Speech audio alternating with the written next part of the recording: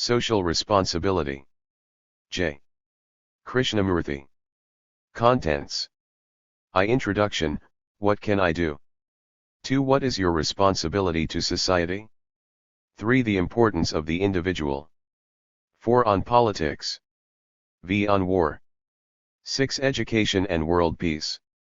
7. Can the human being completely change? 8. How does the free mind live in this world? 9. The intelligence which brings order and peace. Bibliography. I. Introduction, what can I do? I think we ought to ask fundamental questions of ourselves and not await the answers from others. These fundamental questions must be answered by each one of us, and we must not depend on theoreticians, however clever, erudite, scholarly or experienced. For the world is in terrible confusion, mounting sorrow, and we are responsible for this. Each human being throughout the world is responsible for this frightening confusion. Apparently we depend for explanations on others, and we are satisfied with these explanations, but all explanations are naturally verbal and therefore of no great importance. Any description, any explanation of the actual state of the world is useless, it has no meaning, but most of us are satisfied by words, intellectual explanations which have been woven beautifully, or very subtly. It seems to me that we must be beyond all these explanations, whether they are offered by the churches, by the communists, or by any group of people who are asserting themselves. What is very important is to ask ourselves these fundamental questions, and to be utterly responsible in finding not only the answer, but, in the very answering of these questions, to act. Because with us action is not part of the question and its answer.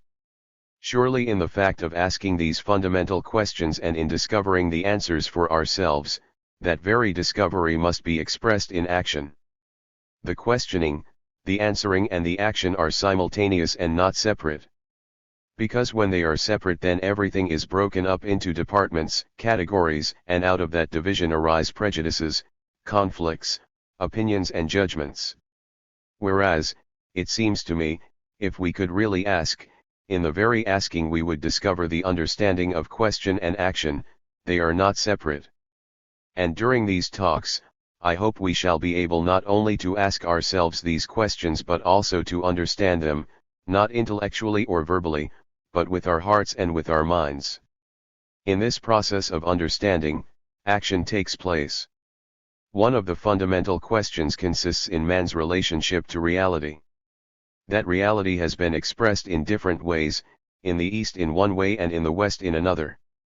If we do not discover for ourselves what that relationship is, independently of the theoreticians and the theologians and the priests, we are incapable of discovering what relationship with reality is. That reality may be named as God, and the name is really of very little importance, because the name, the word, the symbol, is never the actual, and to be caught in symbols and words seems utterly foolish, and yet we are so caught, Christians in one way, Hindus, Muslims, and others in other ways, and words and symbols have become extraordinarily significant. But the symbol, the word, is never the actual, the real thing. So in asking the question, as to what is the true relationship of man to reality, one must be free of the word with all its associations, with all its prejudices and conditions. If we do not find that relationship, then life has really very little meaning, then our confusion, our misery is bound to grow, and life will become more and more intolerable, superficial, meaningless. One must be extraordinarily serious to find out if there is such a reality, or if there is not, and what is man's relationship to it. Now we want to find out first if there is something immeasurable, beyond all reach of thought, above all measurement, a thing that cannot possibly be touched by words, that has no symbol. Is it possible, first of all, not mystically, not romantically, or emotionally, but actually to discover, or to come upon this extraordinary state? The ancients and some who throughout the world have perhaps come upon it unknowingly, have said there is something. Serious-minded men for millions of years have attempted to find that. Those who are casual, flippant, have their own reward, their own way of life, but there is always a small minority who are really earnest, who come upon this endless, measureless thing. To understand it, one must obviously be free of all dogma, of all belief, of all the traditional impediments which condition the mind, which are merely inventions of thought. We are human beings, suffering, lonely, confused, in great sorrow. Whether we call ourselves communists or socialists or anything else, we are human beings. But apparently the important thing for us is the label, French, German or any other. It is important to be free from all this because you need freedom, not merely verbally but actually. It is only in freedom that you can discover what is the real, not through beliefs and dogmas. So, if one is really earnest in the sense that one is willing to go to the very end, then there must be this freedom from all nationalities, freedom from all dogma, ritual, beliefs. And apparently this is one of the most difficult things to do. You find in India people who have thought a great deal about these matters and yet they remain soaked in Hindu tradition. In the West they are immersed in the Catholic, Protestant, or communist dogmas and so they cannot possibly break through. And if one is to have a different kind of life, a life at a different dimension, one must not only be free consciously from all this, but also deep down in the very roots of one's being. Then only is one capable of really looking, seeing. Because to find reality the mind must be sane, healthy, highly intelligent, which means highly sensitive. What is important is to have a mind that has never been tortured, never been forced into a certain pattern. As one observes throughout the world, religions have maintained that to find reality you must torture yourself, you must deny everything, every sensuous pleasure, you must discipline yourself until your whole mind is shaped according to a pattern which has been established, so that the mind, at the end, has lost the pliability, the quickness, the sensitivity, the beauty of movement. What is necessary is a mind that is untortured, a mind that is very clear. And such a mind is not possible if it has any kind of prejudice. You know, one of the most difficult things is to observe, to look at anything without the image of that thing, to look at a cloud without the previous associations with regard to that cloud, to see a flower without the image, the memories, the associations, concerning that flower. Because these associations, these images and memories, create distance between the observer and the observed. And in that distance, the division between the seer and the thing seen, in that division the whole conflict of man exists. It is necessary to see without the image, so that the space between the observer and the thing observed is simply not there. When that space exists, then there is conflict, which we shall go into, if we have time, this evening. So the art of seeing is very important. As we said, if we see ourselves with the images which we have built about ourselves, then there is conflict between the image and the fact. And all our life is this conflict between what is and what should be. Now, please, do not merely listen to these words, phrases, and expressions, but observe as we go along, not analytically, but actually observe the process of your own mind, see how it is working, how it is looking at itself.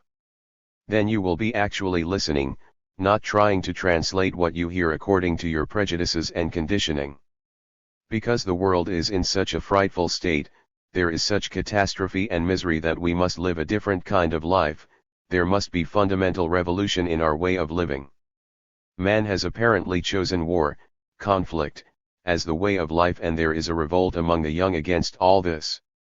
But unfortunately such a revolt has very little meaning unless one has found for oneself the basic answers to the fundamental questions of life. One of the primary questions is, what is this thing called reality? Can you and I, living our daily lives, not retiring into a monastery, or becoming disciples of some guru, or running off to some strange academy in India, can we find this reality for ourselves? And we must not through prayers, nor imitation, nor following somebody, but through becoming aware of our own conditioning, seeing it actually, not theoretically, seeing as you would see a flower, a cloud, and seeing without separation.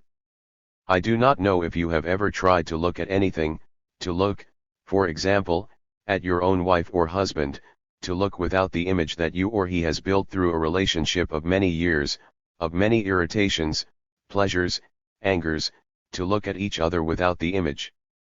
I do not know if you have ever tried this, but, if you have, you will have found how extraordinarily difficult it is to be free of images. It is these images which are expected to enter into relationship, not human beings. You have an image about me, and I have an image about you, and the relationship is between these two images with their symbols, associations, and memories.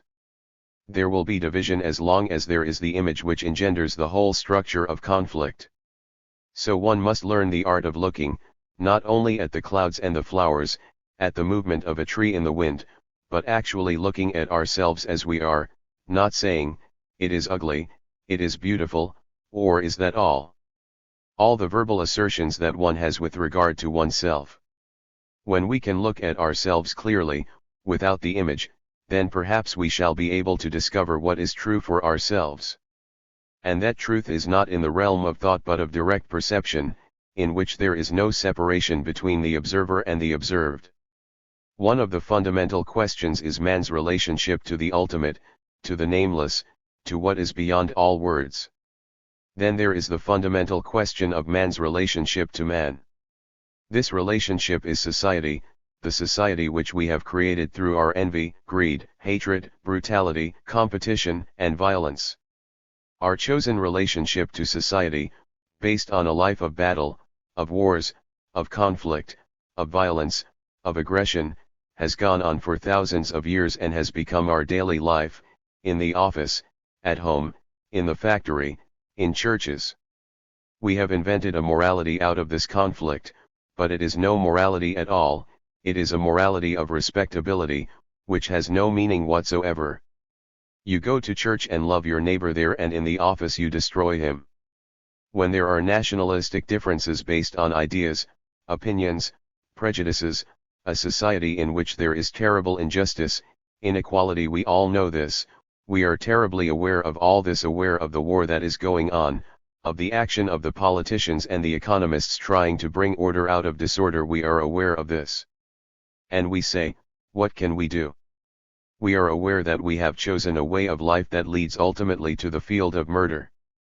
We have probably asked this, if we are at all serious, 1,000 times, but we say I, as a human being, can't do anything.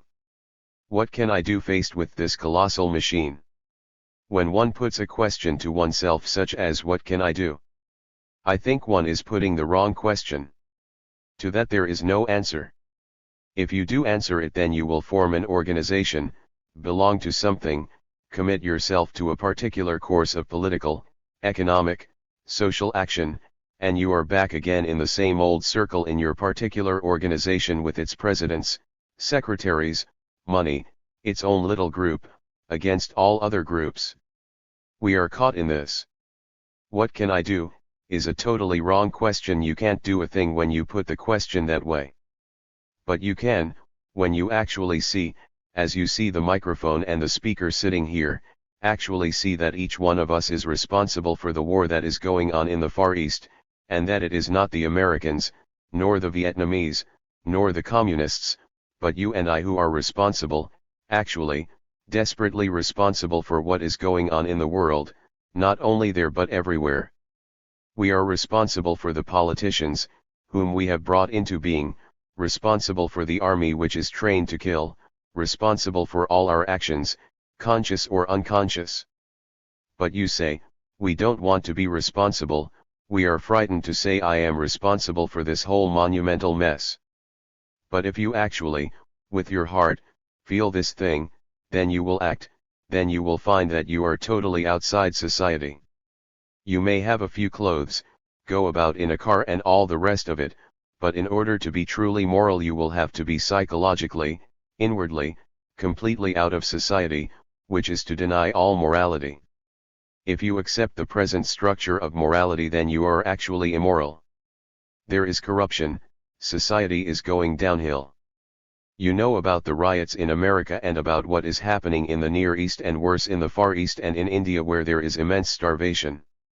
Each country feels that it has to solve the problems for itself, while politicians throughout the world are playing a game with starvation, with murder, because we have divided the world into nationalities, into sovereign governments, with different flags. And to bring about order, the concern of every human being must be the unity of man. That means a government which is not divided into French, German, and all the other nationalities. Don't you often wonder why politicians exist at all? A government can be run by computers, impersonal, non-ambitious, not people who are seeking their own personal glory in the name of their nation, then we might have a sane government.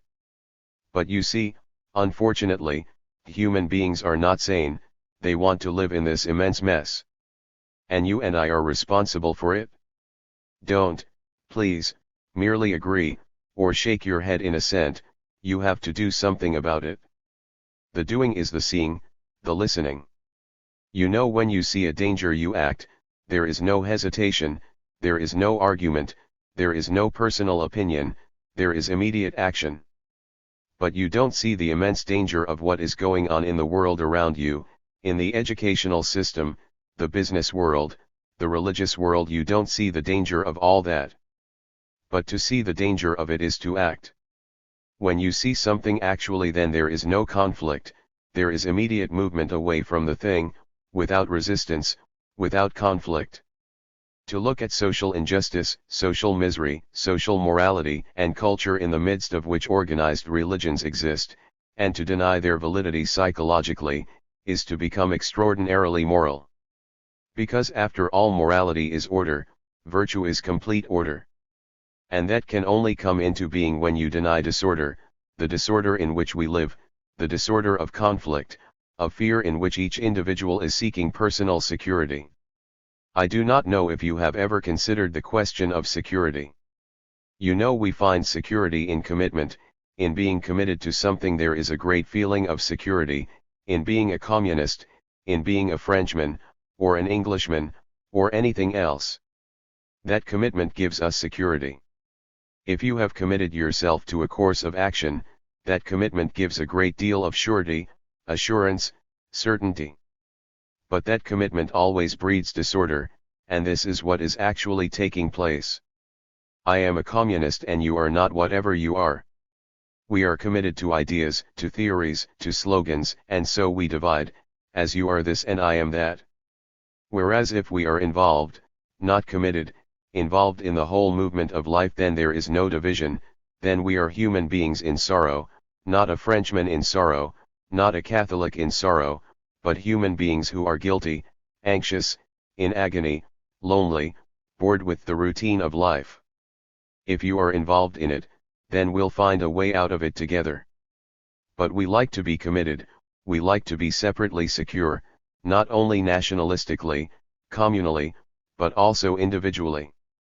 And in this commitment there is isolation. When the mind is isolated, it is not sane. We may all know this verbally, because most people have read a great deal about all this, but unfortunately what they have read does not constitute a discovery of themselves, it is not their own discovery, their own understanding. For that, one must investigate, look at oneself without any criteria, look at oneself with choiceless awareness so as to see exactly what one is, not what one should be. And when you see exactly what you are, then there is no conflict. Also there is the question of love and death. Again, the thing which we call love has really lost its meaning. When one says, I love you, there is an abundance of pleasure in this. So one has to find out for oneself if love is pleasure. This doesn't mean one must deny pleasure to find love, but when love is hedged about with greed, with jealousy, hate, envy, as it is with most of us, is this love? When love is divided as the divine and ordinary, sensuous love, is it love? Or is not love something that is not touched by pleasure? One has to go into this question of what pleasure is. Why is everything based on pleasure? The search for what you call God is based on pleasure. One derives pleasure from having possessions, prestige, position, power, domination. But without love, do what you will, be as clever as you like, you will solve nothing. Whatever you do, you will create more misery for yourself and for another. Then we come again to this extraordinary question of the nature of death. That must be answered, neither with fear, nor by escaping from that absolute fact, nor by belief, nor hope. There is an answer, the right answer, but to find the right answer one has to put the right question. But you cannot possibly put the right question if you are merely seeking a way out of it, if the question is born of fear, of despair, and of loneliness. Then if you do put the right question with regard to reality, with regard to man's relationship to man, and what that thing called love is, and also this immense question of death, then out of the right question will come the right answer. From that answer comes right action. Right action is in the answer itself. And we are responsible. Don't fool yourself by saying, what can I do? What can I, an individual, living a shoddy little life, with all its confusion and ignorance, what can I do? Ignorance exists only when you don't know yourself. Self-knowing is wisdom. You may be ignorant of all the books in the world, and I hope you are, of all the latest theories, but that is not ignorance. Not knowing oneself deeply, profoundly, is ignorance, and you cannot know yourself if you cannot look at yourself, see yourself actually as you are, without any distortion, without any wish to change. Then what you see is transformed because the distance between the observer and the observed is removed, and hence there is no conflict. Talks in Europe 1968, pages 47 to 56. Paris, April 16, 1968. 2. What is your responsibility to society? It must be fairly obvious to each one of us when we look at the world, that there must be some kind of fundamental revolution. I am using that word to convey, not a superficial, patchwork reformation, nor a revolution instigated as a calculated risk according to a particular pattern of thought, but the revolution that can come about only at the highest level, when we begin to understand the whole significance of the mind. Without understanding this fundamental issue, it seems to me that any reformation at any level, however beneficial temporarily, is bound to lead to further misery and chaos. Seeing this extraordinarily complex pattern of wealth and poverty, of sovereign governments, of armies, and the latest instruments of mass destruction, one asks oneself what is going to come out of all this chaos, and where it is all going to lead. What is the answer? If one is at all serious, I think one must have asked oneself this question. How are we, as individuals and as groups, to tackle this problem? Being confused, most of us turn to some kind of pattern, religious or social, we look to some leader to guide us out of this chaos, or we insist on returning to the ancient traditions. We say, let us go back to what the rishis have taught us, which is all in the Upanishads, in the Gita. Let us have more prayers, more rituals, more gurus, more masters. This is actually what is happening, is it not? Now, looking at this whole chaotic picture not philosophically, not merely as an observer watching the events go by, but as one whose sympathies are stirred and who has a germ of compassion, which I am sure most of us have, how do you respond to it all? What is your responsibility to society? Or are you merely caught in the wheels of society, following the traditional pattern set by a particular culture, Western or Eastern, and are therefore blind to the whole issue? And if you do open your eyes, are you merely concerned with social reform, political action, economic adjustment? Does the solution to this enormously complex problem lie anywhere there, or does it lie in a totally different direction?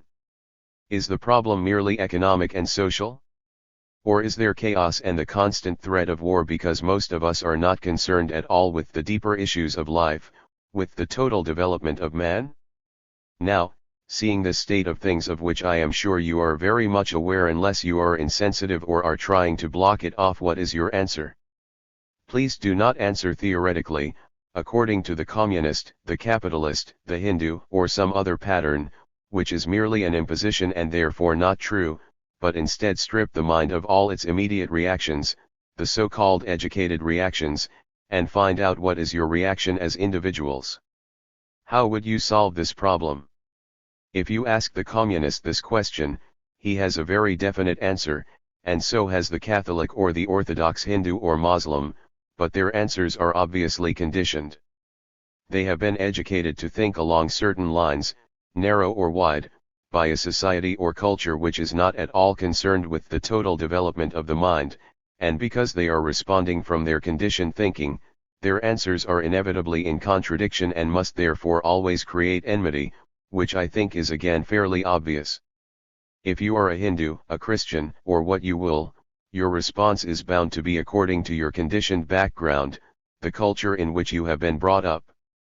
The problem is beyond all cultures, beyond any particular pattern, yet we are seeking an answer in terms of a particular pattern, and hence there is mounting confusion, greater misery.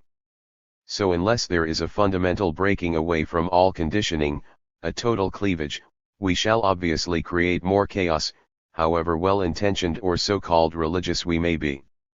It seems to me that the problem lies at a different level altogether, and in understanding it, I think, we shall bring about an action entirely different from that of the socialistic, the capitalistic, or the communistic pattern.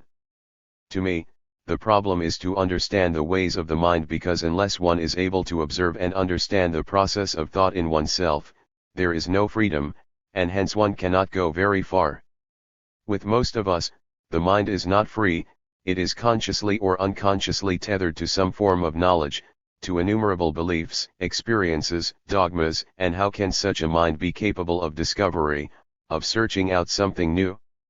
To every challenge there must obviously be a new response, because today the problem is entirely different from what it was yesterday. Any problem is always new, it is undergoing transformation all the time.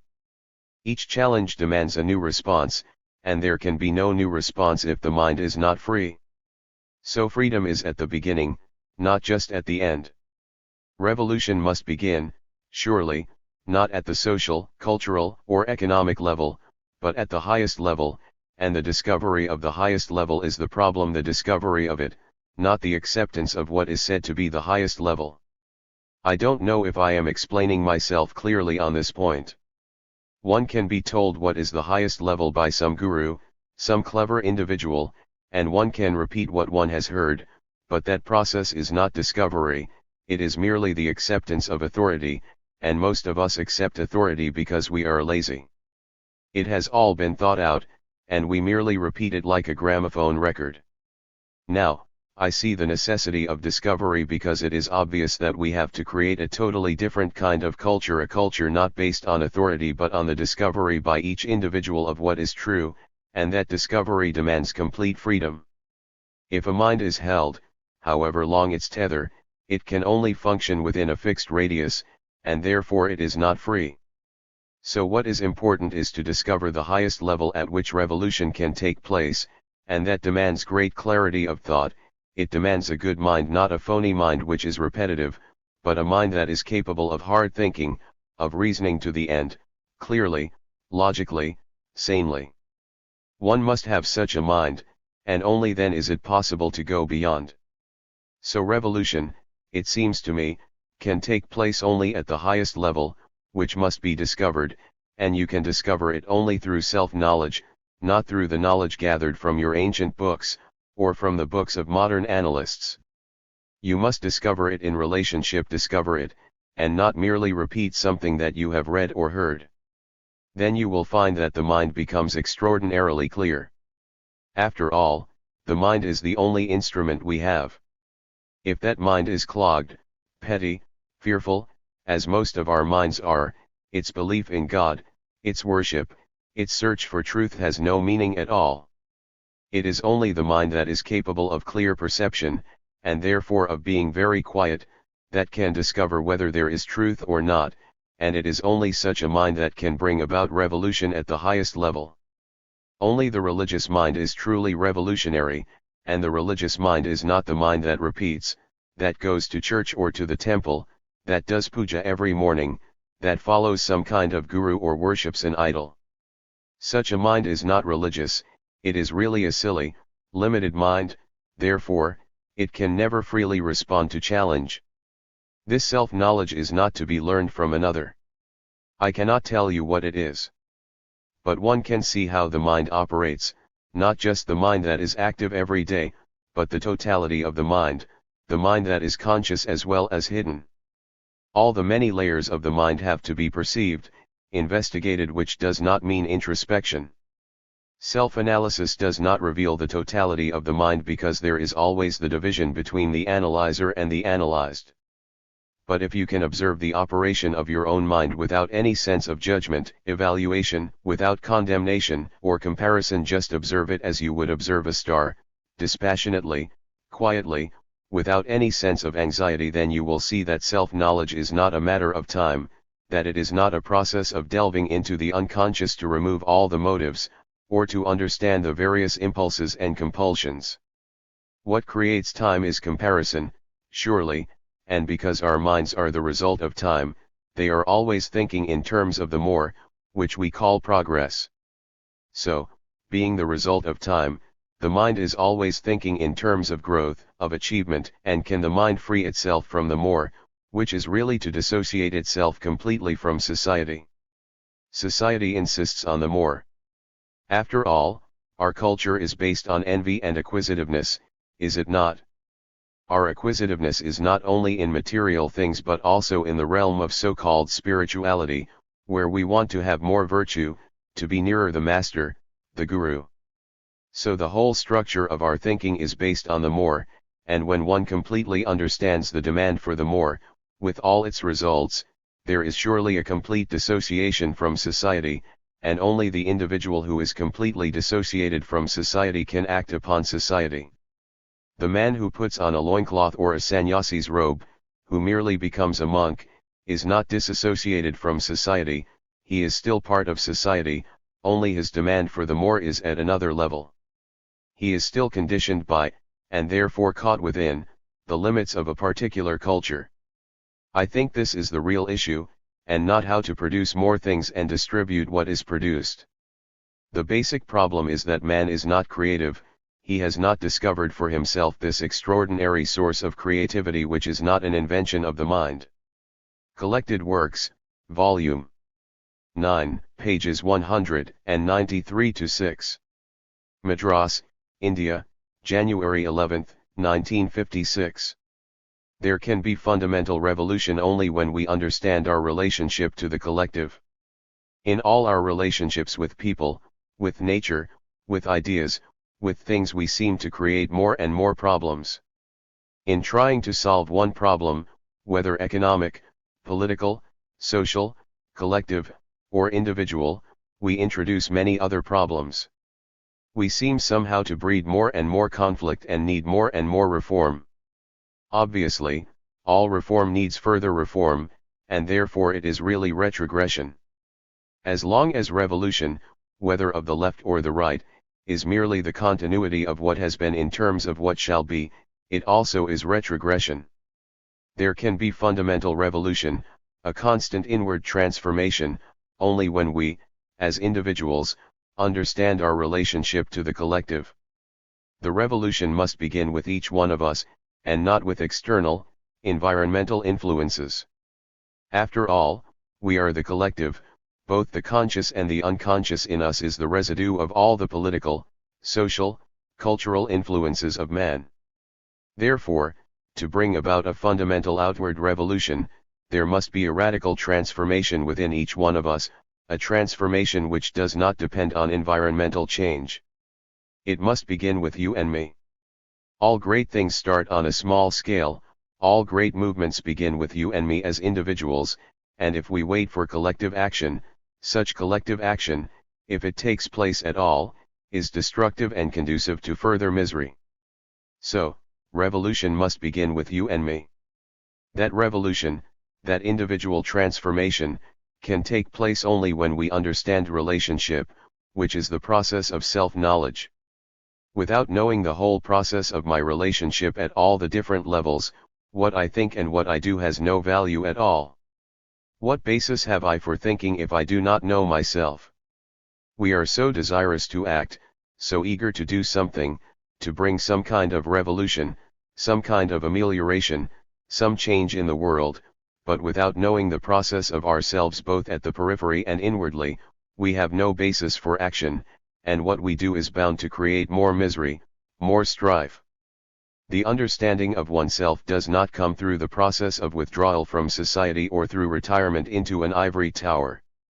If you and I really go into the matter carefully and intelligently, we will see that we can understand ourselves only in relationship and not in isolation. Nobody can live in isolation. To live is to be related.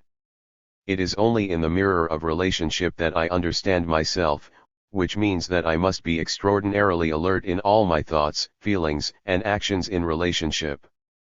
This is not a difficult process or a superhuman endeavor, and as with all rivers, while the source is hardly perceptible, the waters gather momentum as they move, as they deepen. In this mad and chaotic world, if you go into this process advisedly, with care, with patience, without condemning, you will see how it begins to gather momentum and that it is not a matter of time. Collected Works, Volume 6, pages 37-8. Madras, February 5, 1950. Where does one begin to bring about this fundamental change which is so obviously essential in the social order? We realize that there must be a fundamental change in our way of thinking, a radical transformation of the human mind and heart, but this extraordinary change cannot be brought about by merely continuing what has been in a modified form. Nor can this radical revolution in the mind be brought about through education as it now exists, for what we now call education is merely the learning of a technique in order to earn a livelihood and conform to the pattern imposed by society. So, seeing all this, where are we to begin? Where does one begin to bring about this fundamental change which is so obviously essential in the social order? Surely, the individual problem is the world problem. Society is what we have made it. There are those who have, and those who have not, those who know, and those who are ignorant, those who are fulfilling their ambition, and those who are frustrated. There are the various religions, with their ceremonies and dogmatic beliefs, and the ceaseless battle within society, this everlasting competition with each other to achieve, to become. All this is what you and I have created. Social reforms may be brought about through legislation or through tyranny, but unless the individual radically changes, he will always overcome the new pattern to suit his psychological demands, which is again what is happening in the world. It seems to me very important, then, to understand the total process of individuality, because it is only when the individual changes radically that there can be a fundamental revolution in society. It is always the individual, never the group or the collective, that brings about a radical change in the world, and this again is historically so. Now, can the individual, that is, you and I, change radically? This transformation of the individual but not according to a pattern is what we are concerned with, and to me it is the highest form of education. It is this transformation of the individual that constitutes religion, not the mere acceptance of a dogma, a belief, which is not religion at all. The mind that is conditioned to a particular pattern which it calls religion, whether Hindu, Christian, Buddhist, or what you will, is not a religious mind, however much it may practice all the so-called religious ideals. Collected Works, Volume 9, p. 226. Madanipal, India, February 19, 1956. The very structure of society is the structure of yourself. Because this society in which we live, we have created, we are responsible for it, each one of us. It has not come into being because of some fictitious, spiritual forces.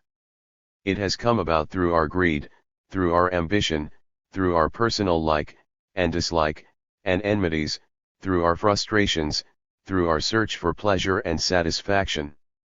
We have created the religions, the beliefs, the dogmas, out of fear. It is in that society that you live. Either you run away from that society because you cannot understand it, or cannot bring about a change in that society of which you are a part, or you become so completely engrossed in your own particular travail that you lose complete interest in the radical demand of a human mind that says that it must change. So, existence is relationship, existence is a movement in relationship, and that existence is society. And we cannot possibly go beyond the limits of our mind, of our heart, unless we understand the structure of our own being, which is society. The society is not different from you, you are society. The very structure of society is the structure of yourself. So when you begin to understand yourself, you are then beginning to understand the society in which you live. It is not opposed to society. So a religious man is concerned with the discovery of a new way of life, of living in this world, and bringing about a transformation in the society in which he lives, because by transforming himself, he transforms society. I think this is very important to understand. Collected Works, Volume 15, p. 50.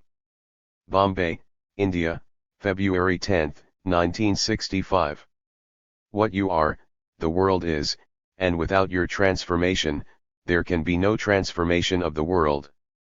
So, the first thing is to realize that the world's problem is the individual's problem, it is your problem and my problem, and the world's process is not separate from the individual process.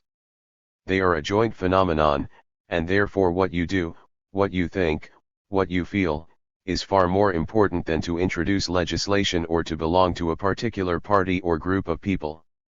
That is the first truth to be realized, which is obvious. A revolution in the world is essential, but revolution according to a particular pattern of action is not a revolution.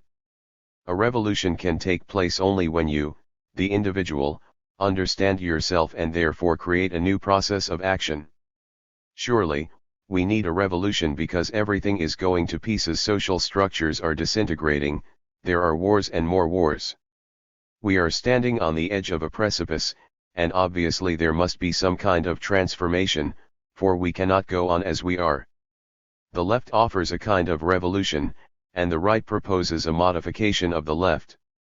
But such revolutions are not revolutions, they do not solve the problem because the human entity is much too complex to be understood through a mere formula.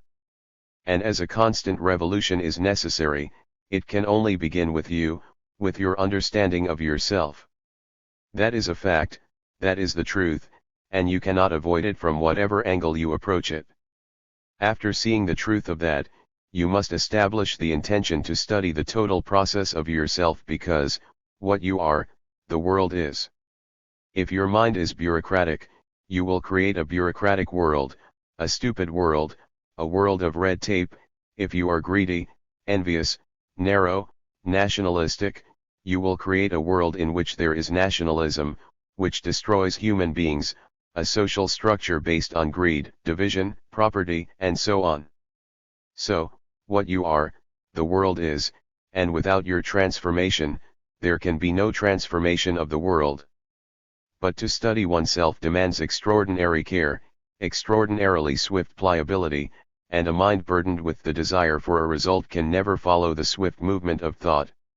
So then, the first difficulty is to see the truth that the individual is responsible, that you are responsible for the whole mess, and when you see your responsibility, to establish the intention to observe and therefore to bring about a radical transformation in yourself.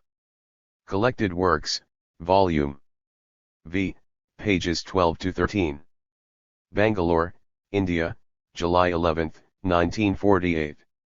At whatever level you live, there is conflict, not only individual conflict, but also world conflict.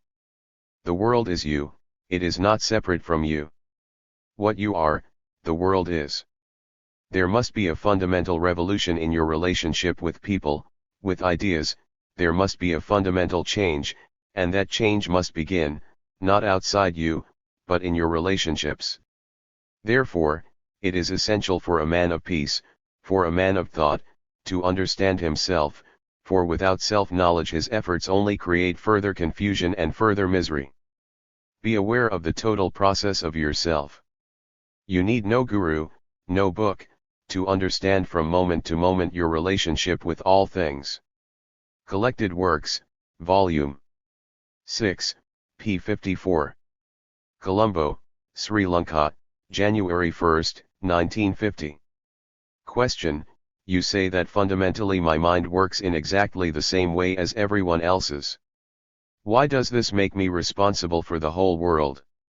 What the speaker said was, that wherever you go, throughout the world, human beings suffer, are in conflict, they feel anxiety and uncertainty.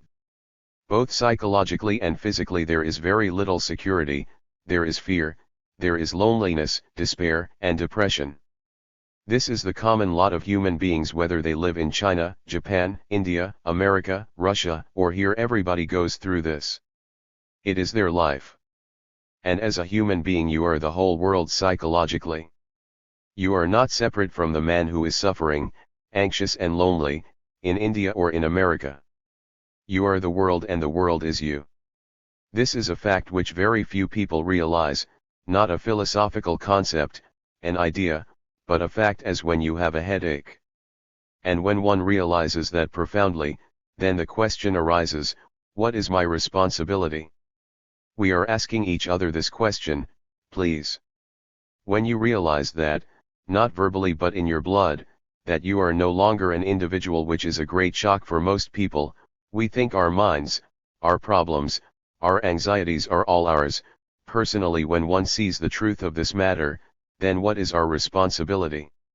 What is our responsibility globally, not only for our family, wife, and children, but for the whole of mankind, because we are mankind. We have our illusions, our images of God, our images of heaven, our rituals, exactly like the rest of the world, only with different names, but the pattern is the same. What is your reaction when you feel that you are humanity? How do you respond to the challenge? How do you meet any challenge? If you meet it from your old individual conditioning, your response will naturally be totally inadequate and fragmentary, it will be rather shoddy. So you have to find out what your response is to this great challenge. Does your mind meet it greatly, or with your fears, your anxieties, the little concerns about yourself? The responsibility depends upon the response to the challenge. Is it just a flutter, a romantic appeal, or something profound that will transform your whole way of looking at life? Then you are no longer British, American, French. Will you give up all that? Or merely play with the idea that it is a marvelous utopian concept? Questions and Answers, pages 89 to 90. Brockwood Park, England, September 2, 1980. Question: how can the idea, you are the world and you are totally responsible for the whole of mankind, be justified on a rational, objective, sane basis? Krishnamurti: one is not sure it can be rationalized on a sane, objective basis. But we will examine first before we say it can't. First of all, the earth on which we live is our earth, right? It is not the British earth, or the French, German, Russian, Indian, or Chinese earth, it is our earth on which we are all living. That is a fact. But thought has divided it racially, geographically, culturally, economically. That division is causing havoc in the world, obviously. There is no denial of that. That is rational, objective, sane.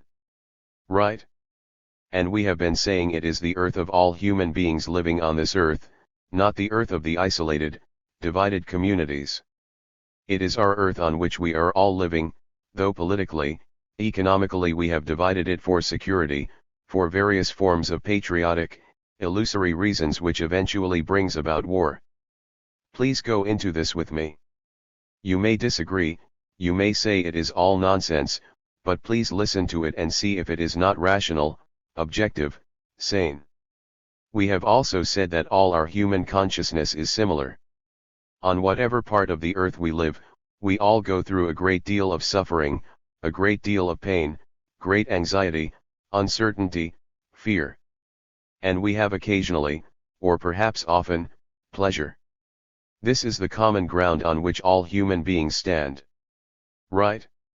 This is an irrefutable fact. We may try to dodge it, we may try to say it is not, that I am an individual and so on, but when you look at it objectively, non-personally, not as British, French, and so on, in examining it you will find that our consciousness is like the consciousness of all human beings, psychologically. You may be tall, you may be fair, you may have brown hair, I may be black or white, or pink, or whatever it is, but inwardly, psychologically we are all having a terrible time. We all have a great sense of desperate loneliness. You may have children, a husband, and all the rest of it, but when you are alone you have this feeling that you have no relationship with anything, totally isolated. I am sure most of us have had that feeling. And we are saying this is the common ground on which all humanity stands. And whatever happens in the field of this consciousness we are responsible. That is, if I am violent, I am adding violence to that consciousness which is common to all of us. If I am not violent, I am not adding to it, I am bringing a totally new factor to that consciousness. So I am profoundly responsible either to contribute to that violence, to that confusion, to that terrible division, or as I recognize deeply in my heart, in my blood, in the depths of my being, that I am the rest of the world, I am mankind, I am the world is not separate from me, then I become totally responsible. This is obviously rational, objective, sane. The other is insanity, to call oneself a Hindu, a Buddhist, a Christian, and all the rest of it, they are just labels. So when one has that feeling, that reality, sees the truth that every human being living on this earth is responsible not only for himself, but responsible for everything that is happening, how will one translate that in daily life? How will you translate it if you have that feeling? Not as an intellectual conclusion, as an ideal and so on, then it has no reality. But if the truth is that you are standing on the ground which is common to all mankind, and you feel totally responsible, then what is your action towards society, towards the world in which you are actually living? The world as it is now is full of violence. Only a very, very few people escape from it because they are carefully guarded, protected. Suppose I realize I am totally responsible, what is my action then? Shall I join a group of terrorists? Obviously not. Obviously competitiveness between nations is destroying the world, the most powerful, the less powerful, and the less powerful trying to become more powerful, which is competition. Shall I, realizing that I am the rest of mankind and I am totally responsible, shall I be competitive? Please answer these questions. When I feel responsible for this, naturally I cease to be competitive. Also the world, the religious world as well as the economic world, social world, is based on a hierarchical principle. And shall I also have this hierarchical outlook? Obviously not, because that again is the one who says, I know, and the other who says, I do not know. The one who says I know is now taking a superior position, economically, socially, religiously, and has a status. And if you want that status, go after it, but you are contributing to the confusion of the world. So there are actual, objective, sane actions when you perceive, when you realize in your heart of hearts, in the depth of your being, that you are the rest of mankind and that we are all standing on the same ground. Ojai, California, May 14, 1982. There is no way out except that you become aware of this immense responsibility as a human being.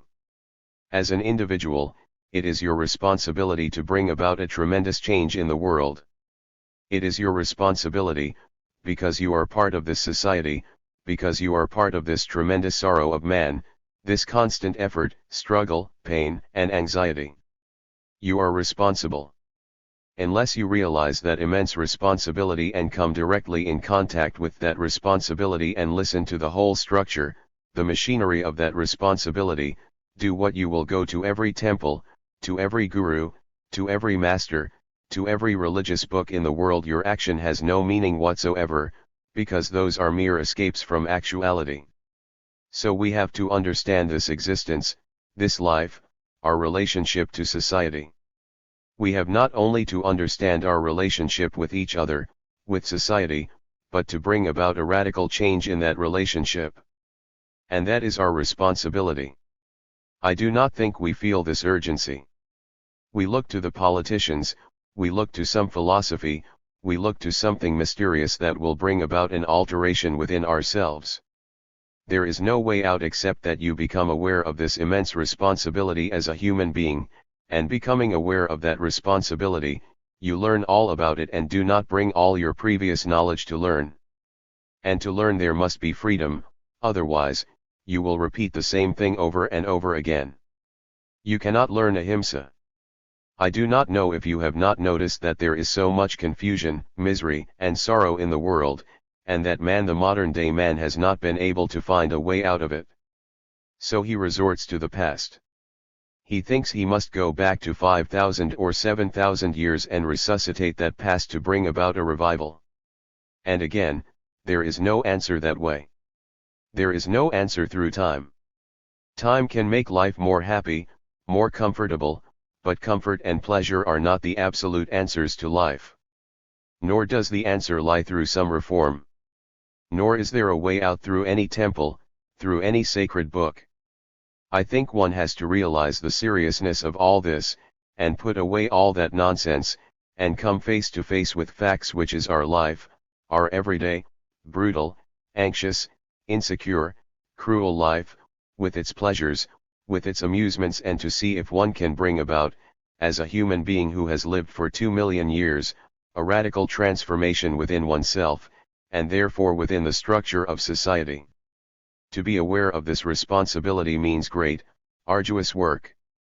We have to work not only within ourselves but also in our relationship with others. I mean by work not the practice of some silly formula, some absurd theory, some fantastic assertions of some philosopher or of some guru or teacher. Those are all too infantile, immature. When we talk about work, we mean by that becoming aware of the responsibility, as a human being living in this world, that he has to work to bring about a change within himself. And if he really changes, if he brings about a mutation within himself, then he will transform society. Society is not transformed through any revolution, economic or social. We have seen this through the French Revolution, the Russian Revolution.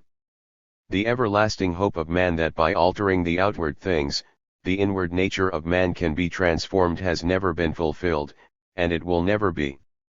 The outward change, the economic change, which is bound to come to this country which is so poor that is not going to change man's attitude, the ways of life, his misery, his confusion.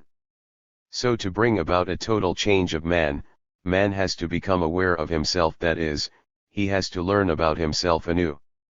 Man, according to the recent discoveries of anthropology, has lived for 2 million years, and man has not found a way out of his misery. He has escaped from it, he has run away from some fanciful illusion. But he has not found it, has not built a society that is totally free, he has not built a society which is not a society of conformity. You know, if you observe, there are those societies which through necessity cooperate. Through necessity, through compulsion, through an industrial revolution, people must live together, they must cooperate, they must conform, they must follow a pattern. And in that society, as one can observe, there are still conflicts, each man is still against the other because he is ambitious, he is competitive, though he may talk about the love of the neighbor. By force he must cooperate, but through that cooperation, through that assertion of loving the neighbor, he is competitive, ruthless, ambitious. Therefore such a pattern of society brings about its own destruction. Then there is a form of society where there is no civic consciousness at all, each man is out for himself. As you observe in this country, each man is concerned with his family, with his group, with his class, with his particular part of the country, with his linguistic divisions, and he has no civic consciousness. He is not at all conscious of what is happening to his neighbor, he does not care, he is totally indifferent to what happens. But yet, if you observe, his religious books have told him that perhaps he will live the next life, therefore, he must behave, that there is karma, what he does now will matter, how he talks, how he tells things, it does not matter to whom, that behavior is righteousness, and if he does not behave now, he pays for it next life. This is the crude form. On that you have been brought up for centuries, and yet, such beliefs, such ideas have no importance through your life because you do not believe. You still carry on as though this is the only life that matters. Because you are competitive, you are ambitious, you destroy your neighbor, you are not at all civic-minded socially. So there are these two forms of society. One form of society is such that the human being that lives in it is made to conform, made to cooperate out of necessity. Thus the human being becomes civic-minded, he does not throw things out on the road because he would be punished, there is order. But within that order, within that framework, each man is against the other. In the other form of society, as in this country, there is no framework. Here you have no civic consciousness at all because you do not believe one bit in what you think you are being told. You have these two forms of society, and each of these societies, inherently within itself, has the seed of its own destruction. So, a religious man is concerned with creating a new society which is neither this nor that, but something entirely different, which is, each human being behaves righteously every minute because he understands his responsibility as a human being.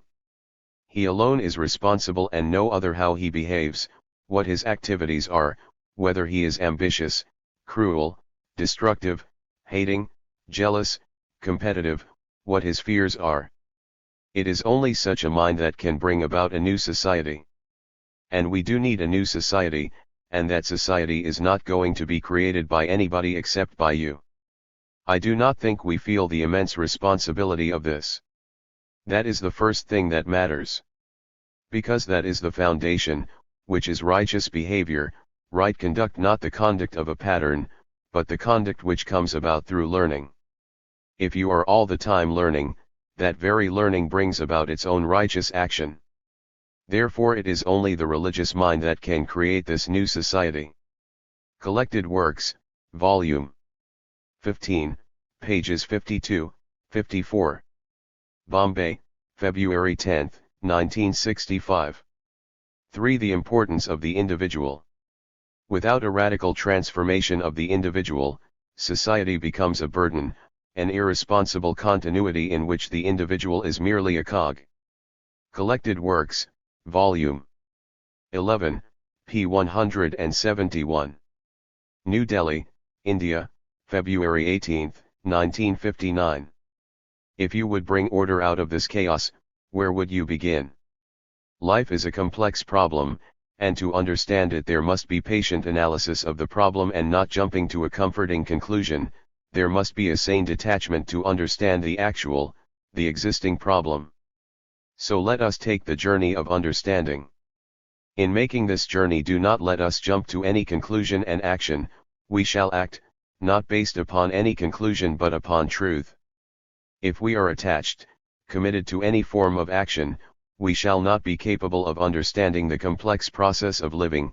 If we are too close to the problem, we are incapable of right observation and comprehension. If we are to understand life, there must be no conclusion, for conclusion puts an end to right thinking. As living is a vast process, any conclusion would be petty and biased. So let us discuss together, if we can, seriously and earnestly, the problem of living, and not merely listen superficially to a series of talks. Though I may talk, it is your life that is concerned, your joys and pains, your sorrows and strifes. As every phase of life is interrelated, we must not approach it through any exclusive, specialized path, the merely intellectual or merely the emotional, the psychological or the merely physiological, prevents the understanding of the total process, which is life. In emphasizing the one path, the one phase, we only create conclusions which prevent the understanding of the whole. If we only study or specialize in one corner of the picture, we shall not comprehend the significance of the whole. If you specialize in economics and try to comprehend life from that limited point of view, you will inevitably miss the deeper and wider significance of life and so bring about greater confusion.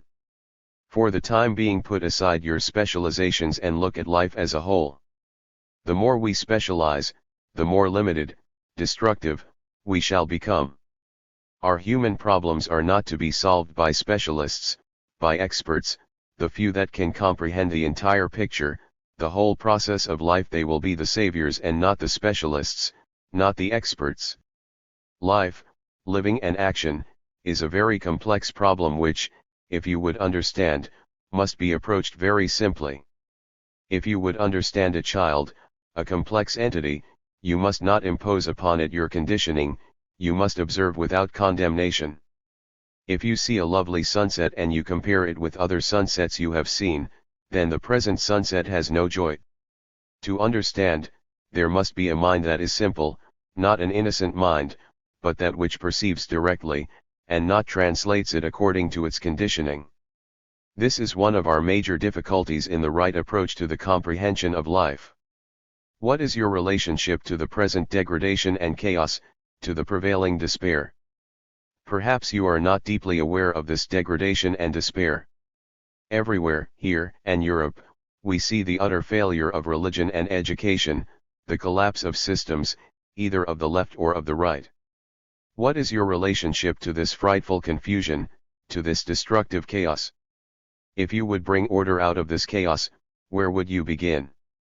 Obviously with yourself, for your relationship with this crisis, with this degradation is direct. Let us not put the blame of this disaster on the few unbalanced leaders or on the systems, for you have created this confusion, and to bring order and peace out of it, you must begin with yourself, you must put order in your own house. Do not let us consider the rightness or wrongness of systems and formulas which promise hope, do not let us consider theories nor outer revolutions, we must begin with ourselves, for we, you and I, are responsible for this disaster, for this confusion. Without you there is no world, you are the world, you are the problem.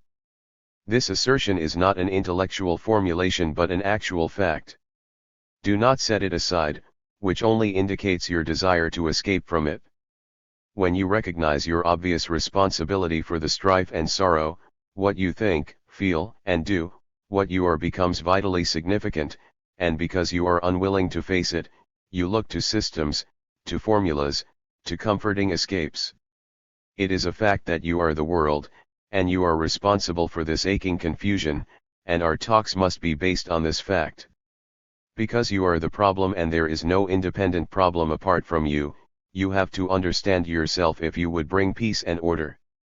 When you are aware of this fact, you have to act positively and vigorously, and because you are afraid of such an action, you look to systems and to leaders. The only essential and starting point is you. Your individual responsibility is denied, smothered, by giving importance to systems, whether the left or the right or whether it be religious. Systems or formulas to save man become more important than man himself, than you. Organized society takes away individual responsibility, it makes him conform. And society, the state, becomes more important than the individual, through bureaucracy, the boredom of office and routine, the individual creative responsibility is slowly destroyed. The organized religion of dogma and belief saps away individual responsibility and freedom, through belief and dogma, the individual, you, feel secure, so you bring into being organized religion, the state, the system. Man, you, becomes unimportant through the efficiency of the machine, political or mechanical, the industry, the party, assume great significance, and you become merely a tool to be made efficient, to be a unit of a doctrine. This is happening to you, you are responsible for this death and irresponsibility, and yet you are not realizing this fact. Education, instead of awakening you to creative responsibility, is turning you out to be specialists along different lines, lawyers, police, army, and so on. You are educated and you cease to be an individual with deep significance. The more you are educated, the more you are conditioned, the more you read, the more you repeat, and so the less you are capable of revolutionary thinking. Regimentation, through the activities of society and state, education, army, and so on, is imposed upon you. So these and other factors make you a repetitive machine, unaware of your responsibility and significance. To bring order and peace out of this darkness and misery, you have to start with yourself and not with the system, for psychologically, you are always the master of the machine, of the system. You are of the greatest significance and not the society nor the state, for your relationship with another is society, what you think, what you feel, what you do is of the utmost importance, for you create the environment, the state. Collected works, Volume 4, pages 87 to 9. Madras, October 26, 1947. I think it is a great mistake to say that our problems are to be solved through collective or mass action. It must be fairly obvious to most of us that a different kind of thinking and action must be brought about in the world, and that requires very careful observation of ourselves, not mere analysis, but deep penetration into the activities of each one of us. The problems of our daily existence are numerous, and we have not the means or the capacity to deal with them, and as our lives are so drab, dull, and stupid, we try to escape from them, either intellectually or mystically. Intellectually we become cynical, clever, and very learned, or mystically we try to develop some powers or follow some guru, hoping to make our hearts more lovely and give our life more zest. Or, seeing the drabness of our life and the implication of our problems, and seeing that the problems are always on the increase, always multiplying, we think that to bring about a fundamental change, we cannot act as individuals, but must act in a mass, collectively. I think it is a great mistake to say that our problems are to be solved through collective or mass action. We believe that individual action is of very little importance and has no place when the problems are so vast, so complex, so demanding. Therefore, we turn to collective or mass action. We think that if you and I acted individually, it would have very little result, so we join mass movements and take part in collective action. But if we examine collective action very closely, we will see that it is really based on you and me. We seem to regard mass action as the only effective action because it can produce a result, but we forget that individual action is much more effective, because the mass is composed of many individuals. The mass is not an independent entity, it is not different or separate from you and me. So, what is important is to understand that any creative, any definitely effective action can be brought about only by individuals, that is, by you and me. Mass action is really an invention of the politician, is it not? It is a fictitious action in which there is no independent thought and action on the part of the individual. If you look at history, all great movements which resulted in collective action began with individuals like you and me, individuals who are capable of thinking very clearly and seeing things as they are. Those individuals, through their understanding, invite others, and then there is collective action.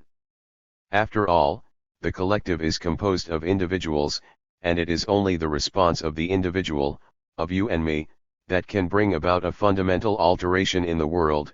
But when the individual does not see his responsibility, he throws the responsibility onto the collective, and the collective is then used by the clever politician, or by the clever religious leader. Whereas, if you see that you and I are responsible for the alteration of the conditions in the world, then the individual becomes extraordinarily important and not merely an instrument, a tool, in the hands of another. So, you, the individual, are part of society. You are not separate from society. What you are, society is. Though society may be an entity apart from you, you have created it, and therefore you alone can change it. But instead of realizing our responsibility as individuals in the collective, we as individuals become cynical, intellectual, or mystical. We avoid our responsibility towards definite action, which must be revolutionary in the fundamental sense, and as long as the individual, which is you and I, does not take responsibility for the complete transformation of society, society will remain as it is. We seem to forget that the world problem is the individual problem, that the problems of the world are created by you and me as individuals. The problems of war, starvation, exploitation, and all the other innumerable problems that confront each one of us are created by you and me, and as long as we do not understand ourselves at every level, we will maintain the rottenness of the present society. So, before you can alter society, you have to understand what your whole structure is: the manner of your thinking, the manner of your action, the ways of your relationship with people, ideas, and things. Revolution in society must begin with revolution in your own thinking and acting. The understanding of yourself is of primary importance if you would bring about a radical transformation in society, and the understanding of yourself is self-knowledge. Now, we have made self-knowledge into something extraordinarily difficult and remote. Religions have made self-knowledge very mystical, abstract, and far away, but if you look at it more closely, you will see that self-knowledge is very simple and demands simple attention in relationship, and it is essential if there is to be a fundamental revolution in the structure of society. If you, the individual, do not understand the ways of your own thought and activities, merely to bring about a superficial revolution in the outer structure of society is to create further confusion and misery. If you do not know yourself, if you follow another without knowing the whole process of your own thinking and feeling, you will obviously be led to further confusion, to further disaster. After all, life is relationship, and without relationship there is no possibility of life. There is no living in isolation, because living is a process of relationship, and relationship is not with abstractions, it is your relationship to property, to people, and to ideas. In relationship you see yourself as you are, whatever you are, ugly or beautiful, subtle or gross. In the mirror of relationship you see precisely every new problem, the whole structure of yourself as you are. Because you think that you cannot alter your relationship fundamentally, you try to escape intellectually or mystically, and this escape only creates more problems, more confusion, and more disaster. But if, instead of escaping, you look at your life in relationship and understand the whole structure of that relationship, then there is a possibility of going beyond that which is very close. Surely, to go very far, you must begin very near, but to begin near is very difficult for most of us because we want to escape from what is, from the fact of what we are. Without understanding ourselves, we cannot go far, and we are in constant relationship, there is no existence at all without relationship. So, relationship is the immediate, and to go beyond the immediate, there must be the understanding of relationship. But we would much rather examine that which is very far away, that which we call God or truth, than bring about a fundamental revolution in our relationship, and this escape to God or to truth is utterly fictitious, unreal.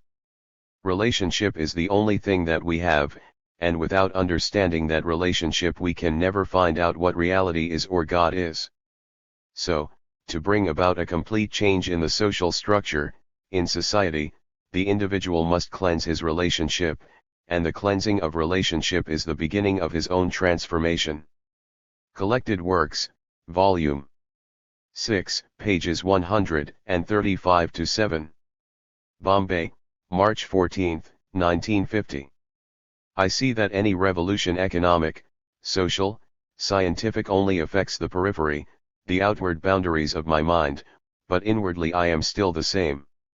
As society exists now, man's relationship to man is organized, in that there is disorder because we are in conflict, not only within ourselves but with each other, as communities dividing themselves linguistically, nationally, religiously, dividing itself as family opposed to a community, the community opposed to a nation, and so on outwardly. Inwardly, there is a tremendous urge to succeed, to compete, to conform, there is the drive of ambition, the despair, the boredom of everyday existence, and the despair of every human being when he discovers himself to be utterly, irredeemably lonely. All this, consciously or unconsciously, is the battleground of relationship. Unless we bring order in that relationship, whatever the economic, the social, or the scientific revolution may produce, it will inevitably disintegrate, because the whole structure of the human mind has not been understood and resolved and made free. So our problem is that we are responsible to bring about a complete psychological revolution because each human being, is part of society, is not separate from society. There is no such thing as an individual. He may have a name, a separate family, and all the rest of it, but, psychologically, he is not an individual because he is conditioned by his society, by his beliefs, his fears, his dogmas, all those influences which are exercised by society, by the circumstances in which he lives. That is fairly obvious. He is conditioned by the society in which he lives, and the society in which he lives is created by him. He is responsible for that society, and he alone, as a human being, must bring about a transformation in that society. And that is the greatest responsibility of every human being, not to join certain social reforms. That is totally inadequate, totally absurd, that is a fancy of some people according to their eccentric ideas. What we, as human beings, have to do, and to do this is our responsibility, is to bring about a psychological revolution, so that the relationship between man and man is based on order. That order can only come about through a psychological revolution, and this revolution can only come about when each one of us becomes gravely and tremendously responsible. Most of us feel that someone else will bring about this revolution, that circumstances, God, beliefs, politicians, prayers, reading some books called the sacred books, and so on will somehow transform our minds. That is, we shift our responsibility to someone else, to some leader, to some social pattern, to some influence. Such ways of thinking show an utter irresponsibility and also a great sense of indolence. So this is your problem. I am not imposing this problem on you. You may not be aware of it, and the speaker is merely trying to point it out to you. He is not imposing the problem on you. If you are not hungry, no amount of anybody else's saying that you are hungry will make you hungry, but to be healthily hungry, your body must have a great deal of exercise. You have to be aware of this problem, that economic, political, scientific revolution is not the answer, that no leader, however tyrannical or beneficial, no authority, can bring about psychological order except you yourself, as a human being, not in the world of heaven, even if there is such a world, but in this world, and now. So it is your problem. You may not want it. You may say, I wish somebody else will show me the way, I will easily follow. Because we are used to following people in the past, religious teachers, now it is Marx, or your particular guru, or some saint with his peculiar idiosyncrasies. We are always bound to authority. A mind enslaved by authority for centuries, through tradition, through custom, through habit, such a mind is willing to follow and therefore shifts the responsibility onto somebody else. Such a mind cannot, under any circumstances, bring about psychological order. And that psychological order is imperative because we must lay the foundation in our daily life. That is the only thing that matters. From there, from the solid foundation, you can go very far. But if you have no foundation, or if you have laid your foundation on belief, on dogma, on authority, in the trust of someone else, then you are completely lost. So we have to bring about a psychological transformation in our relationship with the society in which we live. Therefore, there is no escape from it into the Himalayas, into becoming a monk or a nun, and taking up social service and all the rest of such juvenile business. We have to live in this world. We have to bring about a radical transformation in our relationship with each other, not in some distant future, but now, and that is our greatest responsibility. Because if you cannot alter the psyche, the inward structure of your mind and heart, then you will be everlastingly in confusion, misery, and despair. So, if it is a problem to you, not imposed by me, and if you are at all alert, if you are at all taking note of everything that is happening in the world, inevitably you will have this problem facing you. You may run away from it and, therefore, become irresponsible. But if it is a problem to you, as it must be to every thoughtful, intelligent, sensitive human being, then the problem is, how is one to bring about this radical transformation in the psyche, in the psychological structure of the human mind? I, as a human being, am living in a particular society, and that society is not different from me. I am part of that society, I am conditioned by that society. That society has encouraged my greed, envy, jealousy, ambition, brutality, and I have contributed to that society my brutality, my ambition. We are both in it. I am part of it, I am part of the psychological structure of that society, which is me. Now, how am I to bring about a tremendous revolution within myself? I see that any revolution, economic, social, scientific, only affects the periphery, the outward boundaries of my mind, but inwardly I am still the same. I may put on different clothes, acquire different forms of technological knowledge, work only a few hours in a week, and so on. But inwardly, I am still in conflict, I am still ambitious, frustrated, under a terrific strain. Unless there is a tremendous transformation there, I cannot be orderly in living, there can be no freedom, no happiness, no escape from sorrow. Collected Works, Volume 15, pages 56-8. Bombay, February 14, 1965.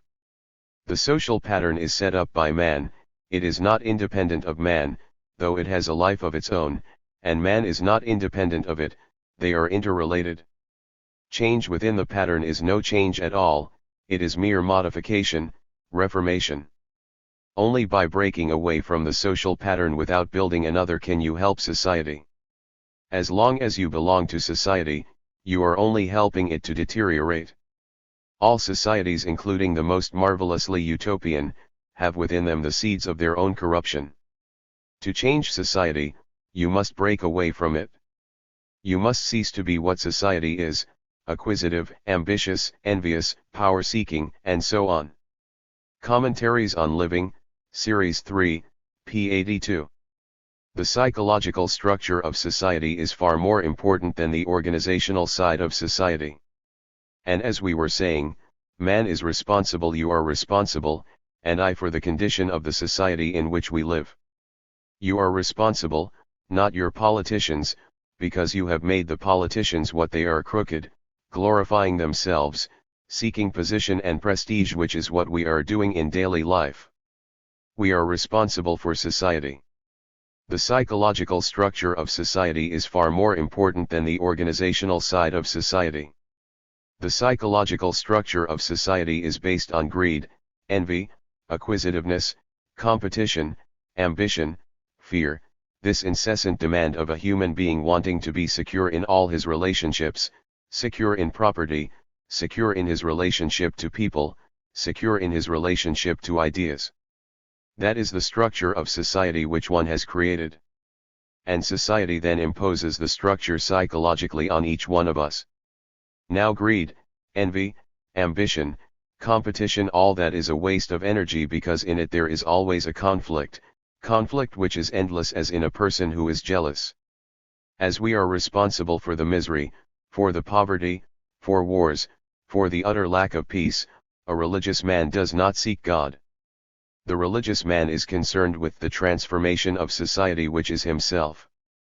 The religious man is not the man that does innumerable rituals, follows traditions, lives in a dead, past culture, explaining endlessly the Gita or the Bible, endlessly chanting, or taking sannyasa. That is not a religious man, such a man is escaping from facts. The religious man is concerned totally and completely with the understanding of society, which is himself. He is not separate from society. Bringing about in himself a complete, total mutation means complete cessation of greed, envy, ambition, and therefore he is not dependent on circumstances, though he is the result of circumstances: the food he eats, the books he reads, the cinemas he goes to, the religious dogmas, beliefs, rituals, and all that business. He is responsible, and therefore the religious man must understand himself, who is the product of society which he himself has created. Therefore to find reality he must begin here, not in a temple, not in an image, whether the image is graven by the hand or by the mind. Otherwise how can he find something totally new, a new state?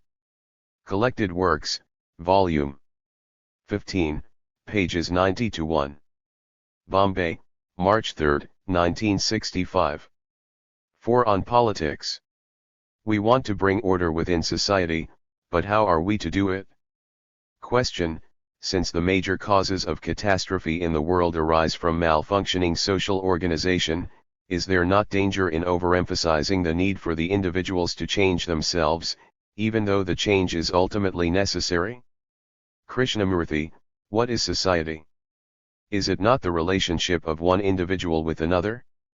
If individuals in themselves are ignorant, cruel, ambitious, and so on, their society will reflect all that they are in themselves.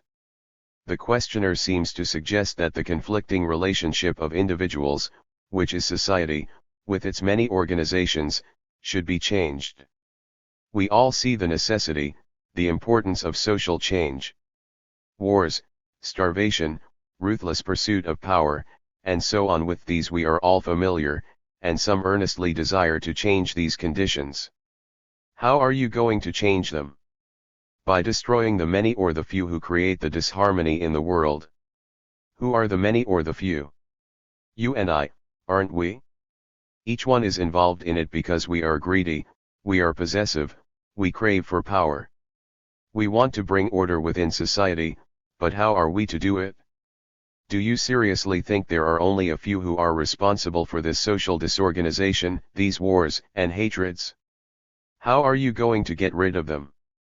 If you destroy them, you use the very means they have employed and so make of yourself also an instrument of hatred and brutality. Hate cannot be destroyed by hate, however much you may like to hide your hate under pleasant-sounding words. Methods determine the ends. You cannot kill in order to have peace and order. To have peace you must create peace within yourself and thereby in your relationship with others, which is society. You say that more emphasis should be laid on changing the social organization. Superficial reforms can, perhaps, be made, but surely radical change or lasting peace can be brought about only when the individual himself changes. You may say that this will take a long time. Why are you concerned about time? In your eagerness you want immediate results, you are concerned with results and not with the ways and means, thus in your haste you become a plaything of empty promises. Do you think that the present human nature, which has been the product of centuries of maltreatment, ignorance, fear, can be altered overnight? A few individuals may be able to change themselves overnight, but not a crystallized society. This does not mean a postponing, but the man who thinks clearly, directly, is not concerned with time. Social organization may be an independent mechanism, but it has to be run by us. We have created it and we are responsible for it, and we can be independent of it only when we, as individuals, do not contribute to the general hate, greed, ambition, and so on. In our desire to change the world we always meet with opposition groups are formed for and against, which only further engender antagonism, suspicion, and competition in conversion. Agreement is almost impossible except when there is common hate or fear. All actions born of fear and hate must further increase fear and hate. Lasting order and peace can be brought about only when the individual voluntarily and intelligently consents to think without hate, greed, ambition, and so on. Only in this way can there be creative peace within you and therefore in your relationship with another, which is called society. Collected Works, Volume 3, pages 152-3. Ojai, California, June 2, 1940. Our problem is not feeding, clothing, and shelter alone. Question: how can individual regeneration alone possibly bring about, in the immediate, the collective well-being of the greatest number, which is the need everywhere? Krishnamurti: we think that individual regeneration is opposed to collective regeneration. We are not thinking in terms of regeneration, but only of individual regeneration. Regeneration is anonymous. It is not, I have redeemed myself. As long as you think of individual regeneration as being opposed to the collective, then there is no relationship between the two. But if you are concerned with regeneration, not of the individual, but regeneration, then you will see there is quite a different force intelligence at work, because after all, what are we concerned with? What is the question with which we are concerned, profoundly and deeply? One might see the necessity for united action of man to save man. He sees that collective action is necessary in order to produce food, clothing, and shelter. That requires intelligence, and intelligence is not individual, is not of this party or that party, this country or that country. If the individual seeks intelligence, it will be collective. But unfortunately, we are not seeking intelligence, we are not seeking the solution of this problem. We have theories of our problems, ways of how to solve them, and the ways become individual and collective. If you and I seek an intelligent way to the problem, then we are not collective or individual, then we are concerned with intelligence that will solve the problem. What is collective, what is mass? You in relationship with another, is it not? This is not oversimplification, because in my relationship with you, I form a society, you and I together create a society in our relationship. Without that relationship, there is no intelligence, there is no cooperation on your side or on my side that is wholly individual. If I seek my regeneration and you seek your regeneration, what happens? We, both of us, are pursuing opposite directions. If both of us are concerned with the intelligent solution of the whole problem because that problem is our main concern, then our concern is not how I look at it or you look at it, not my path or your path. We are not concerned with frontiers or economic bias, with vested interests and stupidity which come into being with those vested interests. Then you and I are not collective, are not individual. This brings about collective integration which is anonymous. But the questioner wants to know how to act immediately, what to do the next moment, so that man's needs can be solved. I am afraid there is no such answer. There is no immediate moral remedy, whatever politicians may promise. The immediate solution is the regeneration of the individual, not for himself, but regeneration which is the awakening of intelligence. Intelligence is not yours or mine, it is intelligence. I think it is important to see this deeply. Then our political and individual action, collective or otherwise, will be quite different. We shall lose our identity, we shall not identify ourselves with something, our country, our race, our group, our collective traditions, our prejudices. We shall lose all those things because the problem demands that we shall lose our identity in order to solve it. But that requires great, comprehensive understanding of the whole problem. Our problem is not the bread and butter problem alone. Our problem is not feeding, clothing, and shelter alone, but it is more profound than that. It is a psychological problem, why man identifies himself. And it is this identification with a party, with a religion, with knowledge, that is dividing us. And that identity can be resolved only when, psychologically, the whole process of identifying, the desire, the motive, is clearly understood. So the problem of the collective or of the individual is non-existent when you are pursuing the solution of a particular problem. If you and I are both interested in something, vitally interested in the solution of the problem, we shall not identify ourselves with something else. But unfortunately, as we are not vitally interested, we have identified ourselves, and it is that identity that is preventing us from resolving this complex and vast problem. Collected Works, Volume 6, pages 296-7. Madras, January 27, 1952. There must be radical change in the political field, but such a change will have no depth if I do not pursue the other. Question: can I, who am religiously inclined and desirous of acting wholly and integrally, express myself through politics? For, to me, it appears that a radical change is necessary in the political field.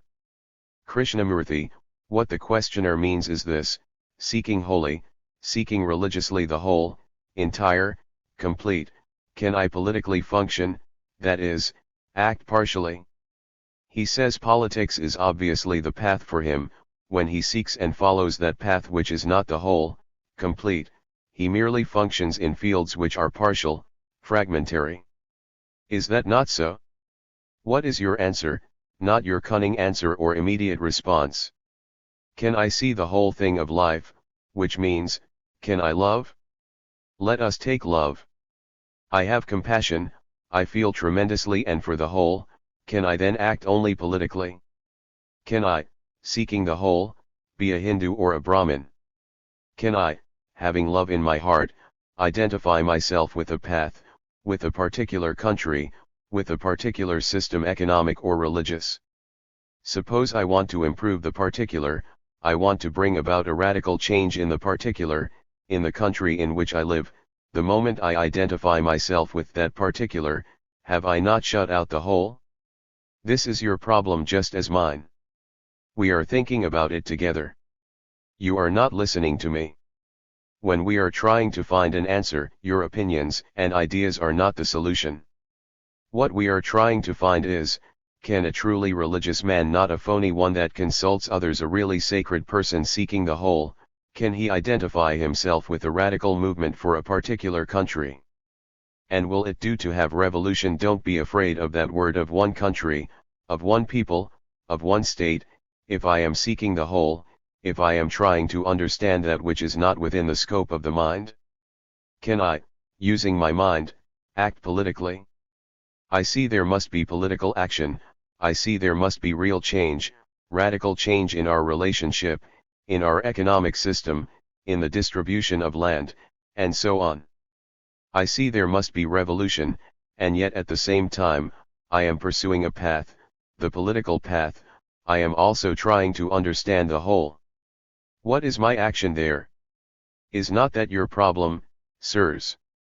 Can you act politically, that is, partially, and understand the whole?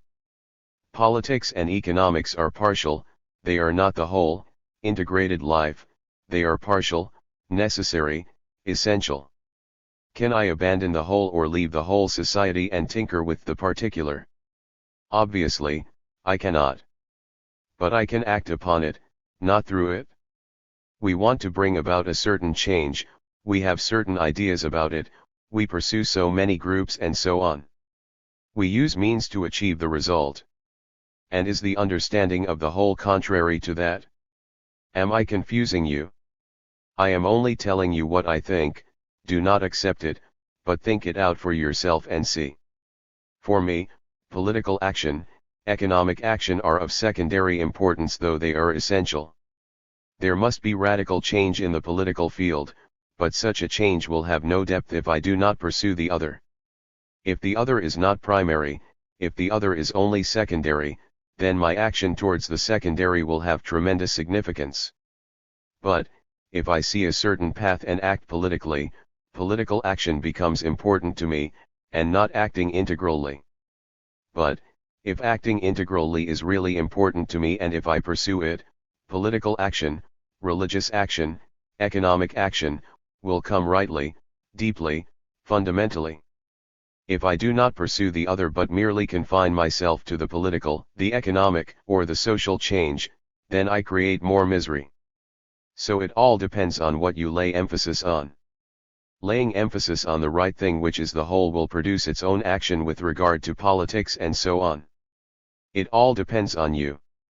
In pursuing that whole thing without saying, I am going to act politically or socially, you will bring about fundamental alterations politically, religiously, and economically.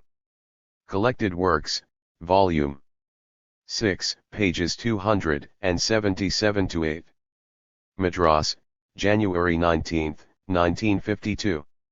Why do specialists take charge of our lives? Question: One sees that chaos in the world is rapidly increasing. Billions are being spent on arms, social justice is being eroded, governments, both totalitarian and democratic, are increasingly aggressive and violent. Though one sees the necessity of much deeper fundamental human change, could the speaker comment on the issue of active political involvement? Krishnamurti: Am I Democratic or Republican, is that it? Apart from joking, why, if one may ask, why do we have such great confidence in political leaders? This is the same issue in all countries, in France, in England, here, in India, and so on. Why? We put such confidence in the economists, in the politicians, in the leaders. Why do we do this? And what do we mean by political action? Please, we are inquiring together, you are not just listening to the speaker, waiting for his explanation and answer. We are thinking together over this problem, which is really a very serious problem, which is affecting the whole of mankind. Some political group comes into power, Democratic, Conservative or Labor or Republican or Democrat, they seem to have such extraordinary power, position, and authority, and we follow them. They tell us what to do and we accept them. Why is there that sense of trust in them and acceptance their judgments? We are sent to war by rulers, government officials, and thousands are being killed. Because a majority have voted them into power, they set position and direction and we merely follow them like sheep. Generally they appeal to our lowest instincts, to our national pride, honor, and all that business. And we are stimulated by all that and we are willing to kill others for this, for a piece of land, and so on. Why? Why do we trust them? Please, you answer this question. And what do we mean by political action which is different from all other actions? Why do we separate politics from our daily living? Why do we separate political activity of the left, right, center, or extreme left, extreme right? Why, if one may ask, is political action so very different from our action of relationship, action with regard to fear in ourselves, and so on? Or is politics part of our life, not something separate? Then politics, according to the common usage which is in the dictionary, is the art of government, science of government. Why do we give this art to the politician? They apparently are a separate breed, different from us. This is really a question that involves us. Why do we depend on a politician, a guru, a priest, on anybody to govern us? Please answer this question. Why do specialists take charge of our lives? Is it that we have no so-called confidence in ourselves? We are not sure of ourselves? And we attribute this clarity to the politicians and to the others. Is it that in ourselves we are insufficient and somebody out there is going to make us sufficient? Are we to treat life as separate factors, political, religious, economic, and so on? Or are we to treat life as a whole? Please, question this. The questioner asks what political action one can take.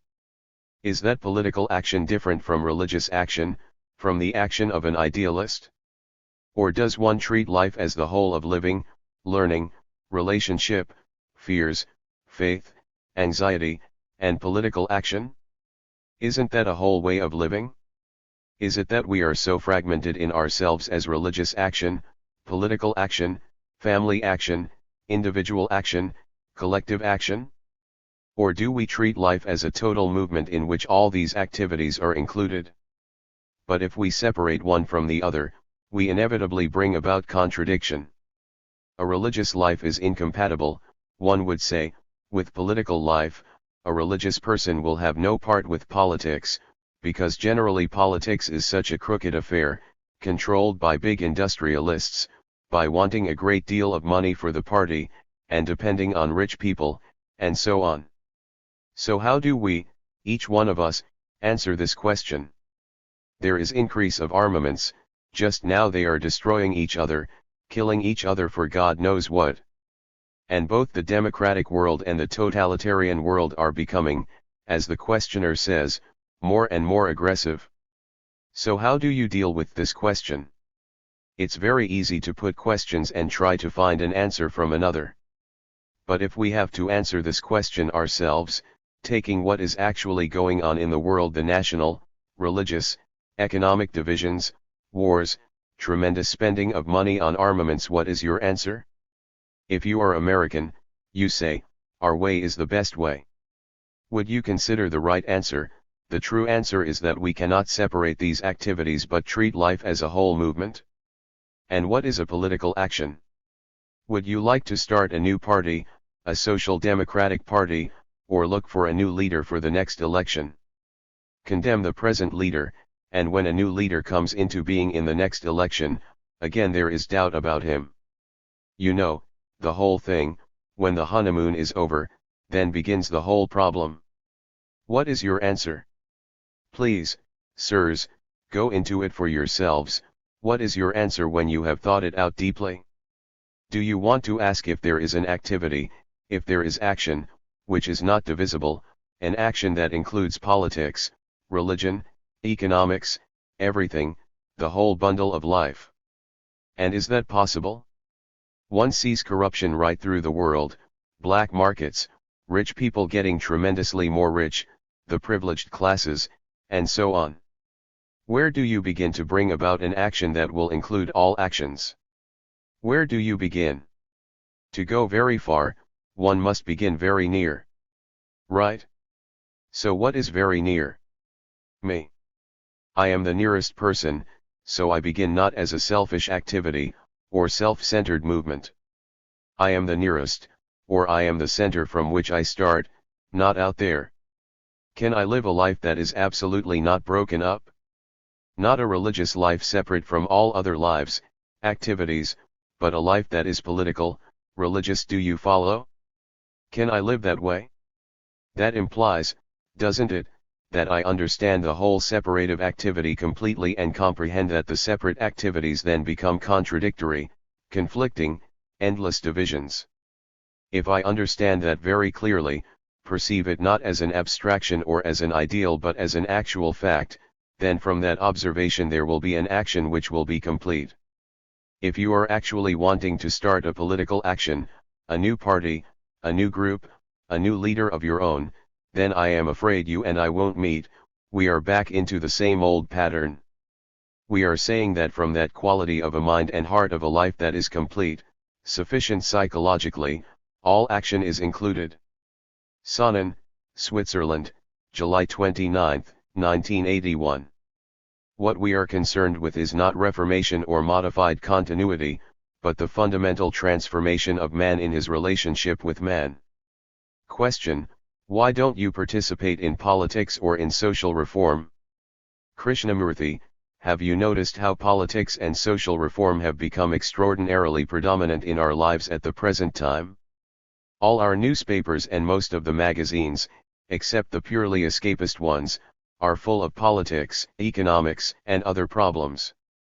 Have you ever asked yourself why they are that way, why human beings are giving such extraordinary importance to politics, economics, and social reform? Reforms are obviously necessary because of the economic, social, and political confusion and the general deterioration of the state of man following the two wars. So, crowds gather round political leaders, people line the streets, watching them as though they were strange animals trying to solve the problem on the economic, social, or political level, independent of the total process of man. Are these problems to be tackled separately, unrelated to the whole psychological problem of man? You may have a perfect system that you think will solve the economic problems of the world, but another will also have a perfect system, and the two systems, representing two different ideologies, will fight each other. As long as you are fighting over ideas, systems, there cannot be a true, radical revolution, there cannot be fundamental social transformation. Ideas do not transform people. What brings about transformation is freedom from ideas. Revolution based on ideas is no longer revolution but merely a continuation of the past in a modified state. Obviously, that is not revolution. The questioner wants to know why I don't take part in politics or in social reform. Surely, if you can understand the total process of man, then you are dealing with the fundamental issues, not merely trimming particular branches of the tree. But most of us are not interested in the entire problem. We are concerned merely with reconciliation, superficial adjustment, not with the fundamental understanding of man as a total process. It is very much easier to be an expert on one particular level. The experts on the economic or political level leave the psychological level to other experts, and so we become slaves to experts, we are sacrificed by experts for an idea. So, there can be fundamental revolution only in understanding the total process of yourself, not as an individual opposed to the mass, to society, but as an individual interrelated with society, because without you there is no society, without you there is no relationship with another. There is no revolution, no fundamental transformation, as long as we do not understand ourselves. Reformers and so-called revolutionists are really factors of retrogression in society. A reformer tries to patch up the present society, or create a new one, on the basis of an ideology, and his idea is the conditioned response to a pattern, and such revolution, based on an ideology, can never produce a fundamental, radical transformation in social relationships. What we are concerned with is not reformation or modified continuity, which you call revolution, but the fundamental transformation of man in his relationship with man, and as long as that basic change does not take place in the individual, we cannot produce a new social order. That fundamental transformation does not depend on belief, on religious organizations, or on any political or economic system. It depends on your understanding of yourself in relationship with another. That is the real revolution that must take place, and then you as an individual will have an extraordinary influence in society. But without that transformation, merely to talk about revolution or to sacrifice yourself for a so-called practical idea which is not really sacrifice at all is obviously mere repetition, which is retrogression. Collected Works, Volume 6, pages 66-7. Colombo, Sri Lanka, January 15, 1950. To act collectively we must begin individually. Question: why don't you face the economic and social evils instead of escaping into some dark, mystical affair? Krishnamurti: I have been trying to point out that only by giving importance to those things that are primary can the secondary issues be understood and solved. Economic and social evils are not to be adjusted without understanding what causes them. To understand them and so bring about a fundamental change, we have first to comprehend ourselves who are the cause of these evils. We have, individually and so as a group, created social and economic strife and confusion. We alone are responsible for them, and thus we, individually and so perhaps collectively, can bring order and clarity. To act collectively we must begin individually. To act as a group each one must understand and change radically those causes within himself which produce the outer conflict and misery. Through legislation you may gain certain beneficial results, but without altering the inner, fundamental causes of conflict and antagonism they will be overturned and confusion will rise again. Outer reforms will ever need further reform, and this way leads to oppression and violence. Lasting outer order and creative peace can come about only if each one brings order and peace within himself. Collected Works, Volume 3, p. 226. Ojai, California, June 25, 1944. Why isn't there a group of people sitting together trying to solve the problems of nationalism? Question: why do you waste your time preaching instead of helping the world in a practical way? Krishnamurti: now, what do you mean by practical? You mean bringing about a change in the world, a better economic adjustment, a better distribution of wealth, a better relationship, or, to put it more brutally, helping you to find a better job. You want to see a change in the world, every intelligent man does, and you want a method to bring about that change, and therefore you ask me why I waste my time preaching instead of doing something about it. Now, is what I am actually doing a waste of time? It would be a waste of time, would it not, if I introduced a new set of ideas to replace the old ideology, the old pattern? Perhaps that is what you want me to do. But instead of pointing out a so-called practical way to act, to live, to get a better job, to create a better world, is it not important to find out what are the impediments which actually prevent a real revolution, not a revolution of the left or the right, but a fundamental, radical revolution, not based on ideas? Because, as we have discussed it, ideals, beliefs, ideologies, dogmas, prevent action. There cannot be a world transformation, a revolution, as long as action is based on ideas, because action then is merely reaction. Therefore, ideas become much more important than action, and that is precisely what is taking place in the world, isn't it? To act, we must discover the impediments that prevent action. But most of us don't want to act, that is our difficulty. We prefer to discuss, we prefer to substitute one ideology for another, and so we escape from action through ideology. Surely, that is very simple, is it not? The world at the present time is facing many problems: overpopulation, starvation, division of people into nationalities and classes, and so on. Why isn't there a group of people sitting together trying to solve the problems of nationalism? But if we try to become international while clinging to our nationality, we create another problem, and that is what most of us do. So, you see that ideals are really preventing action. A statesman, an eminent authority, has said the world can be organized and all the people fed. Then why is it not done? Because of conflicting ideas, beliefs, and nationalisms. Therefore, ideas are actually preventing the feeding of people, and most of us play with ideas and think we are tremendous revolutionaries, hypnotizing ourselves with such words as practical. What is important is to free ourselves from ideas, from nationalisms, from all religious beliefs and dogmas, so that we can act, not according to a pattern or an ideology, but as needs demand, and, surely, to point out the hindrances and impediments that prevent such action is not a waste of time, is not a lot of hot air. What you are doing is obviously nonsense. Your ideas and beliefs, your political, economic, and religious panaceas, are actually dividing people and leading to war. It is only when the mind is free of idea and belief that it can act rightly. A man who is patriotic, nationalistic, can never know what it is to be brotherly, though he may talk about it. On the contrary, his actions, economically and in every direction, are conducive to war.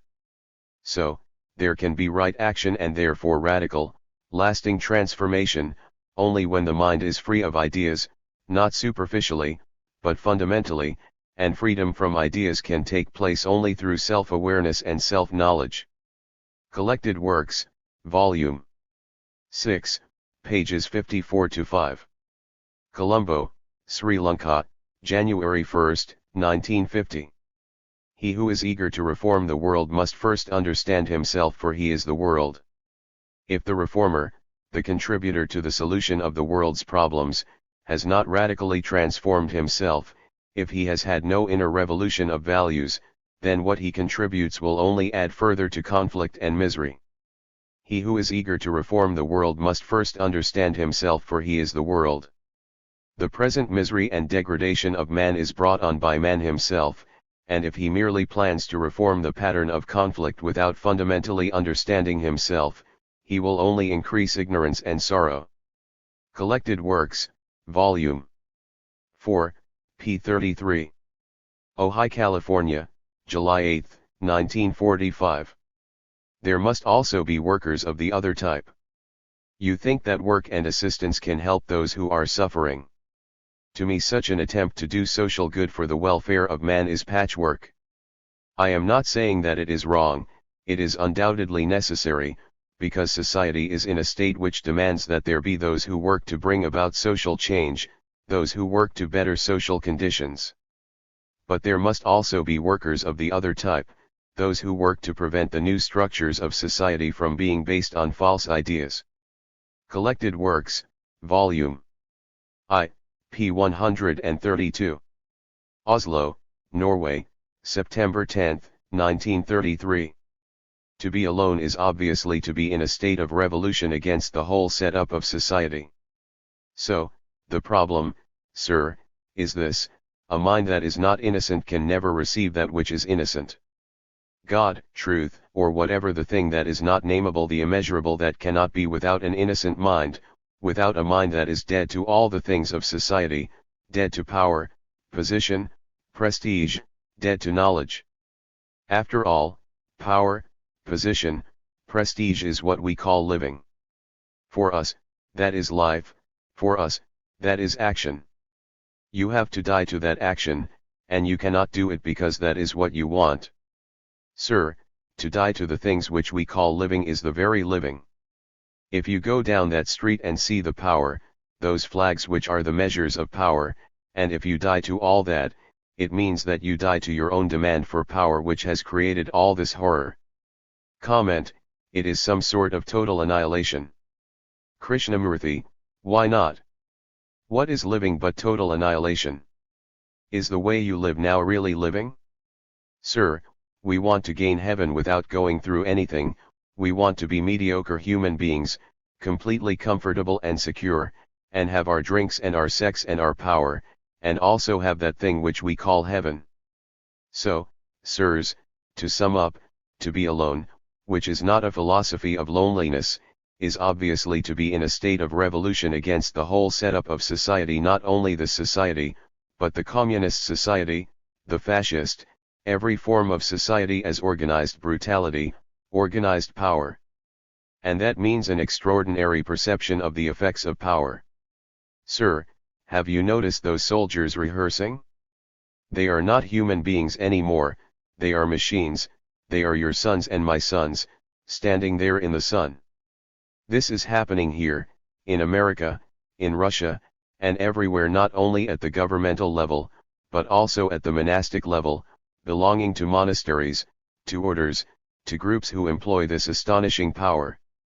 And it is only such a mind that can be alone. And aloneness is not something to be cultivated. You see this? When you see all this, you are out, and no governor or president is going to invite you to dinner. Out of that aloneness there is humility. It is this aloneness that knows love, not power. The ambitious man, religious or ordinary, will never know what love is.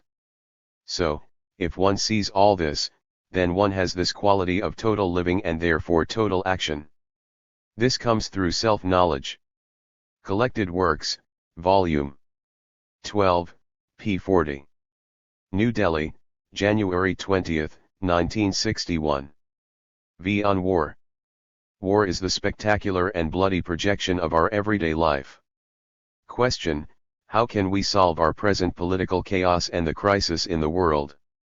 Is there anything an individual can do to stop the impending war? Krishnamurti: war is the spectacular and bloody projection of our everyday life, is it not? War is merely an outward expression of our inward state, an enlargement of our daily action. It is more spectacular, more bloody, more destructive, but it is the collective result of our individual activities. Therefore, you and I are responsible for war, and what can we do to stop it? Obviously the ever-impending war cannot be stopped by you and me, because it is already in movement, it is already taking place, though at present chiefly on the psychological level. As it is already in movement, it cannot be stopped. The issues are too many, too great, and are already committed.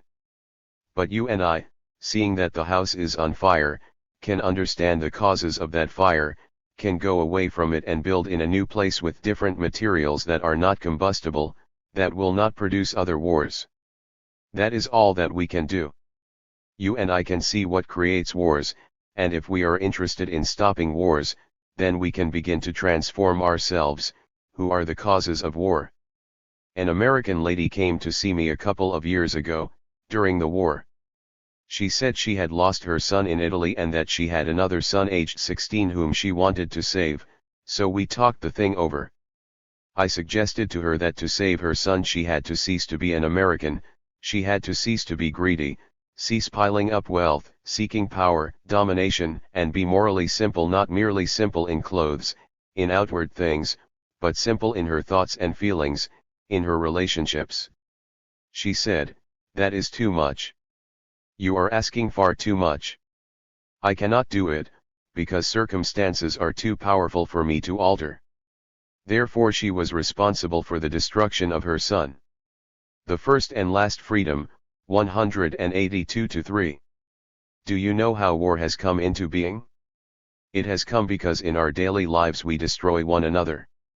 Question: all except a few do not want war, so why do they prepare for war? Krishnamurti: I am not at all sure that the majority do not want war. Do you know what war means? War means destruction, killing and maiming one another, with the noise, the brutality, the ugliness, the appalling misery of pain. You have seen it on the films, that is war. Do you know how war has come into being? It has come because in our daily lives we destroy one another. Though in the temple we talk about the love of God, in our business dealings we are cutting one another's throats.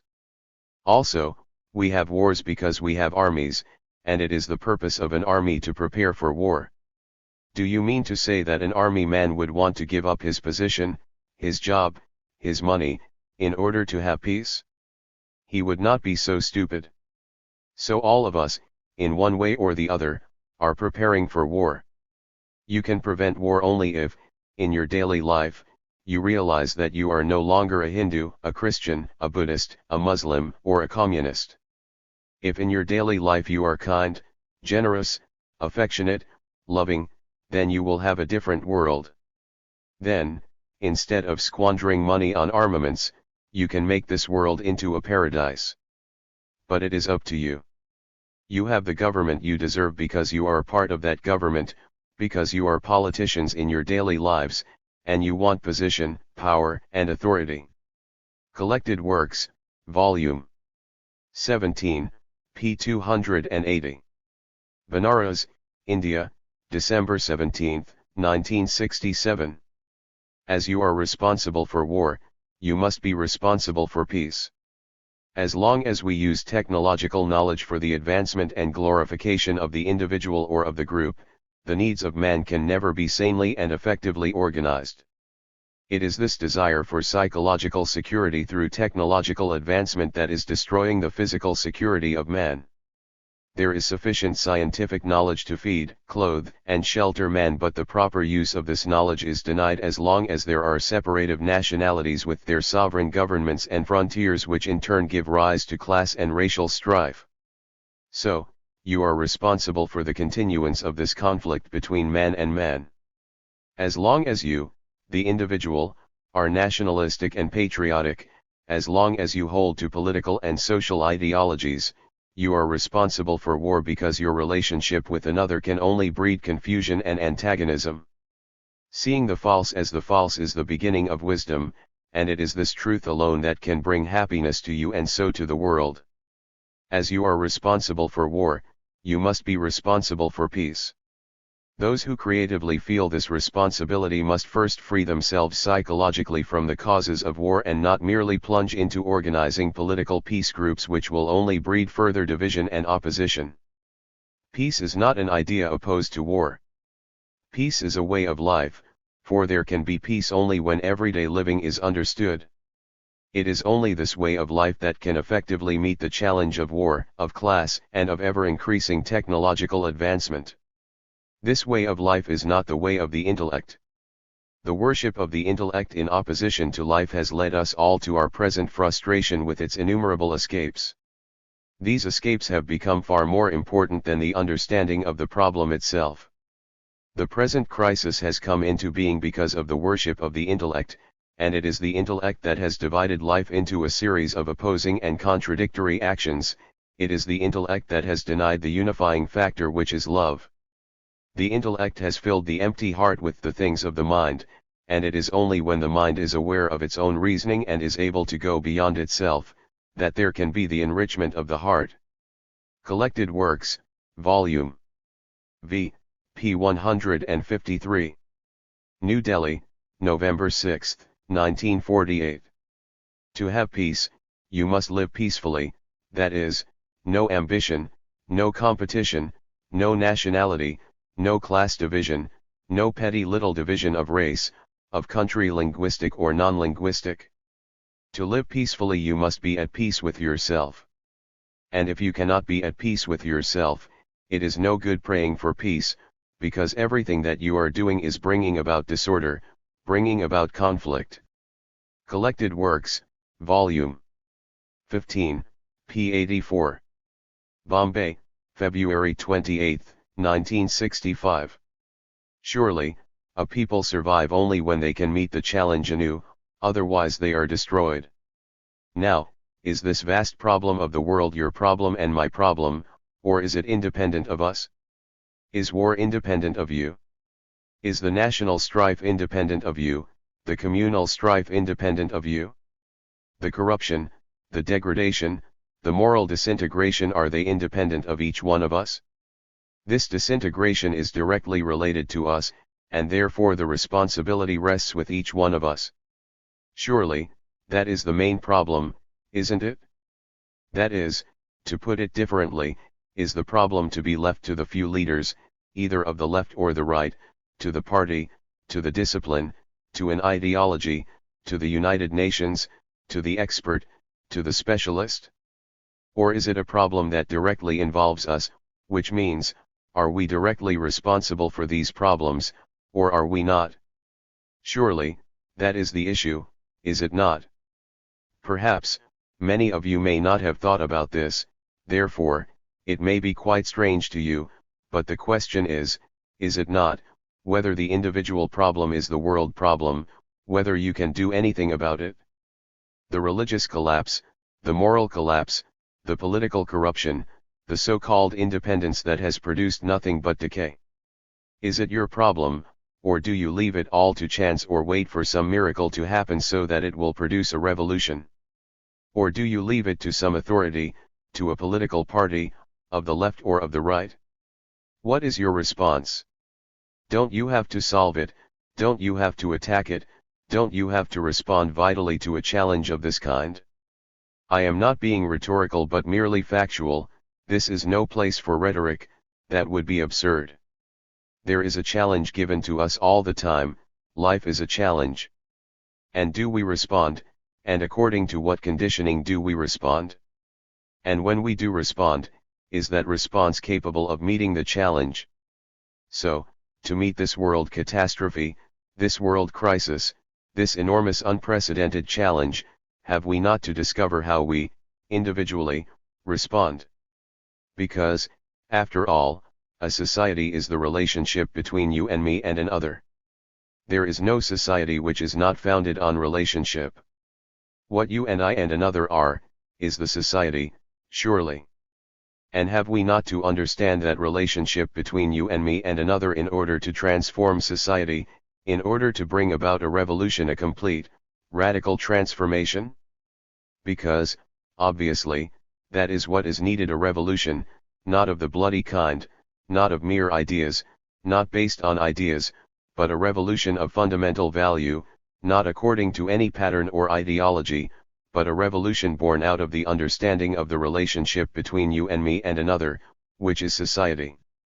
So in order to bring about a fundamental, radical transformation in society, is it not our responsibility, our individual responsibility, to discover what is our direct response to this challenge? Do we respond as a Hindu or a Muslim or a Christian or a communist or a socialist?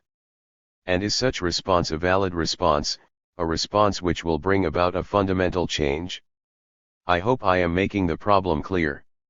If you respond to this world crisis, which is a new challenge, as a Hindu, surely you are not understanding the challenge. You are merely responding to the challenge, which is always new, according to an old pattern, and therefore, your response has no corresponding validity, newness, freshness.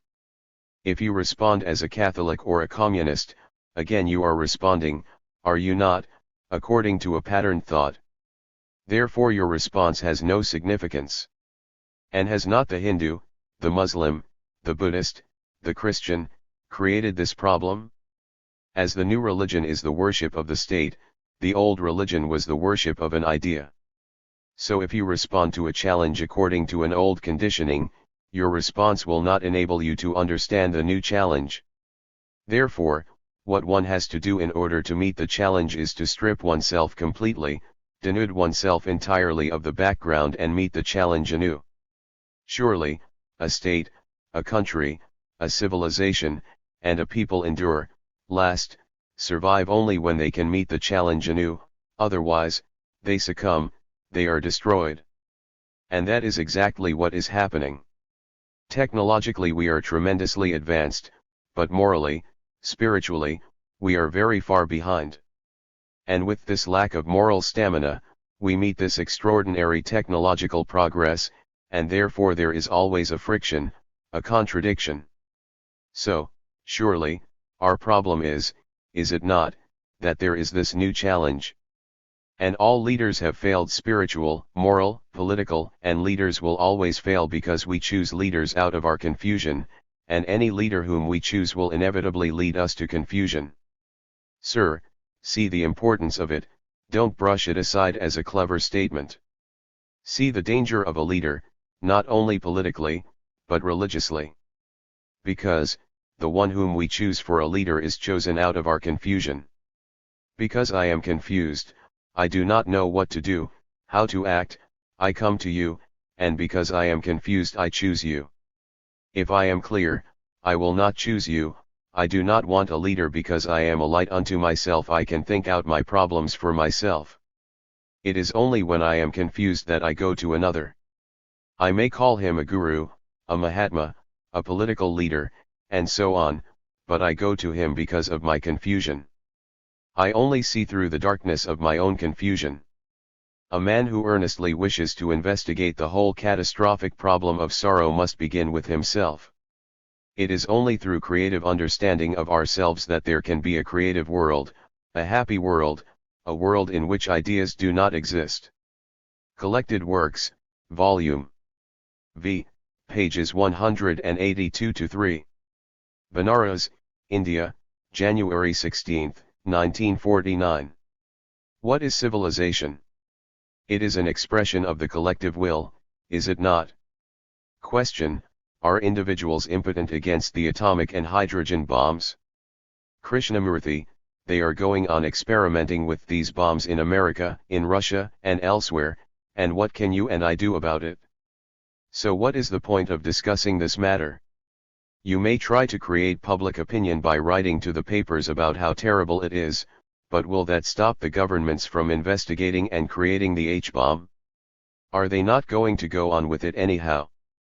They may use atomic energy for peaceful as well as destructive purposes, and probably within 5 or 10 years they will have factories running on atomic energy, but they will also be preparing for war. They may limit the use of atomic weapons, but the momentum of war is there, and what can we do? Historical events are in movement, and I don't think you and I living here in Banaras can stop that movement. Who is going to care? But what we can do is something completely different. We can step out of the present machinery of society which is constantly preparing for war, and perhaps by our own total inward revolution, we shall be able to contribute to the building of a civilization which is altogether new. After all, what is civilization? What is the Indian or the European civilization? It is an expression of the collective will, is it not? The will of the many has created this present civilization in India, and cannot you and I break away from it and think entirely differently about these matters? Is it not the responsibility of serious people to do this? Must there not be serious people who see this process of destruction going on in the world, who investigate it, and who step out of it in the sense of not being ambitious and all the rest of it? What else can we do? But you see, we are not willing to be serious, that is the difficulty. We don't want to tackle ourselves, we want to discuss something outside, far away. Collected Works, Volume 8, p. 262. Banaras, India, January 9, 1955. This problem can only be resolved when you find out why you are angry, why you are violent. Question: will there be an end to these evil wars and violence? Krishnamurti: a little boy asks because he is concerned with the future, with tomorrow, with a world that is becoming more and more violent, with wars, and more wars. He says, my future is being created by the older generation and they have produced these monstrous wars, and he asks, will there be an end to it? There will be an end only when you are non-violent. You must begin as an individual. You cannot make the whole world non-violent in a flash. Forget the world, be, as an individual, non-violent. I do not know whether you have ever wondered what the older generation have done to this world. The older generation have produced this world of violence, greed, hatred. They are entirely responsible for it, not God. They have lived a life of brutality, self-concern, callousness. They have made this world, and the younger people say, you have made a filthy world, an ugly world, and they are in revolt. And I am afraid their revolt will produce another form of violence, which is actually what is going on. So, this problem can only be resolved, this problem of violence, of wars in the future, when you, as an individual, find out why you are angry, why you are violent, why you have prejudice, why you hate, and put them all away. You cannot put them away by revolting against them, but only by understanding them. Understanding them means to look, to observe, to listen. When the older people talk about all the ugly things they have made, Listen closely, give your attention, which means give your heart and your mind to this. You know, in the past 5,000 years there have been about 15,000 wars, which means 3 wars every year. Though man has talked about love, love of God, love of my neighbor, love of my wife, of my husband, talked endlessly about love, they have no love in their hearts. If they had love in their hearts, there would be a different kind of education, a different kind of business, a different world. Collected Works, Volume 17, pages 261-2. Banaras, India, December 10, 1967. If we change in our relationship, society changes. Circumstances can be controlled by us, because we have created the circumstances. Society is the product of relationship, of yours and mine together. If we change in our relationship, society changes, merely to rely on legislation, on compulsion, for the transformation of outward society, while remaining inwardly corrupt, while continuing inwardly to seek power, position, domination, is to destroy the outward, however carefully and scientifically built. That which is inward is always overcoming the outward. What causes war? Religious, political, or economic? Obviously belief, either in nationalism, in an ideology, or in a particular dogma. If we had no belief but goodwill, love, and consideration between us, then there would be no wars. But we are fed on beliefs, ideas, and dogmas, and therefore we breed discontent. The present crisis is of an exceptional nature, and we as human beings must either pursue the path of constant conflict and continuous wars, which are the result of our everyday action, or else see the causes of war and turn our back upon them. Obviously, what causes war is the desire for power, position, prestige, money, also the disease called nationalism, the worship of a flag, and the disease of organized religion, the worship of a dogma. All these are the causes of war. If you as an individual belong to any of the organized religions, if you are greedy for power, if you are envious, you are bound to produce a society which will result in destruction. So again, it depends upon you and not on the leaders, not on so-called statesmen and all the rest of them. It depends upon you and me, but we do not seem to realize that. If once we really felt the responsibility of our own actions, how quickly we could bring to an end all these wars, this appalling misery. But you see, we are indifferent.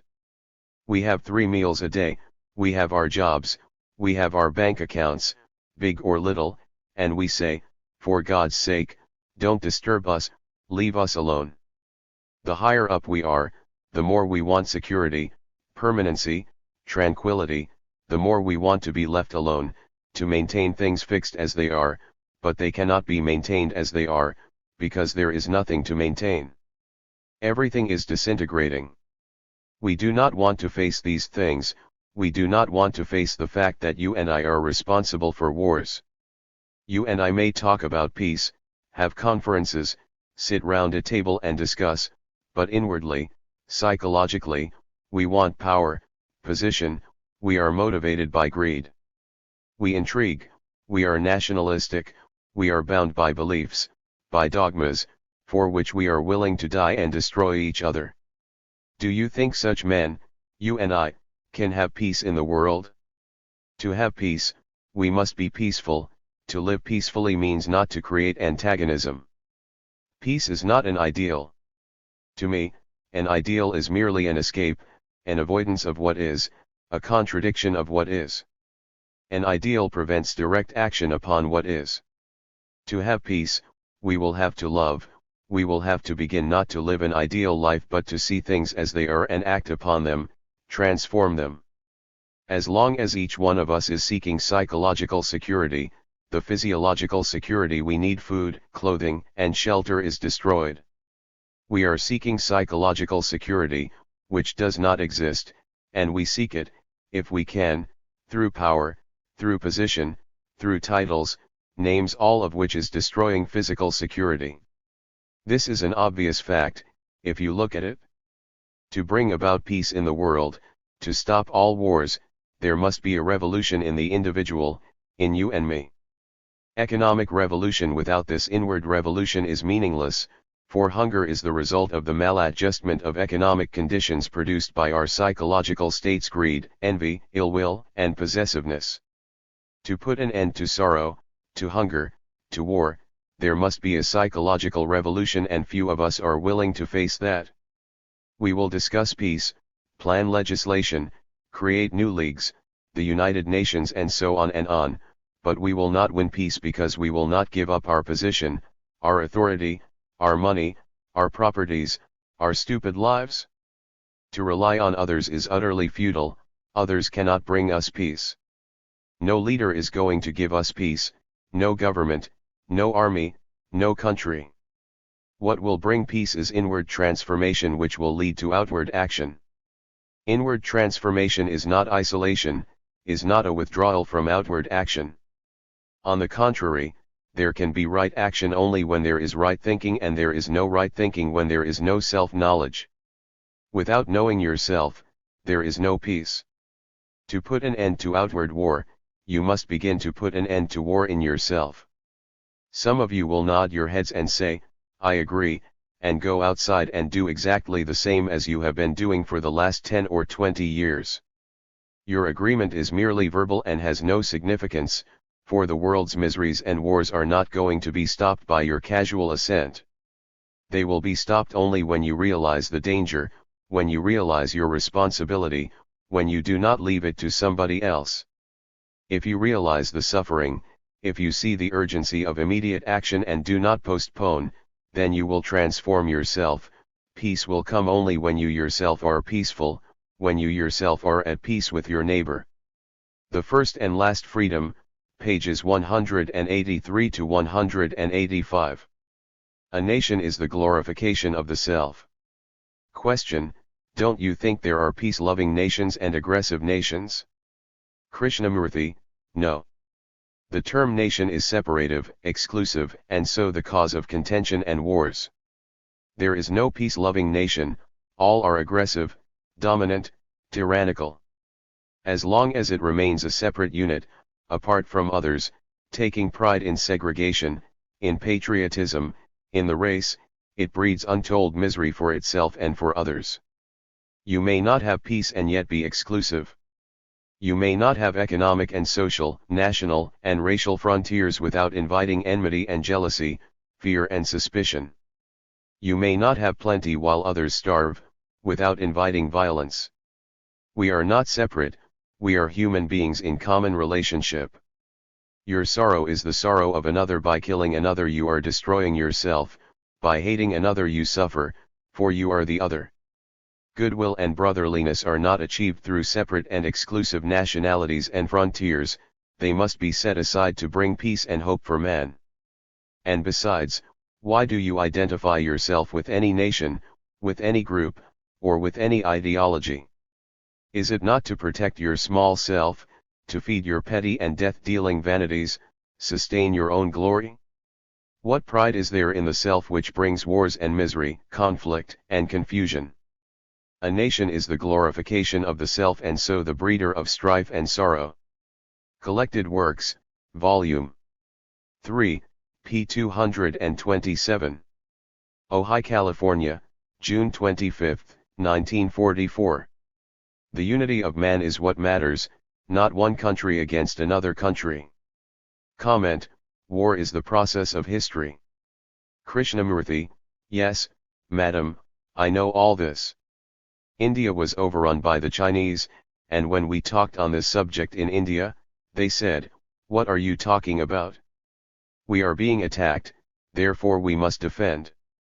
An army is necessary." We are back again. The movement of hate, of war, will go on unless all of us see that hate cannot possibly end through hate, through defense. If we went and talked to the Vietnamese about not hating, they would throw us in the river or shoot us because they would think we were pacifists. That is what we mean when we say that there must be a total revolution in the mind so that we are no longer Christians, Buddhists, Catholics, Communists, Americans, Hindus, Germans, and Italians. We are human beings. The unity of man is what matters, not one country against another country. Collected Works, Volume 16, pages 224-5. Sonnen, Switzerland, July 19, 1966. To have peace, the mind must be totally unconditioned. Your own mind is conditioned, and it is this conditioning that is really preventing peace, that is creating war, destruction, and misery. Unless you resolve your conditioning completely, there will be no real peace in the world. There will be the peace of politicians between two immense powers, which is terror. To have peace, the mind must be totally unconditioned. One must realize that, but not superficially, not as insurance for your security, or for your bank account. Peace is a state of mind, it is not the development of monstrous means of destroying each other and then maintaining peace through terror. I do not mean that. To have real peace in the world is to be able to live happily, creatively, without any sense of fear, without being secure in any thought, in any particular way of life. To have such peace, surely the mind must be totally free from all conditioning, either externally imposed or inwardly cultivated. Collected Works, Volume 8, pages 218-9. New York, May 23, 1954. A stone may alter the course of a river. The prevention of this ever-increasing destruction and horror depends on each one of us, not on any organization or planning, not on any ideology, not on the inventions of greater instruments of destruction, not on any leader but on each one of us. Do not think that wars cannot be stopped by so humble and lowly a beginning. A stone may alter the course of a river. To go far you must begin near. To understand the world chaos and misery, you must comprehend your own confusion and sorrow, for out of these come the magnified issues of the world. To understand yourself there must be constant meditative awareness which will bring to the surface the causes of violence and hate, greed and ambition, and by studying them without identification, thought will transcend them. For none can lead you to peace save yourself. There is no leader, no system that can bring war, exploitation, oppression to an end save yourself. Only by your thoughtfulness, by your compassion, by your awakened understanding can there be established goodwill and peace. Collected Works, Volume 3, pages 242-3. Ojai, California, July 16, 1944. 6. Education and World Peace. To discover what part education can play in the present world crisis, we should understand how that crisis has come into being. It is obviously the result of wrong values in our relationship to people, to property, and to ideas. If our relationship with others is based on self-aggrandizement, and our relationship to property is acquisitive, the structure of society is bound to be competitive and self-isolating. If in our relationship with ideas we justify one ideology in opposition to another, mutual distrust and ill will are the inevitable results. Another cause of the present chaos is dependence on authority, on leaders, whether in daily life, in the small school or in the university. Leaders and their authority are deteriorating factors in any culture. When we follow another there is no understanding, but only fear and conformity, eventually leading to the cruelty of the totalitarian state and the dogmatism of organized religion. To rely on governments, to look to organizations and authorities for that peace which must begin with the understanding of ourselves, is to create further and still greater conflict, and there can be no lasting happiness as long as we accept a social order in which there is endless strife and antagonism between man and man. If we want to change existing conditions, we must first transform ourselves, which means that we must become aware of our own actions, thoughts, and feelings in everyday life. But we do not really want peace, we do not want to put an end to exploitation. We will not allow our greed to be interfered with, or the foundations of our present social structure to be altered. We want things to continue as they are with only superficial modifications, and so the powerful, the cunning inevitably rule our lives. Peace is not achieved through any ideology, it does not depend on legislation, it comes only when we as individuals begin to understand our own psychological process. If we avoid the responsibility of acting individually and wait for some new system to establish peace, we shall merely become the slaves of that system. When governments, dictators, big business, and the clerically powerful begin to see that this increasing antagonism between men only leads to indiscriminate destruction and is therefore no longer profitable, they may force us, through legislation and other means of compulsion, to suppress our personal cravings and ambitions and to cooperate for the well-being of mankind. Just as we are now educated and encouraged to be competitive and ruthless, so then we shall be compelled to respect one another and to work for the world as a whole.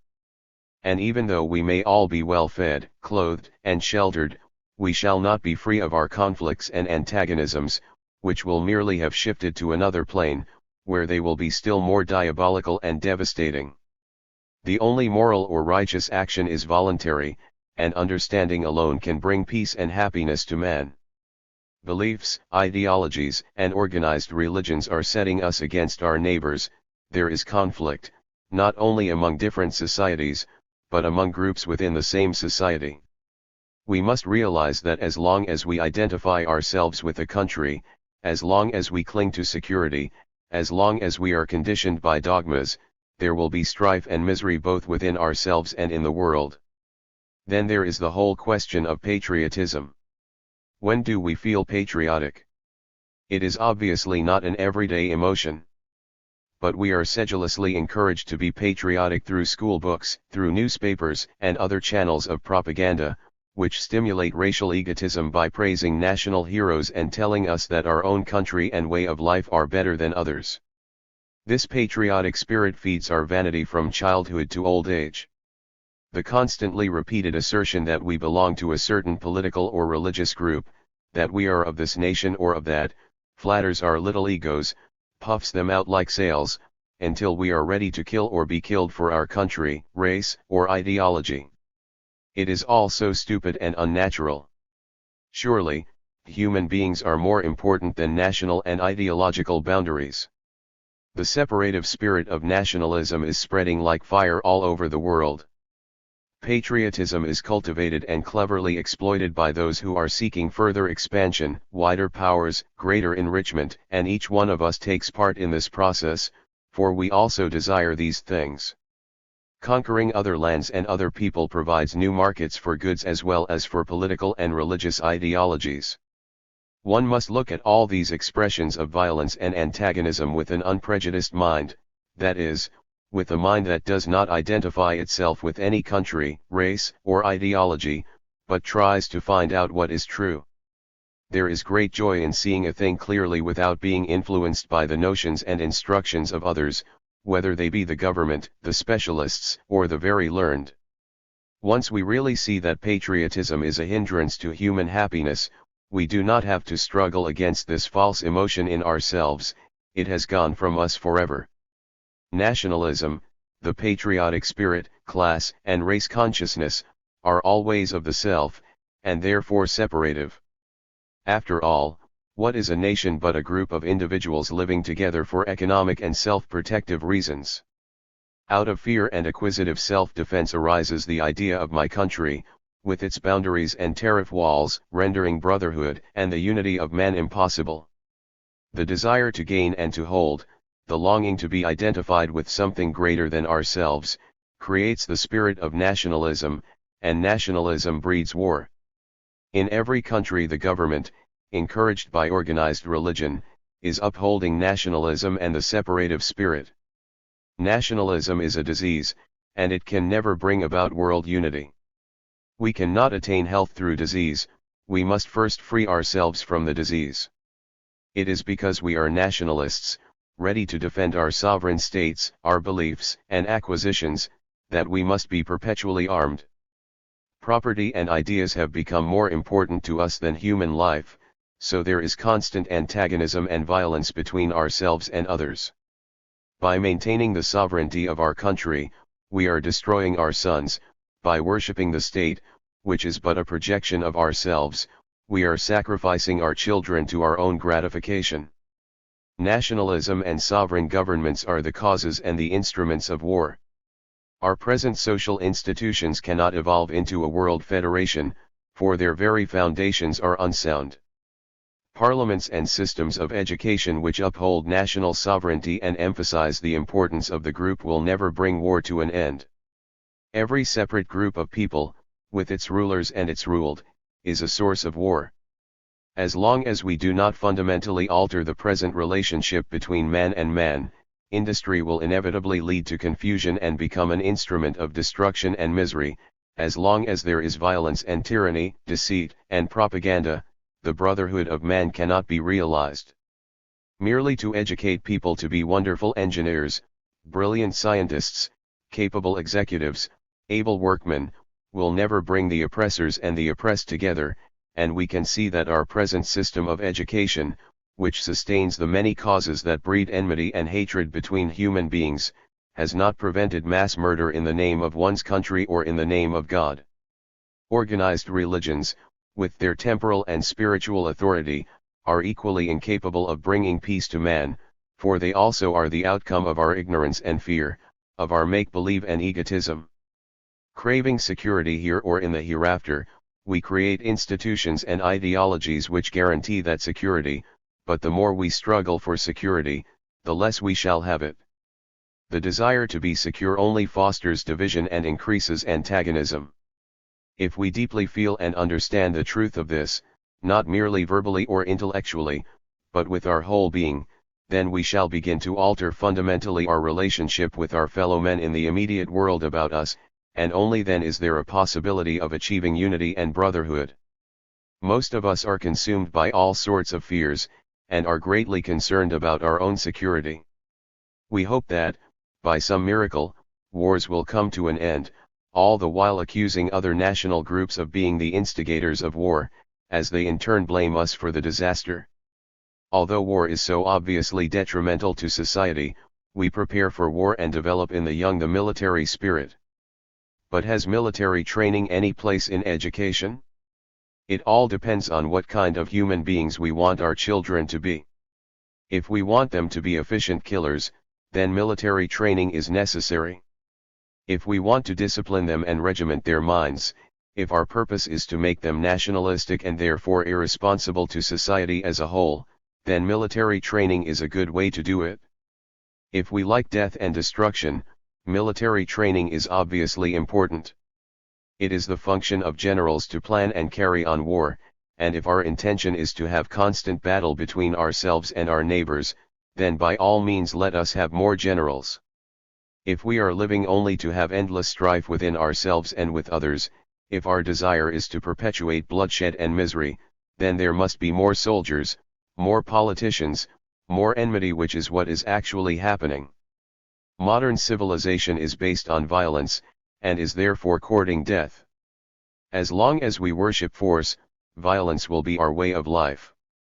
But if we want peace, if we want right relationship among men, whether Christian or Hindu, Russian or American, if we want our children to be integrated human beings, then military training is an absolute hindrance. It is the wrong way to set about it. One of the chief causes of hatred and strife is the belief that a particular class or race is superior to another. The child is neither class nor race conscious, it is the home or school environment, or both, which makes him feel separative. In himself he does not care whether his playmate is a Negro or a Jew, a Brahmin or a non-Brahmin, but the influence of the whole social structure is continually impinging on his mind, affecting and shaping it. Here again the problem is not with the child but with the adults, who have created a senseless environment of separatism and false values. What real basis is there for differentiating between human beings? Our bodies may be different in structure and color, our faces may be dissimilar, but inside the skin we are very much alike, proud, ambitious, envious, violent, sexual, power-seeking, and so on. Remove the label and we are very naked, but we do not want to face our nakedness, and so we insist on the label which indicates how immature, how really infantile we are.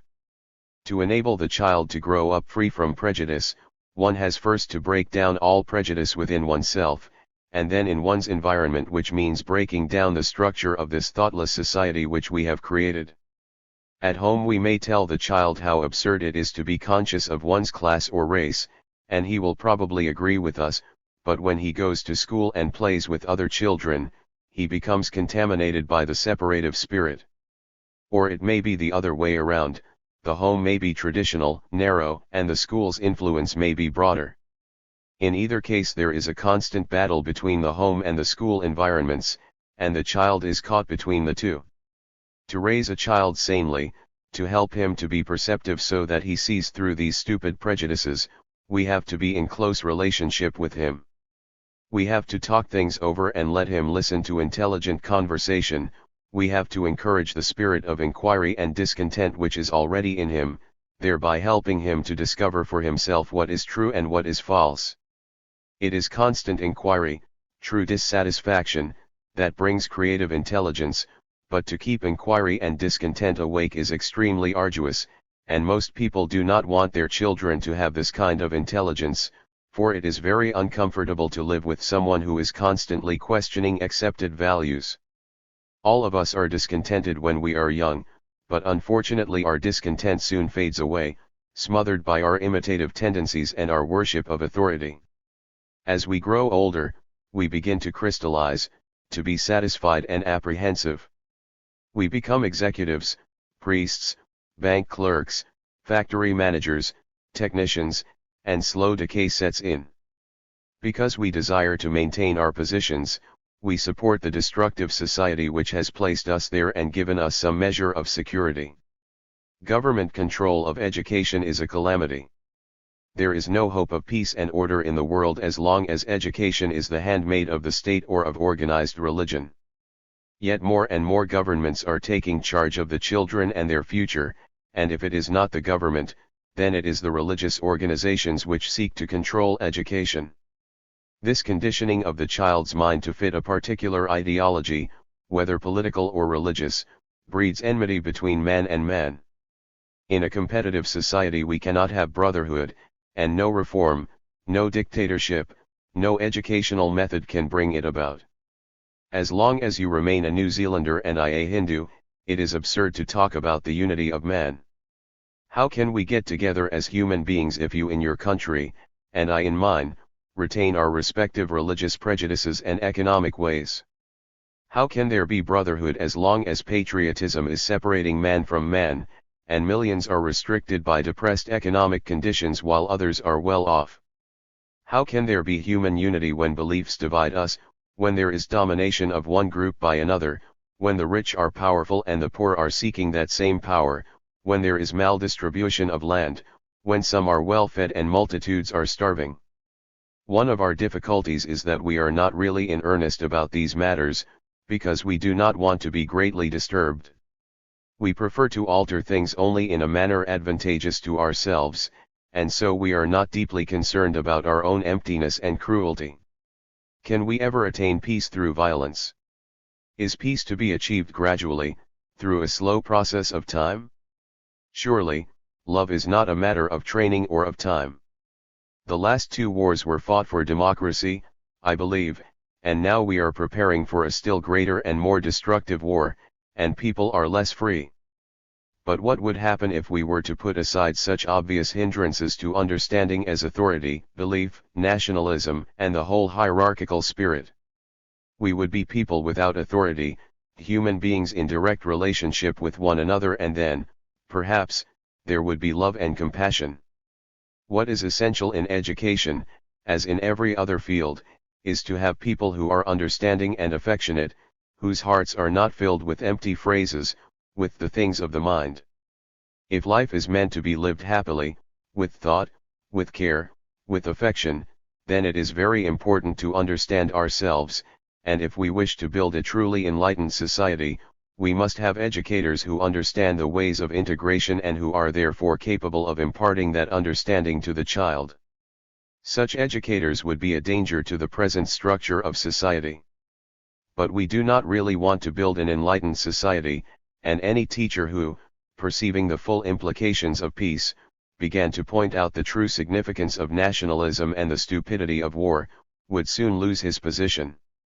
Knowing this, most teachers compromise, and thereby help to maintain the present system of exploitation and violence. Surely, to discover truth, there must be freedom from strife, both within ourselves and with our neighbors. When we are not in conflict within ourselves, we are not in conflict outwardly. It is the inward strife which, projected outwardly, becomes the world conflict. War is the spectacular and bloody projection of our everyday living.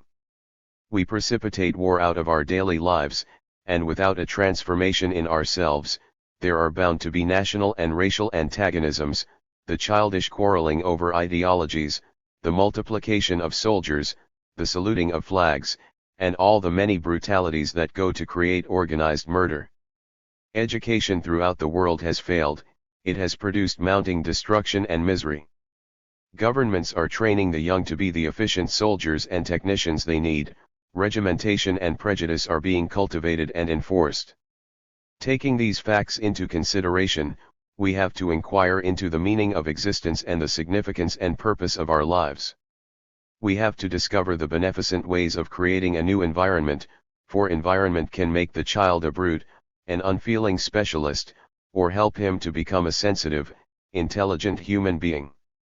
We have to create a world government which is radically different, which is not based on nationalism, on ideologies, on force. All this implies the understanding of our responsibility to one another in relationship, but to understand our responsibility, there must be love in our hearts, not mere learning or knowledge. The greater our love, the deeper will be its influence on society. But we are all brains and no heart, we cultivate the intellect and despise humility. If we really loved our children, we would want to save and protect them, we would not let them be sacrificed in wars. I think we really want arms, we like the show of military power, the uniforms, the rituals, the drinks, the noise, the violence. Our everyday life is a reflection in miniature of this same brutal superficiality, and we are destroying one another through envy and thoughtlessness. We want to be rich, and the richer we get, the more ruthless we become, even though we may contribute large sums to charity and education. Having robbed the victim, we return to him a little of the spoils, and this we call philanthropy. I do not think we realize what catastrophes we are preparing. Most of us live each day as rapidly and thoughtlessly as possible, and leave to the governments, to the cunning politicians, the direction of our lives. All sovereign governments must prepare for war, and one's own government is no exception. To make its citizens efficient for war, to prepare them to perform their duties effectively, the government must obviously control and dominate them. They must be educated to act as machines, to be ruthlessly efficient. If the purpose and end of life is to destroy or be destroyed, then education must encourage ruthlessness, and I am not at all sure that that is not what we inwardly desire, for ruthlessness goes with the worship of success.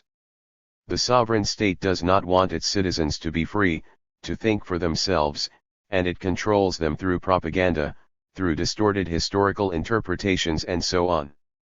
That is why education is becoming more and more a means of teaching what to think and not how to think. If we were to think independently of the prevailing political system, we would be dangerous. Free institutions might turn out pacifists or people who think contrary to the existing regime. Right education is obviously a danger to sovereign governments, and so it is prevented by crude or subtle means. Education and food in the hands of the few have become the means of controlling man, and governments, whether of the left or of the right, are unconcerned as long as we are efficient machines for turning out merchandise and bullets. Now, the fact that this is happening the world over means that we who are the citizens and educators, and who are responsible for the existing governments, do not fundamentally care whether there is freedom or slavery, peace or war, well-being or misery for man. We want a little reform here and there, but most of us are afraid to tear down the present society and build a completely new structure, for this would require a radical transformation of ourselves. On the other hand, there are those who seek to bring about a violent revolution. Having helped to build the existing social order with all its conflicts, confusion, and misery, they now desire to organize a perfect society. But can any of us organize a perfect society when it is we who have brought into being the present one? To believe that peace can be achieved through violence is to sacrifice the present for a future ideal, and this seeking of a right end through wrong means is one of the causes of the present disaster. The expansion and predominance of sensate values necessarily creates the poison of nationalism, of economic frontiers, sovereign governments, and the patriotic spirit, all of which excludes man's cooperation with man and corrupts human relationship, which is society. Society is the relationship between you and another, and without deeply understanding this relationship, not at any one level, but integrally, as a total process, we are bound to create again the same kind of social structure, however superficially modified. If we are to change radically our present human relationship, which has brought untold misery to the world, our only and immediate task is to transform ourselves through self-knowledge. So we come back to the central point, which is oneself, but we dodge that point and shift the responsibility onto governments, religions, and ideologies. The government is what we are, religions and ideologies are but a projection of ourselves, and until we change fundamentally there can be neither right education nor a peaceful world. Outward security for all can come only when there is love and intelligence, and since we have created a world of conflict and misery in which outward security is rapidly becoming impossible for anyone, does it not indicate the utter futility of past and present education? As parents and teachers, it is our direct responsibility to break away from traditional thinking, and not merely rely on the experts and their findings. Efficiency in technique has given us a certain capacity to earn money, and that is why most of us are satisfied with the present social structure, but the true educator is concerned only with right living, right education, and right means of livelihood. The more irresponsible we are in these matters, the more the state takes over all responsibility. We are confronted, not with a political or economic crisis, but with a crisis of human deterioration which no political party or economic system can avert. Another and still greater disaster is approaching dangerously close, and most of us are doing nothing whatever about it. We go on day after day exactly as before. We do not want to strip away all our false values and begin anew. We want to do patchwork reform, which only leads to problems of still further reform. But the building is crumbling, the walls are giving way, and fire is destroying it. We must leave the building and start on new ground, with different foundations, different values.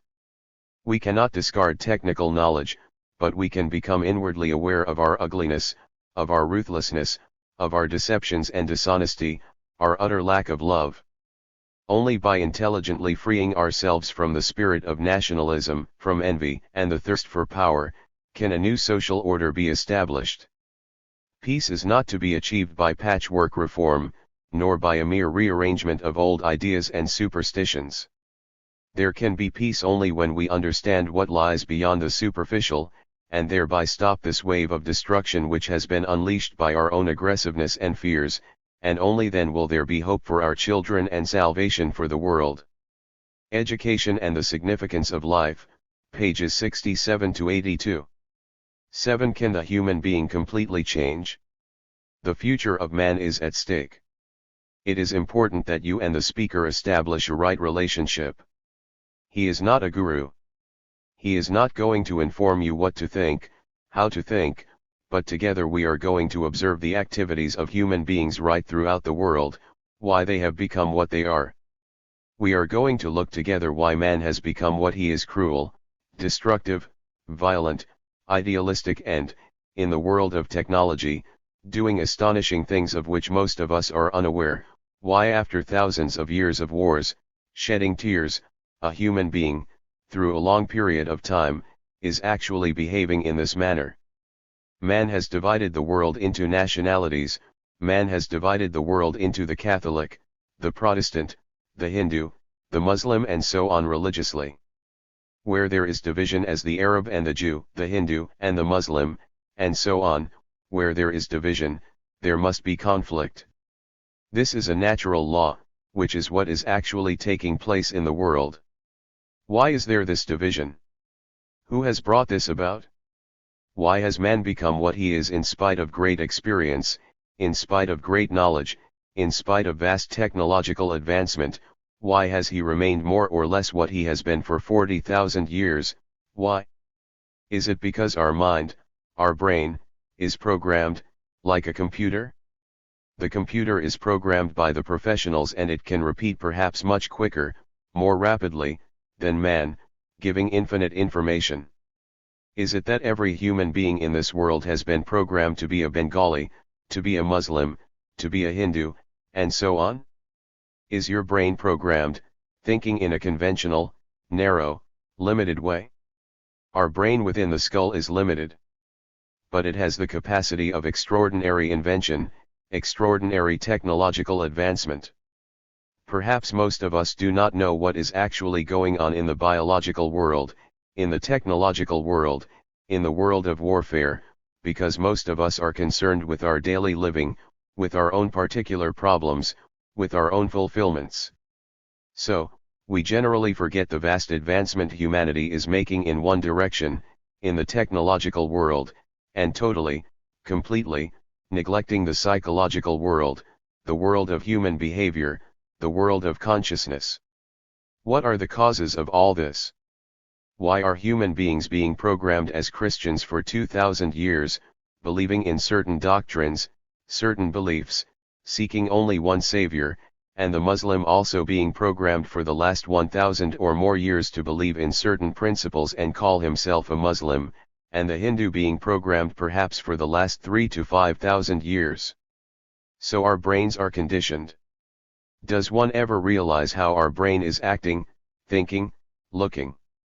Where there is limitation, there must be conflict. Our brains are conditioned to be this or that, to behave in a certain manner, to enjoy, to suffer, to have a great burden of fear, uncertainty, confusion and the ultimate fear of death.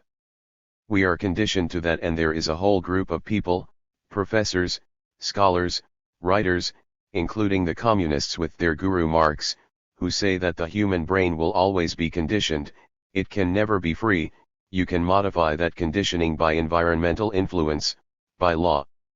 It can always be modified, changed here and there, but actually the human brain can never be free.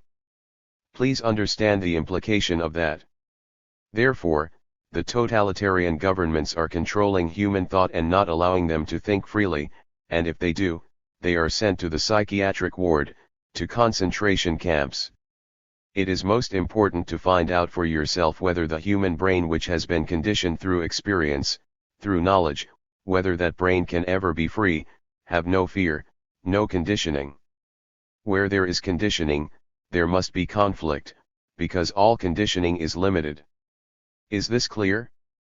In talking over together, you are aware of your own thinking, your own reactions, your own responses, how they are limited, how they are conditioned, how you depend on past knowledge. You see how your life becomes very narrow, rather sloppy, confused, and there is the fear of insecurity. If one is aware of all one's own inward activities, one's thoughts, one's feelings, one's reactions, then you will find out for yourself how conditioned you are, how limited you are. When you recognize that fact, then you realize the consequences of that conditioning, that limitation. Wherever there is limitation as Hindu or Muslim, there must be conflict. Wherever there is a division between husband and wife, there must be conflict. And human beings throughout the world, after all this evolution, are still in conflict with each other. Please consider all this because we are concerned with your life as a human being. And that life, our daily living, has become extraordinarily complex, extraordinarily dangerous, difficult, uncertain. The future of man is really at stake. This is not a threat, this is not a pessimistic point of view. The crisis is not only physical, but it is in our consciousness, in our being. So, talking over together, become aware of all this. In becoming aware, you begin to discover. You begin to find out for yourself how your life has become such pain, such anxiety, such uncertainty. If you are so aware, you can then proceed more deeply, but if you merely listen to the words, words have very little meaning. Words have certain significance, but if one lives in words, as most people do, in symbols, in myths, in romantic nonsense, then we make life more and more difficult, more and more dangerous, for each other. So, please listen to find out, to question, to doubt, so that your own brain becomes aware of itself. We are asking why human beings, who have developed the most marvelous technology the world has ever known, have remained more or less the same psychologically, inwardly, for the last 40,000 years. Inwardly, we have systems, we have ideals, we have all the so-called sacred books, but we have not radically brought about a change, a psychological revolution, and we are going to inquire into that, whether it is possible to bring about total mutation in the brain cells themselves. We are talking about the radical change of human behavior so that man is not self-centered as he is, which is causing such great destruction in the world. If one is aware, then we can begin to ask whether that conditioning can be totally changed so that man is completely free. Now, he thinks he is free to do what he likes. Each individual thinks he can do what he likes, all over the world, and his freedom is based on choice because he can choose where to live, what kind of work he can do, choose between this idea and that idea, this ideal or that ideal, change from one god to another god, from one guru to another, from one philosopher to another. This capacity to choose brings in the concept of freedom, but in the totalitarian state there is no freedom, you can't do what you want to do. It is totally controlled. Choice is not freedom. Choice is merely moving in the same field from one corner to another. Is this clear? Our brain being limited, we are asking, is it possible for the brain to free itself so that there is no fear? Then there is right relationship with all the neighbors in the world. Now we are going to inquire into the nature of our consciousness.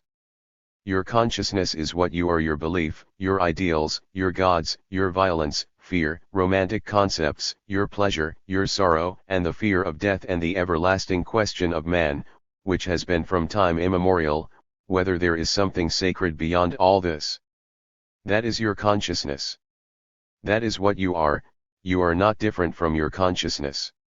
We are asking whether that content of consciousness can be transformed, can be totally changed. First, your consciousness is not yours. Your consciousness is the consciousness of all humanity, because what you think, your beliefs, your sensations, your reactions, your pain, your sorrow, your insecurity, your gods, and so on, are shared by all humanity. Go to America, go to England, Europe, or Russia, China, you will find human beings suffer everywhere. They are frightened of death, they have beliefs, they have ideals.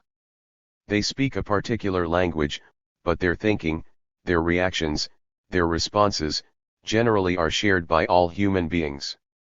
This is a fact that you suffer, your neighbor suffers, that neighbor may be thousands of miles away, but he suffers. He is as insecure as you are. He may have a lot of money, but inwardly there is insecurity.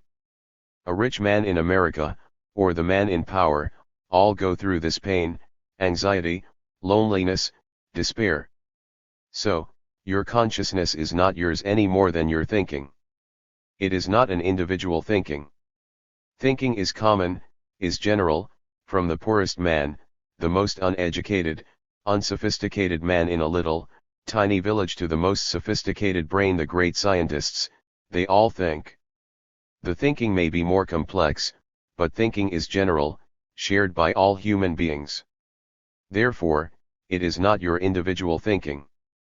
This is rather difficult to see and to recognize the truth of it, because we are so conditioned as individuals. All your religious books, whether Christian or Muslim or another, all sustain and nourish this idea, this concept of an individual. You have to question that. You have to find out the truth of the matter. We are investigating together, and we see that human consciousness is similar, is shared by all human beings. Therefore, there is no individual. He may be more educated than you, he may be taller, he may be shorter, outside he may be different, but inwardly he shares the ground of all humanity. This is a fact. But if you are frightened, if you are caught in the conditioning of being an individual, you will never understand the immensity and the extraordinary fact that you are the entire humanity. From that there is love, compassion, intelligence, but if you are merely conditioned to the idea that you are an individual, then you have endless complications because it is based on illusion, not on fact. The illusion may be of thousands of years, but it is still illusion. You are the result of your environment, you are the result of the language you speak, you are the result of the food you eat, the clothes, the climate, the tradition handed down from generation to generation. You are all that. You are the product of the society which you have created. Society is not different from you. Man has created the society of greed, envy, hatred, brutality, violence, wars. He has created all that, and he has also created the extraordinary world of technology. So, you are the world and the world is you. Your consciousness is not yours, it is the ground on which all human beings stand, all human beings think. So, you are actually not an individual. That is one of the realities, truth that one must understand. Do not accept what the speaker is saying, but question your own isolation, because individual means isolation. To separate oneself from another is isolation, like nations isolate themselves as Indians and all the rest of it. And they think that in isolation there is security. There is no security in isolation.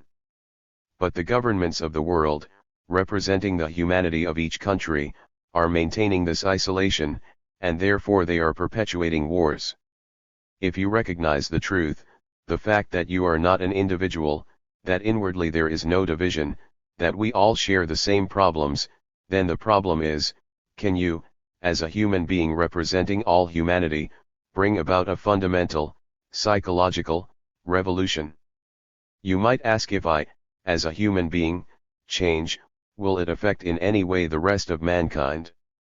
If I do change, if there is a change in a particular person, how will it affect the whole consciousness of mankind? Please do put that question to yourself. Even as a single isolated human being, you are asking, if I change, what effect has it in the world? The question is, if you change fundamentally, you affect the whole consciousness of man. Napoleon affected the whole consciousness of Europe. Stalin affected the whole consciousness of Russia. The Christian Savior, he has affected the consciousness of the world, and the Hindus with their peculiar gods have affected the consciousness of the world. When you, as a human being, radically transform psychologically, that is, be free of fear, have right relationship with each other, end sorrow and so on, which is a radical transformation, then you affect the whole consciousness of man. It is not an individual affair. It is not a selfish affair. It is not individual salvation, it is the salvation of all human beings, of which you are. First, we must inquire, what is relationship? Why is there, in human relationship with each other, such conflict, such misery, such intense sense of loneliness? From past history, from all the knowledge that has been acquired, studied, man has lived in conflict with each other. But relationship is existence. Without relationship you cannot exist. In that existence there is conflict. Relationship is absolutely necessary. Life is relationship, action is relationship, what you think brings about relationship or destroys relationship. The hermit, the monk, the sannyasi, he may think he is separate, but he is related to the past, related to the environment, related to the man who brings him some grains, some food, some clothes. So life is relationship. We are going to explore together why human beings live in conflict with each other, why there is conflict between you and your husband, between the wife and the man. Because, where there is conflict in relationship, there is no love, there is no compassion, and there is no intelligence. Are you actually related? You may be related to a man, woman, sexually, but apart from that, are you related to anybody? Relation means non-isolation. That is, the man goes to the office every day of his life, to a factory, to some form of occupation, leaving the house at 8 o'clock, spends the whole day working, for 50, 60 years, and then dies. And there the man is ambitious, greedy, envious, struggling, competing. He comes home and the woman, the wife, is also competitive, jealous, anxious, going on in her own way. They may meet sexually, talk together, care somewhat, but they remain separate, like two railway lines never meeting. This is what we call relationship, which is an actuality. This is a fact of everyone's life, the perpetual division between two people, each holding on to his opinions, to his conclusions. The fact is, however intimate that relationship may be, there is always conflict, one dominating the other, one possessing the other, one jealous of the other. This is what we call relationship. Now, can that relationship which we know, be totally changed? Ask yourself this. Why is there conflict between two human beings, whether they are highly educated or not at all educated? They may be great scientists, but they are ordinary human beings, like you and another, fighting, quarreling, ambitious. Why does this state exist? Is it not because each person is concerned about himself? So he is isolating himself. In isolation you cannot have right relationship. You hear this, but you will not do anything about it because we fall into a habit, into a rut, into a groove, into a narrow little life, and we put up with it, however miserable, unhappy, quarrelsome, ugly, it is. So, please inquire, question, doubt, whether it is possible to live with another with complete harmony without any dissension, without any division. If you really, deeply, inquire, you will find that you have created an image about your wife, and she has created an image about you. Each has built an image about the other, a picture about the other. These two pictures, images, words, are in relationship with each other. Where there is an image about another, a picture about another, there must be conflict. I am sure you all have an image about the speaker. I am quite sure of it. Why? You don't know the speaker. You can never know the speaker, but you have created an image about him, that he is religious, non-religious, he is stupid, he is very clever, he is beautiful, he is this, he is that. And with that image you look at the person. The image is not the person. The image is the reputation, and reputations are easily created, the reputation may be good or bad. But the human brain, the thought, creates the image. The image is the conclusion, and we live by images and imagination. The making of pictures has no place in love. We don't love each other, we may hold hands, we may sleep together, we may do this and 10 different things, but we have no love for each other. If you had that quality, that perfume of love, there would be no wars. There will be no Hindu and Muslim, Jew and Arab. But you listen to all this and you still remain with your images. You still wrangle with each other, quarrel with each other. Your life has become so extraordinarily meaningless. I wonder how many of you realize that we are put together by thought. Your gods are put together by thought. All the rituals, all the dogmas, the philosophy, are all put together by thought, and thought is not sacred. Thought is always limited. Thought has created an image about you as the audience, about you as the wife and the husband, about you as the Indian and he as the American, and so on.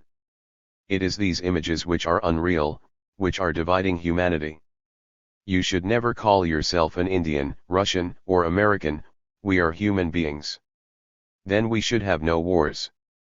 We should have global government, global relationship, but you are not interested in all that. You hear all this, and if you don't change radically, you are bringing about destruction to the future generation.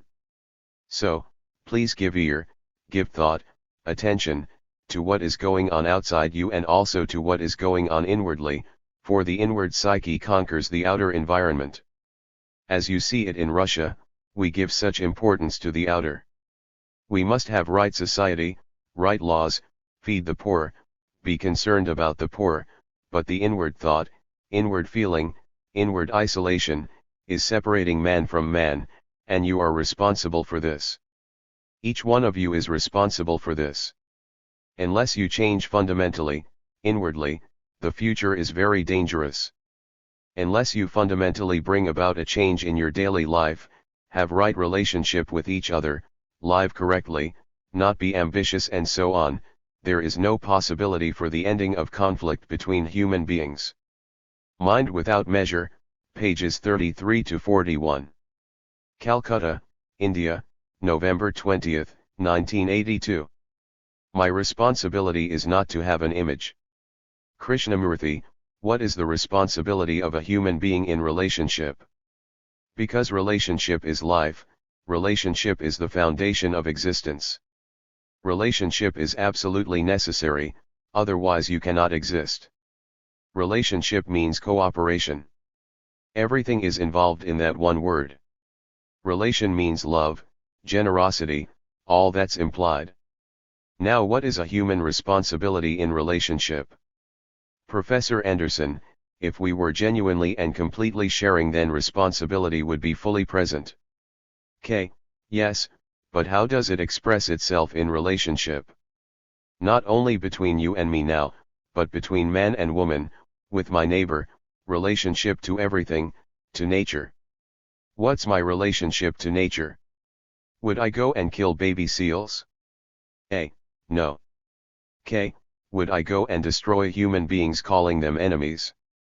Would I destroy nature, everything which man is doing now? He is destroying the earth, the air, the sea, everything, because he feels totally irresponsible.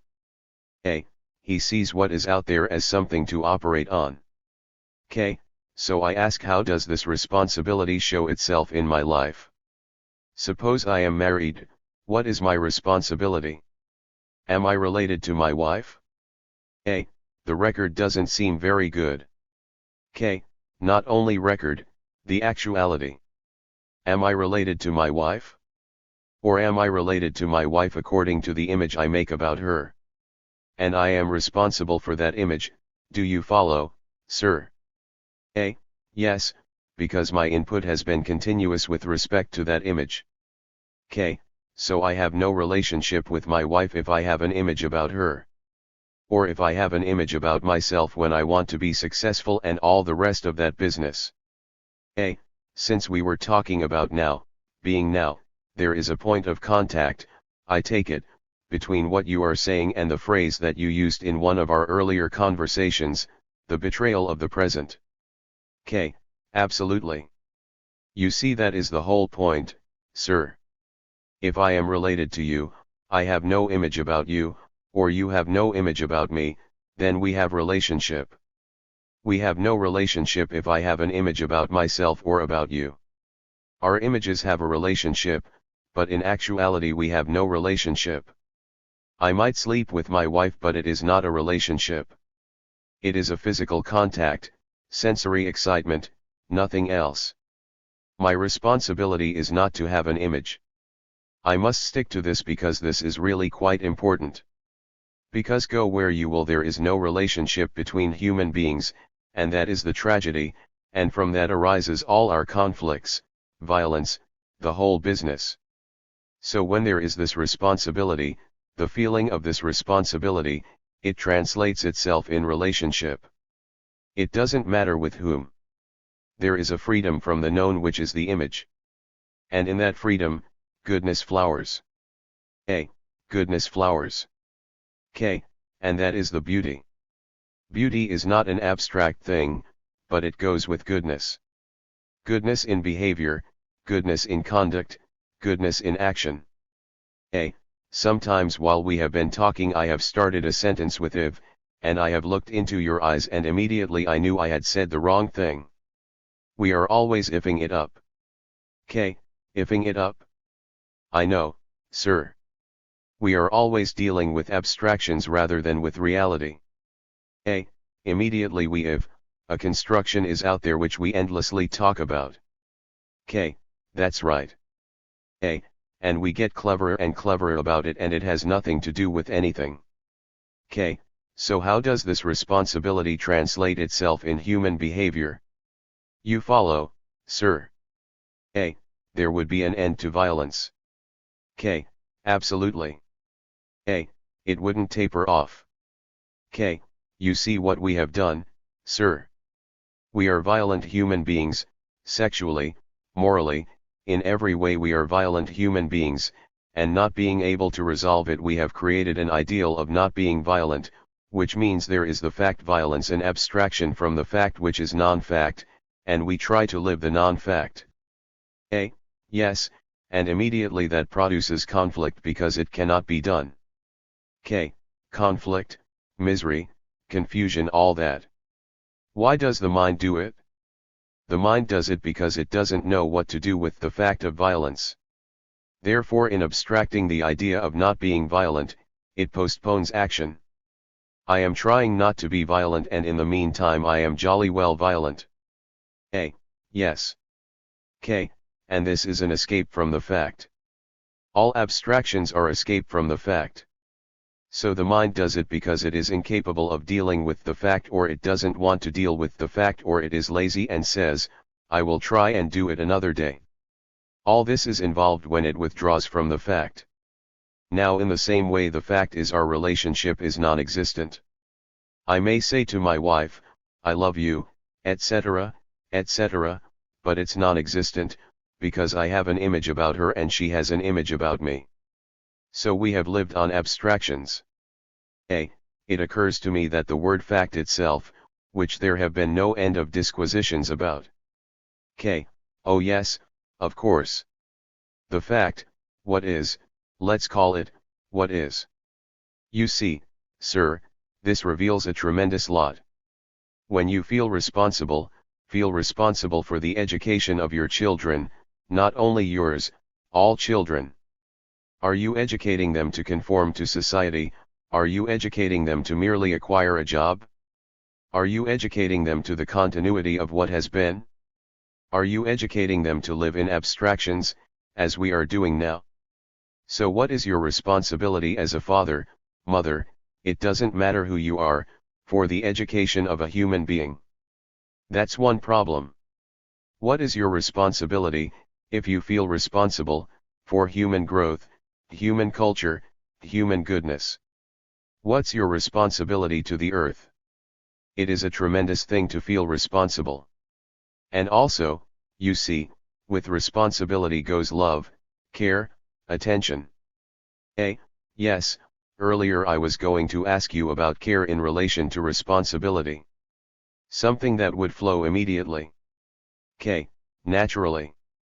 You see that involves a great deal too, because the mother depends on the child, and the child depends on the mother, or the father, or whatever it is.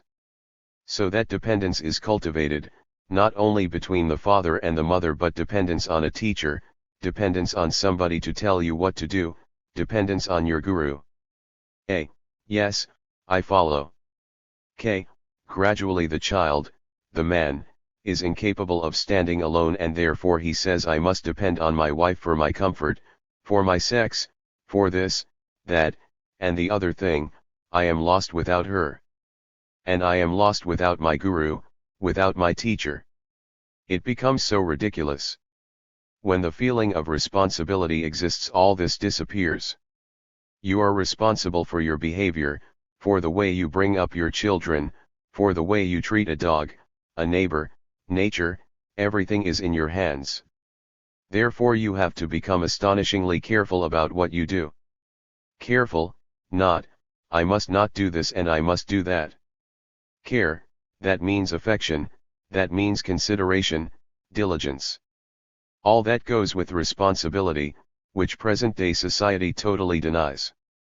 That's what the various gurus that are imported into the West are doing, creating such mischief, making those people unfortunate, thoughtless people, who want excitement, join them, to do all kinds of ridiculous nonsensical things. So, we come back, freedom implies responsibility. And therefore freedom, responsibility means care, diligence, not negligence. A wholly different way of living, pages 57 to 61. San Diego, California, February 19, 1974. Fourth conversation with Dr. Alan W. Anderson. Unless there is a change, there will always be war. So our question is, How can a brain as well as the mind, that is, the total human being physiologically, neurologically, completely change? How can the human being completely change? Such a change is necessary, one sees that. And unless there is a change, there will always be war, one nation against another, one nationality against another, all that terrible brutality of war, your country against another country, the linguistic differences, the economic differences, the social differences, the moral differences, and the everlasting battle, outward and inward. There must be change. Now, how is one to bring it about? Please see the extraordinary complexity of this question, what is involved in it? Man has tried so many ways, gone away to the monasteries, renounced the world and taken sannyasis, gone into the woods and meditated, fasted, become a celibate, has done everything that he could possibly imagine, has mesmerized himself, has forced himself, has examined, analyzed his consciousness, the conscious and the unconscious. He has done everything to bring about a radical revolution within himself. And he has been ruthless therefore in himself, not only as an individual, but as a human being. The two are entirely different. The individual is a local entity, a Parsi, a Buddhist, a Muslim, and so on. The individual is conditioned by the environment. But the human being is beyond that. He is concerned with the total man, not about his country, the linguistic differences, his little wars and quarrels, his petty little gods, and so on. He is concerned with the whole state of man, his conflict, his despair. When you see the whole, then you can understand the particular. But the particular cannot possibly understand the whole. So, for the constantly introspective individual, inquiry has no meaning at all, because he is still concerned with the pattern of his own existence, conditioned by society, in which is included religion and all the rest of it. Whereas man, as a human being who has lived for 2 million years, has suffered, has thought, has inquired, has borne, whether in Russia, in China, in America, or here.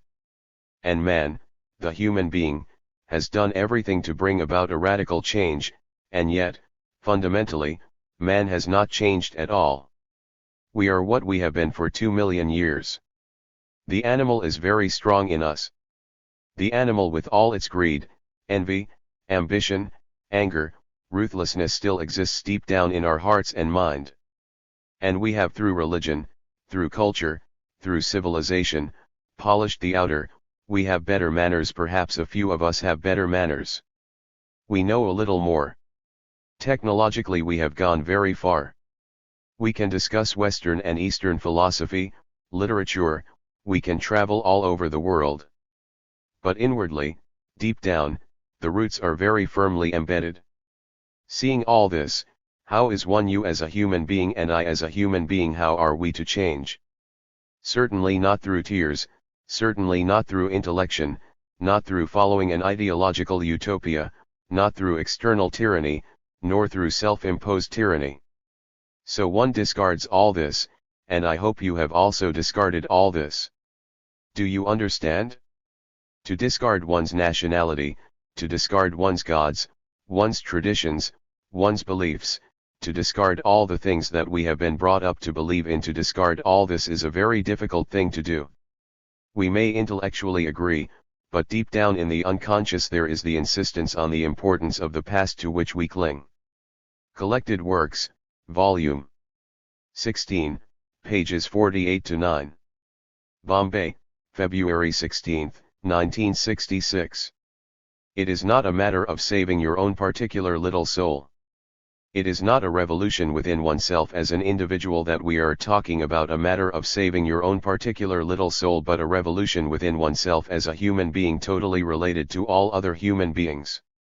We may consciously separate ourselves into petty, little individualities, but deep down, unconsciously, we are the inherited human experience of all time, and mere superficial changes on the economic or social level, though they may provide a little more comfort and convenience, are not productive of a new society. We are concerned, not only with the human being's transformation of his total nature, but also with bringing about a different society, a good society, and a good society is not possible if there are no good human beings. Collected Works, Volume 15, p. 203. Sonnen, Switzerland, July 18, 1965. Cultivating your backyard isn't going to do very much. Question: what effect does a revolution in the mind of a single person have on the whole human race? Krishnamurti: as we explained before, the individual is the local entity, the American, the Russian, the Indian the local, conditioned, modern entity. The human being is much older. You are asking, if there is a mutation in the human mind, whether it will affect the whole consciousness, not only of the individual, but of man. There are several things involved in this question. First, how to change society. You see that society must be changed, but how? And is it possible? Realizing the vested interests of the politicians, of the army, of the priests, of the businessmen, is it possible? You are society, psychologically. You have created this society, you are part of it. The psychological structure of society is what you have psychologically created. It is not something different from you. You have conflict, your life, your daily existence is a battlefield, and the battlefield in Vietnam is the extension of your daily life. You say, I want to change all that. Can it be changed, or should you be concerned with the total human being, the human being who is 10,000 or 2 million or whatever years old? If there can be mutation there, then everything will come right. Merely changing a local entity, the individual, is not going to affect it a very great deal. Cultivating your backyard isn't going to do very much. But when you are concerned with the total man, then in that mutation of the psyche, perhaps the mutation will affect society.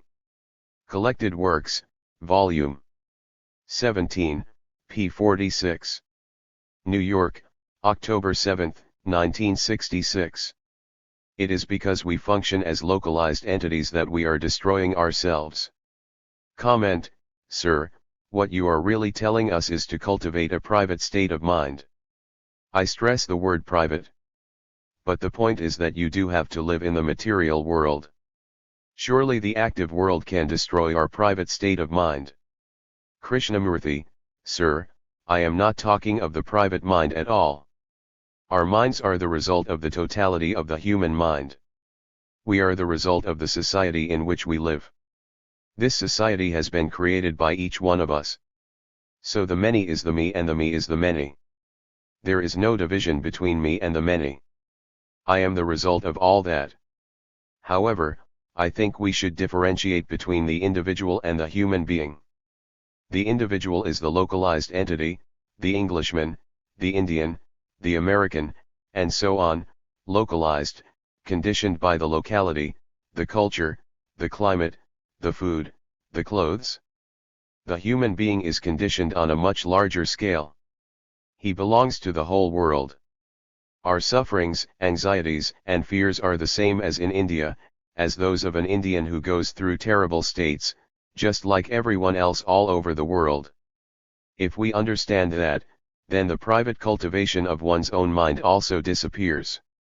We are concerned with the total structure of the human mind, not our minds, our little backyards. That's nothing. Our little backyards are as filthy as any other backyard, or as clean as any other little backyard. My action then is not outside the world but in the world, all the time I'm here. What I'm doing as a human being, going to the office, living with my family, I'm aware of, not as a private individual, but as a human being. When I'm aware of that as a human being, surely I'm affecting the whole of the human mind. It is because we function as localized entities that we are destroying ourselves. Sir, at the present time India is going through a terrible period of starvation and hardships. The question is not an Indian question, it is a human question. The politicians won't see that. They want to keep their localities intact, with their sovereign states, their power, their position, their prestige. They won't solve the problem that way. It is a human problem, it is a world problem. We have to deal with it as a whole world, not Indians, or communists or Americans or Englishmen giving food or not giving food. Action as a human being is entirely different from the action of a localized entity. The localized entity creates more harm, creates misery, as does the human being who is still caught in the human or the animalistic struggle. Only the human being who has understood this whole structure, its anxieties and its agonies, can bring about a totally different kind of action. Collected Works, Volume 16, p. 150. London, May 7, 1966. Is it possible to live a life that is completely free from all psychological conflict? Is it possible for there to be no conflict at all, right through one's life? Traditionally, one accepts that there must be this conflict, this struggle, this everlasting fight, not only physiologically in order to survive, but psychologically in desire and fear, like and dislike, and so on. To live without conflict is to live a life without any effort, a life in which there is peace. Man has lived, centuries upon centuries, a life of battle, conflict, both outwardly and inwardly, a constant struggle to achieve and fear of losing, dropping back. One may talk endlessly about peace, but there will be no peace as long as one is conditioned to the acceptance of conflict. If one says it is possible to live in peace, then it is just an idea and therefore valueless. And if one says it is not possible, then one blocks any investigation. Go into it psychologically first, it is more important than physiologically. If one understands very deeply the nature and the structure of conflict psychologically and perhaps ends it there, then one may be able to deal with the physiological factor. But if one is only concerned with the physiological, biological factor, to survive, then one probably will not be able to do it at all. Why is there this conflict, psychologically? From ancient times, both socially and religiously, there has been a division between the good and the bad. Is there really this division at all, or is there only what is, without its opposite? Suppose there is anger, that is the fact, that is what is, but I will not be angry is an idea, not a fact. One never questions this division, one accepts it because one is traditional by habit, not wanting anything new. But there is a further factor, there is a division between the observer and the observed. When one looks at a mountain, one looks at it as an observer and one calls it a mountain. The word is not the thing. The word mountain is not the mountain, but to oneself the word is very important. When one looks, instantly there is the response, that is a mountain. Now, can one look at the thing called mountain, without the word, because the word is a factor of division? When one says my wife, the word my creates division. The word, the name, is part of thought. When one looks at a man or a woman, a mountain, or a tree, whatever it is, division takes place when thought, the name, the memory, comes into being. Can one observe without the observer, who is the essence of all the memories, experiences, reactions, and so on, which are from the past? If one looks at something without the word and the past memories, then one looks without the observer. When one does that, there is only the observed and there is no division and no conflict, psychologically. Can one look at one's wife or one's nearest intimate friend without the name, the word, and all the experiences that one has gathered in that relationship? When one so looks, one is looking at her or him for the first time.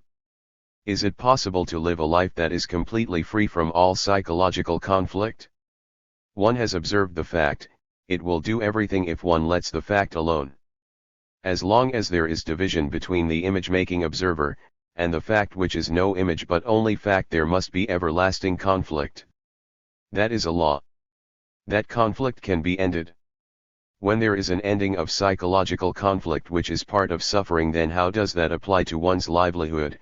How does that apply in one's relationship with others? How does that ending of psychological struggle, with all its conflicts, pain, anxiety, fear, how does that apply to one's daily living, one's daily going to the office, etc., etc.? If it is a fact that one has ended psychological conflict, then how will one live a life without conflict outwardly? When there is no conflict inside, there is no conflict outside, because there is no division between the inner and the outer. It is like the ebb and flow of the sea. It is an absolute, irrevocable fact, which nobody can touch. It is inviolate. So, if that is so, then what shall one do to earn a livelihood? Because there is no conflict, therefore there is no ambition. Because there is no conflict, there is no desire to be something. Because inwardly there is something absolute which is inviolate, which cannot be touched, which cannot be damaged, then one does not depend psychologically on another, therefore there is no conformity, no imitation. So, not having all that, one is no longer heavily conditioned to success and failure in the world of money, position, prestige, which implies the denial of what is and the acceptance of what should be. Because one denies what is and creates the ideal of what should be, there is conflict. But to observe what actually is, means one has no opposite, only what is. If you observe violence and use the word violence, there is already conflict, the very word is already warped. There are people who approve of violence and people who do not. The whole philosophy of nonviolence is warped, both politically and religiously. There is violence and its opposite, nonviolence. The opposite exists because you know violence. The opposite has its root in violence. One thinks that by having an opposite, by some extraordinary method or means, one will get rid of what is. Now, can one put away the opposite and just look at violence, the fact? The nonviolence is not a fact. Nonviolence is an idea, a concept, a conclusion. The fact is violence, that one is angry, that one hates somebody, that one wants to hurt people, that one is jealous. All that is the implication of violence, that is the fact. Now, can one observe that fact without introducing its opposite? For then one has the energy which was being wasted in trying to achieve the opposite to observe what is. In that observation there is no conflict. So, what will a man do who has understood this extraordinary complex existence based on violence, conflict, struggle, a man who is actually free of it, not theoretically, but actually free? Which means, no conflict. What shall he do in the world? Will one ask this question if one is inwardly, psychologically, completely free from conflict? Obviously not. It is only the man in conflict who says, if there is no conflict, I will be at an end, I will be destroyed by society because society is based on conflict. If one is aware of one's consciousness, what is one? If one is aware, one will see that one's consciousness is in its absolute sense in total disorder. It is contradictory, saying one thing, doing something else, always wanting something. The total movement is within an area which is confined and without space, and in that little space there is disorder. Is one different from one's consciousness? Or is one that consciousness? One is that consciousness. Then is one aware that one is in total disorder?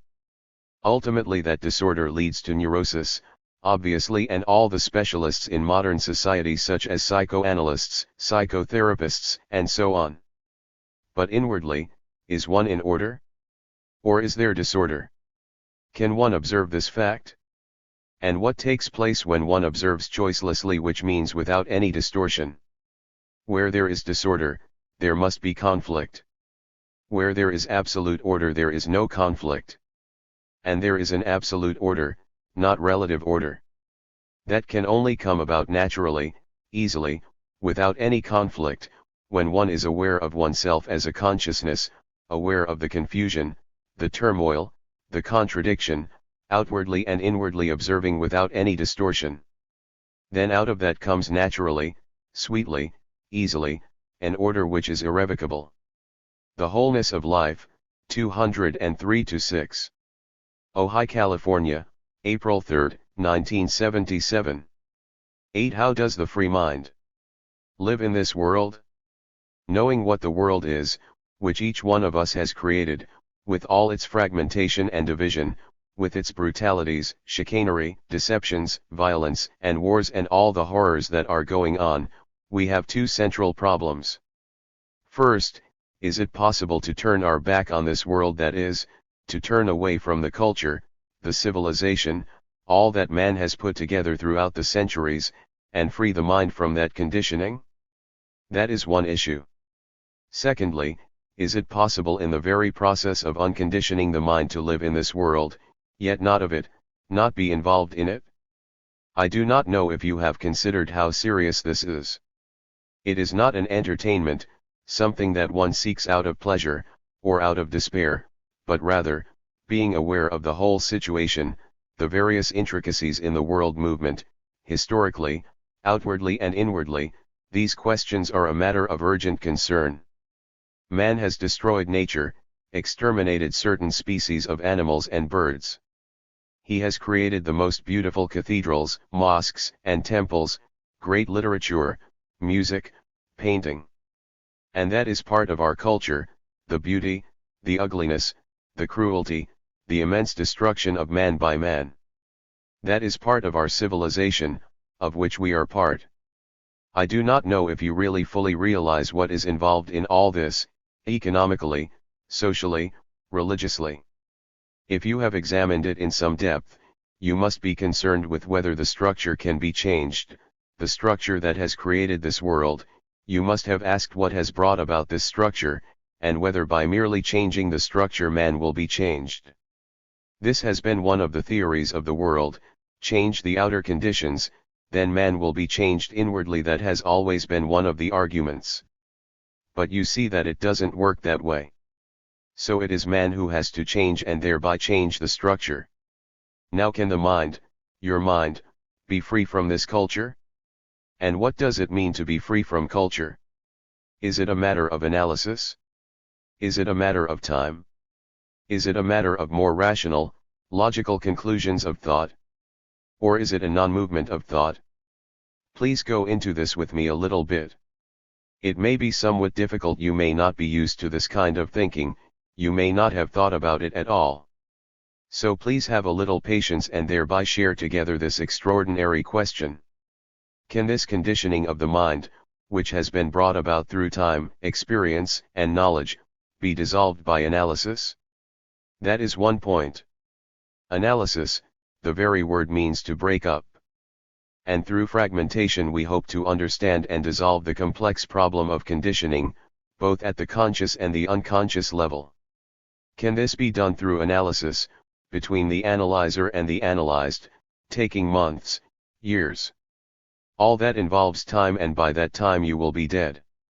I can analyze myself very, very carefully, step by step, investigate the cause, the effect becoming the cause, which is the chain in which analysis is caught. Can the mind analyze itself and dissolve all its peculiarities, violence, superstitions, the various contradictions, and thereby bring about a total harmony? As we said, analysis implies time, and what is time? Time is both a physical and a psychological movement. Physically, a movement from here to there; psychologically, a movement from what is to what should be, transforming what is through an ideology, which is a movement in time. Right? Please, we are sharing this question together. You are not just listening to me, we are traveling together, investigating, together, finding out what is true. It is not for you to accept what the speaker is saying, that has no value whatsoever, neither verbally nor in reality. What has reality is when we, through investigation, through observation, through very careful awareness, share that which we discover for ourselves. That has validity, it has substance, meaning. There is no significance in merely listening to a series of words and translating these into ideas, and then putting these ideas into action. So, as we are saying, time is movement. Physically moving from here to there takes time. Psychologically it is also a movement, from what is and changing to what should be. What is, which is the result of the past, is a movement in time to the present, and what should be is a movement into the future. The whole movement is time. Right? And thought is always a process in time, for thought is the response of memory, which is the past, based on knowledge which is also the past, and according to that conditioning it reacts, which is a movement. So thought is a movement in time. And analysis is a movement in time, the movement of thought examining itself. And we are conditioned to analyze. You will see, if you go into it deeply, that is our conditioning. We never see that the cause becomes the effect, and the effect becomes the cause. That is a movement in time. Analysis does not free the mind, which is the result of time. I wonder if you see this? It is fairly simple if you observe it in yourself. I am angry. I analyze the cause, and in the process of analysis I come to a conclusion, which is the effect. And that conclusion becomes the cause to the next effect. All that is a movement of thought in time. Thought is time. And thought has built this conditioning. All our culture is the result of thought, as feeling, physical responses, and so on. So analysis cannot possibly resolve the conditioning of the human mind. I hope it is clear, not the verbal statement, but the truth of it, the actual fact, nor the assertion or the repetition of a statement, that analysis will not free the mind. That has no value. So the mind, seeing the falseness of analysis, discovers the truth that analysis does not free the mind, that is, it discovers the truth in the false. Now, analysis involves not only the conscious mind but also the deep layers of the unconscious, which is also the result of time. This division between the conscious and the unconscious is artificial. Consciousness is total. We may divide it, we may break it up to examine it, but it is a total movement within the field of time. And the unconscious loses its importance when you are able to look at the whole of consciousness and its content. You understand? We look at ourselves fragmentarily. We look at ourselves through the action of thought. Look, sirs, my consciousness is a total movement. It can be broken up as the conscious and the unconscious, as action and inaction, as greed, envy, non-envy. It is a totality, a total movement which can be fragmented only in order to examine it. And I see that an examination of fragments doesn't bring about a comprehension of the whole. Right? What is needed is to be aware of the whole, not merely of the fragments. To be aware of the whole movement of consciousness, which is in the area of time. Can I, as thought, explore this consciousness? You see, what I am trying to say is this: personally, I have never analyzed myself at all. What has taken place is observation, and in that very observation the total is revealed, because there is no intention of going beyond what is. Going beyond what is the movement of time. Is that fairly clear? So I see clearly that the mind can, without analysis, discover, observe, the total movement of consciousness. That is one point. What we are concerned with is whether the mind can free itself from its conditioning. I see it cannot free itself from its conditioning through analysis, as that involves time, and to dissolve time through time is not possible. Then can thought dissolve itself? Can thought transform, free the mind from its conditioning? Now please listen to this. Thought is movement in time, thought is movement and therefore time. And the examination by thought of the movement of the conditioning is still within the field of time, therefore thought cannot possibly resolve the conditioning, because it is thought as knowledge, experience, memory, that has brought about this civilization in which the mind has been educated. That is clear. So thought cannot resolve it? Analysis cannot. Then what have you left? You understand? We have used thought as a means of conquering, destroying, changing, analyzing, overcoming. And I see that thought cannot possibly bring freedom to the mind. Thought is movement. Thus non-movement is freedom from time. Right? Non-movement of thought is a state in which the mind is free from time. Now, I'll go into this, you will see it. The conditioning of civilization, culture, has emphasized that I must be competitive, has taught me to be violent, or, rather, encouraged me to be more violent. So the mind is violent, that is what is.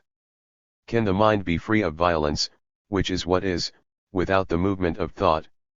You understand my question? I am violent and thought says, overcome that violence, control that violence, utilize that violence, thus encouraging or controlling, shaping that violence for its own purposes. That is what we are doing all the time. So thought, being a movement, is continuously acting upon what is, which is also the result of time and thought. Right? Now can thought have no movement at all and only the what is remains without any interference of thought? Look, sirs, I am violent, I know all the causes, how violence has come about.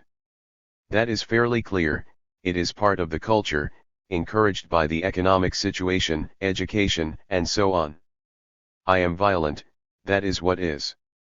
Can the mind look at what is without any movement? Any movement is time. So can the mind observe that violence with non-thought, that is, without time? Have you at least understood my question? My conditioning says, use thought to control violence, to shape it, to get rid of it, to struggle against it. It is ugly to be violent, human beings should be peaceful. So it provides all the reasons, justifications, condemnations, which are all movements of thought, and thought is time, and movement is time. Yet there is only the fact that this human being is violent. So far that is clear. Can the mind look at what is without any movement? The what is violence. Now, I have used a word to indicate a feeling which I have named violence, and that word with its meaning I have already used before. So I am recognizing the feeling in terms of the old. Whenever I recognize something it must be the old. So what is the result of thought? Now the mind meets without movement, which means without time, that which has been put together by thought, which I have called violence. So when non-movement meets thought, which is the movement of time, then what takes place? You are following? Look, sirs, my son dies, I suffer a great deal for various reasons, loneliness, despair, and so on. Then thought comes along and says, I must overcome it. The what is suffering, and the movement of thought is time. The mind meets that suffering and tries to do something about it, to escape from it, seeks comfort in seances, in mediums, in beliefs, it goes through all that process, which is all a movement of time as thought. Now, in meeting that suffering without any movement, what takes place? Have you ever tried this? If you have, you will see that the non-movement completely transforms the movements of time, and that which we call suffering is time. That means suffering doesn't leave a mark on the mind at all because non-movement is timeless, and that cannot possibly touch that which is not of itself. So the mind is conditioned through culture, through environment, through knowledge, through experience, all of which is the movement of time, and thought is also a movement of time. Thus thought cannot possibly transform or free the mind from its conditioning, just as analysis cannot. The question is, can the mind observe this conditioning, this educated entity, without any movement? If you do it, then you will see that all sense of control, imitation, conformity, totally disappears. Now the next question is, can the mind, freeing itself from its conditioning which is the result of time, live in this world, which has been brought about by the intricacies of thought as movement, in time? Right? My question is, can a human being, freeing himself from his conditioning, freeing doesn't mean time, live in this world, earn a livelihood and all the rest of that? Not after I have unconditioned myself I will live in the world, but in the very act of freeing, not in the movement of freeing which involves time, but in the very act of freeing live in this world. That is, my education, my culture, my civilization, hasn't given me intelligence. I mean by intelligence sensitivity, the highest form of sensitivity. It is impersonal, it is not your intelligence or my intelligence, or the racial intelligence, or the cultural intelligence. Intelligence has nothing to do with country, with culture, with religion, with persons, it is intelligence. Culture hasn't given me that. But in examining, in watching, in being aware of this conditioning, there is sensitivity to the movement of thought, of time, and all that. Out of that highest sensitivity comes intelligence. Now that intelligence will operate when I am living in this world, totally transformed from the world. Are you meeting me? The mind has got a totally new instrument, which is not the result of time. I wonder if you are following all this? That is, sir, freedom is not from something. Freedom is not freedom from conditioning. Freedom is to see the conditioning, to be aware of the conditioning without the movement of thought, and out of that attention, awareness, comes freedom. Meeting Life, pages 170-76. Sonnen, Switzerland, July 19, 1973. Surely the only true revolution is the freeing of the mind from its own conditioning. So can we really consider this not as a collective group experiencing something, which is comparatively easy, but as individuals can we really inquire and find out for ourselves to what degree and depth we are conditioned?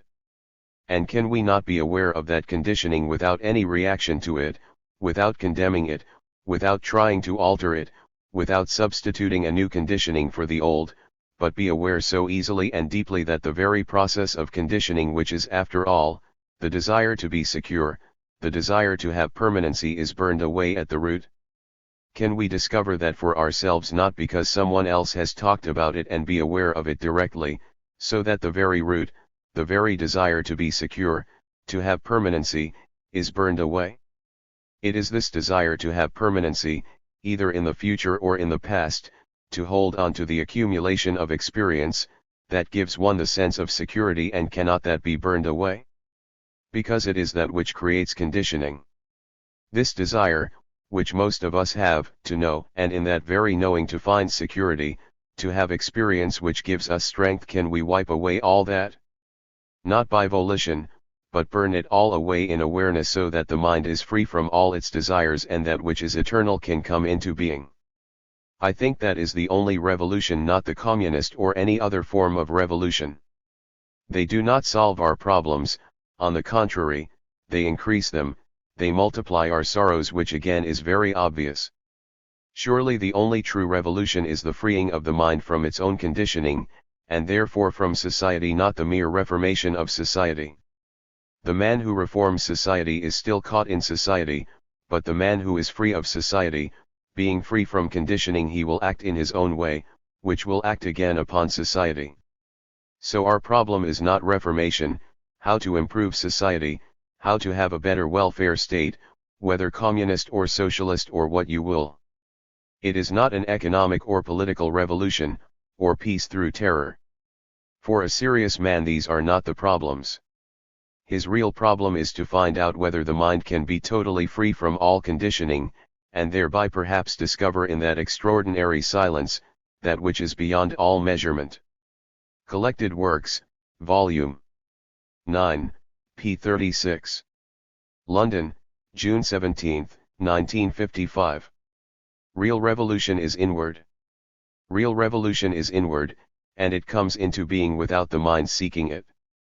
What the mind seeks and finds, however reasonable, however rational and intelligent, is never the final answer. For the mind is put together, and what it creates is also put together, therefore, it can be undone. But the revolution of which I am speaking is the truly religious life, stripped of all the absurdities of organized religions throughout the world. It has nothing to do with priests, with symbols, with churches. Collected Works, Volume X, p. 63. Brussels, Belgium, June 25, 1956. You cannot cooperate if you are not alone. So a religious mind is a mind that is completely alone. Aloneness is not isolation, it is the actual state of cooperation. You cannot cooperate if you are not alone. Generally you cooperate only when there is a reward or punishment, when you are getting something, when you want to do something together under an authority, under the umbrella of ideas. When you are working for a utopia or an ideal, you are really not cooperating, the idea attracts you, you are absorbed by the idea, and when you disagree with the idea, you break away. That is what is happening with all the communities. In this utopia, ideal society, state, everybody is against another. The communist world is like that too, though they started out to have an idealistic, utopian world. The competition there is more brutal, more ruthless, and they are all trying to cooperate with the state communes, collective farms, forcing people to cooperate, therefore, inwardly battling, destroying, watching for ways and means where you can go against all this. That is not cooperation. Cooperation comes only when you are alone, where there is the sense of complete aloneness, which is the outcome, a natural outcome, of a mind that has no escapes, no fear, no authority, and has understood this whole problem of energy. Then it is in a state of cooperation. And, therefore, being in a state of cooperation, it also knows when not to cooperate. Collected Works, Volume 14, pages 117-8.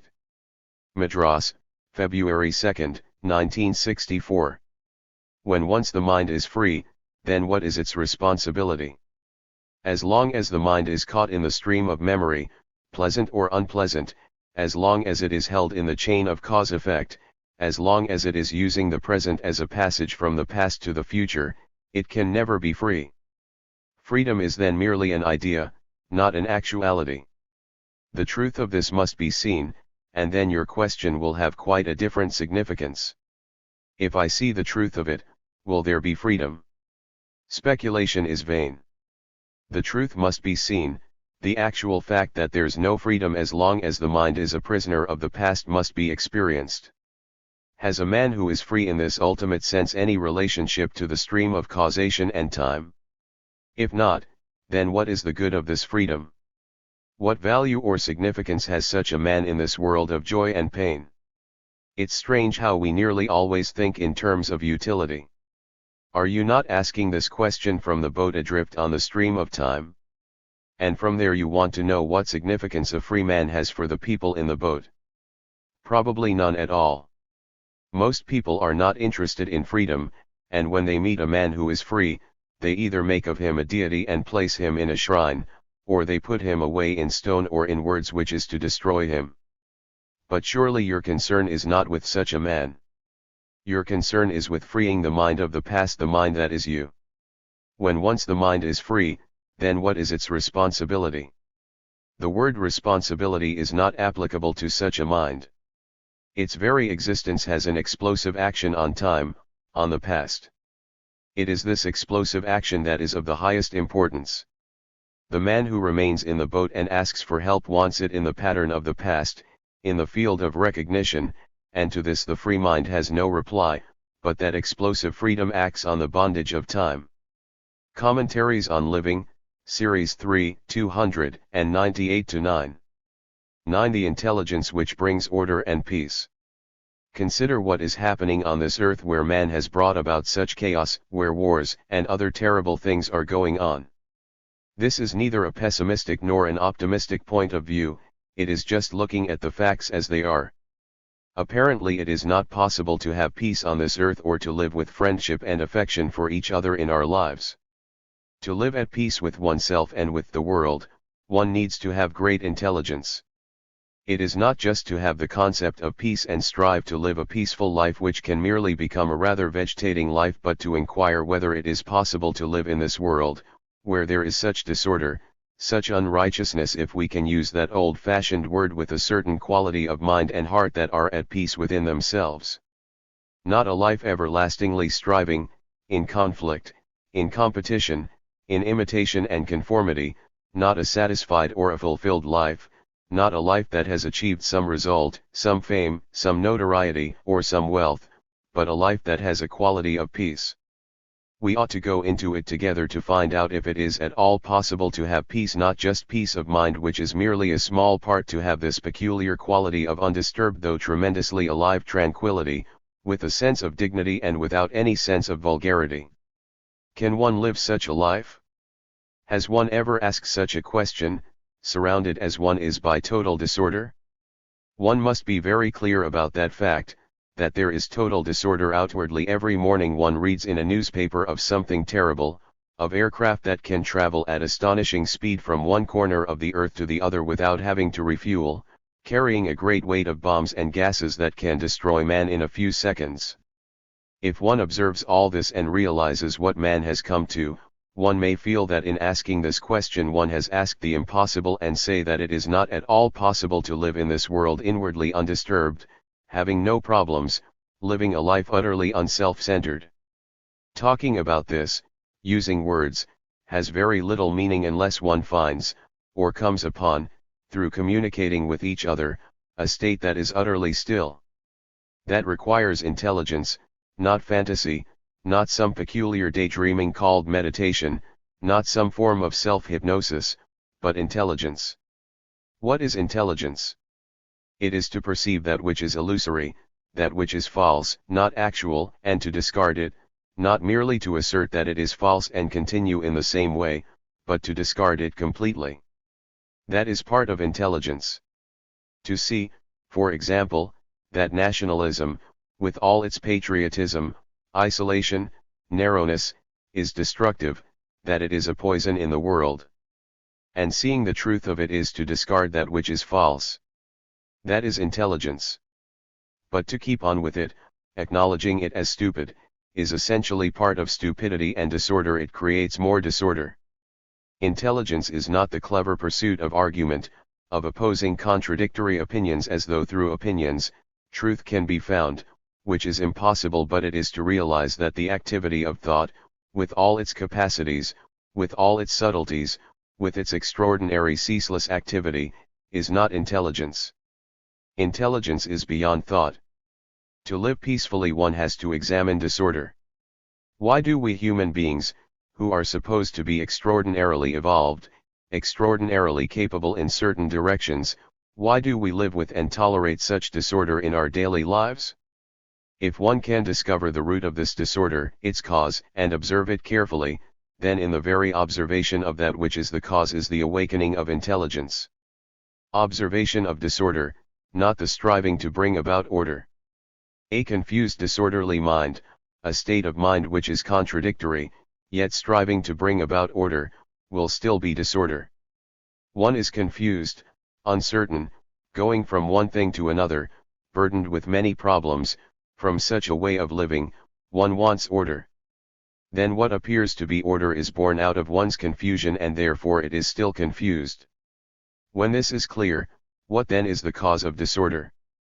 It has many causes: the desire to fulfill, the anxiety of not fulfilling, the contradictory life one lives, saying one thing, doing something totally different, trying to suppress one thing and to achieve something else.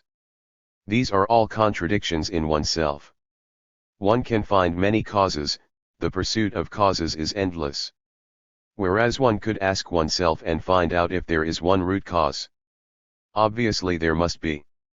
The root cause is the self, the me, the ego, the personality put together by thought, by memory, by various experiences, by certain words, certain qualities which produce the feeling of separateness and isolation. That is the root cause of disorder. However much the self tries not to be the self, it is still the effort of the self. The self may identify with the nation, but that very identification with the greater is still glorified self. Each one of us does that in different ways. The self is put together by thought, that is the root cause of this total disorder in which we live. When one observes what causes disorder, and one has become so accustomed to disorder and has always lived in such disorder, that one accepts it as natural, one begins to question it and go into it and see what is the root of it. One observes it, not doing anything about it, then that very observation begins to dissolve the center which is the cause of disorder. Intelligence is the perception of that which is true, it puts totally aside that which is false. It sees the truth in the false and realizes that none of the activities of thought is intelligence. It sees that thought itself is the outcome of knowledge, which is the result of experience as memory, and that the response of memory is thought. Knowledge is always limited, that is obvious, there is no perfect knowledge. Hence thought, with all its activity and with all its knowledge, is not intelligence. So one asks, what place has thought in life, considering that all our activity is based on thought?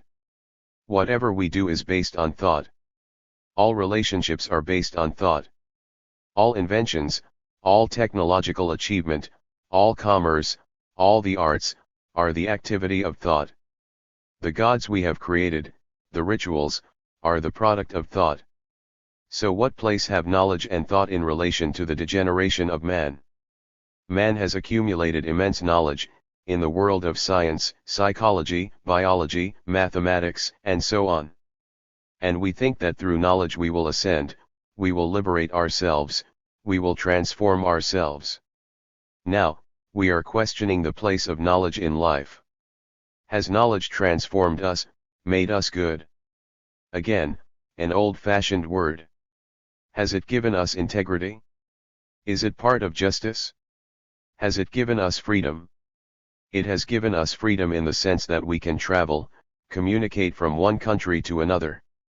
We have better systems of learning, as well as the computer and the atom bomb. These are all the result of vast accumulated knowledge. Again we ask, has this knowledge given us freedom, a life that is just, a life that is essentially good? Freedom, justice, and goodness, those three qualities formed one of the problems of ancient civilizations, who struggled to find a way to live a life that was just. The word just means to have righteousness, to act benevolently, with generosity, not to deal with hatred or antagonism. To lead a just, a right kind of life, means to lead a life not according to a pattern, not according to some fanciful ideals, projected by thought. It means to lead a life that has great affection, that is true, accurate. And in this world there is no justice, one is clever, another is not, one has power, another has not, one can travel all over the world and meet prominent people, another lives in a little town, in a small room, working day after day. Where is there justice there? Is justice to be found in external activities? One may become the prime minister, the president, the head of a big intercontinental corporation, another may be forever a clerk, way down below. So, do we seek justice externally, trying to bring about an egalitarian state all over the world that is being tried, thinking that it will bring about justice, or, is justice to be found away from all that? Justice implies a certain integrity, to be whole, integral, not broken up, not fragmented. That can only take place when there is no comparison. But we are always comparing better cars, better houses, better position, greater power, and so on. Comparison is measurement. Where there is measurement there cannot be justice. And where there is imitation and conformity, there cannot be justice. Following somebody, listening to these words, we do not see the beauty, the quality, the depth of these things. We may superficially agree but we walk away from them. But the words, the comprehension of the depth of them must leave a mark, a seed, for justice must be there, in us. Talking to a fairly well-known psychologist, the speaker used the word goodness. He was horrified. He said, "That is an old-fashioned word, we do not use it now. But one likes that good word." So what is goodness? It is not the opposite of that which is bad. If it is the opposite of that which is bad, then goodness has its roots in that opposite. So goodness is not related to the other, that which we consider bad. It is totally divorced from the other. One must look at it as it is, not as a reaction to the opposite. Goodness means a way of life which is righteous, not in terms of religion or morality or an ethical concept of righteousness, but in terms of one who sees that which is true and that which is false, and sustains that quality of sensitivity that sees it immediately and acts. The word freedom has very complex implications. When there is freedom there is justice, there is goodness. Freedom is considered to be the capacity to choose. One thinks one is free because one can choose to go abroad, one can choose one's work, choose what one wants to do. But where there is choice, is there freedom? Who chooses? And why does one have to choose? When there is freedom, psychologically, when one is very clear in one's capacity to think subjectively, impersonally, very precisely, not sentimentally, there is no need for choice. When there is no confusion, then there is no choice. So what is freedom? Freedom is not the opposite of conditioning, if it were, it would merely be a kind of escape. Freedom is not an escape from anything. A brain that has been conditioned by knowledge is always limited, is always living within the field of ignorance, is always living with the machinery of thought, so that there can be no freedom. We all live with various kinds of fear: fear of tomorrow, fear of things that have happened in many yesterdays. If we seek freedom from that fear, then freedom has a cause and is not freedom. If we think in terms of causation and freedom, then that freedom is not freedom at all. Freedom implies not just a certain aspect of one's life but freedom right through, and that freedom has no cause. Now, with all this having been stated, let us look at the cause of sorrow and inquire whether that cause can ever end.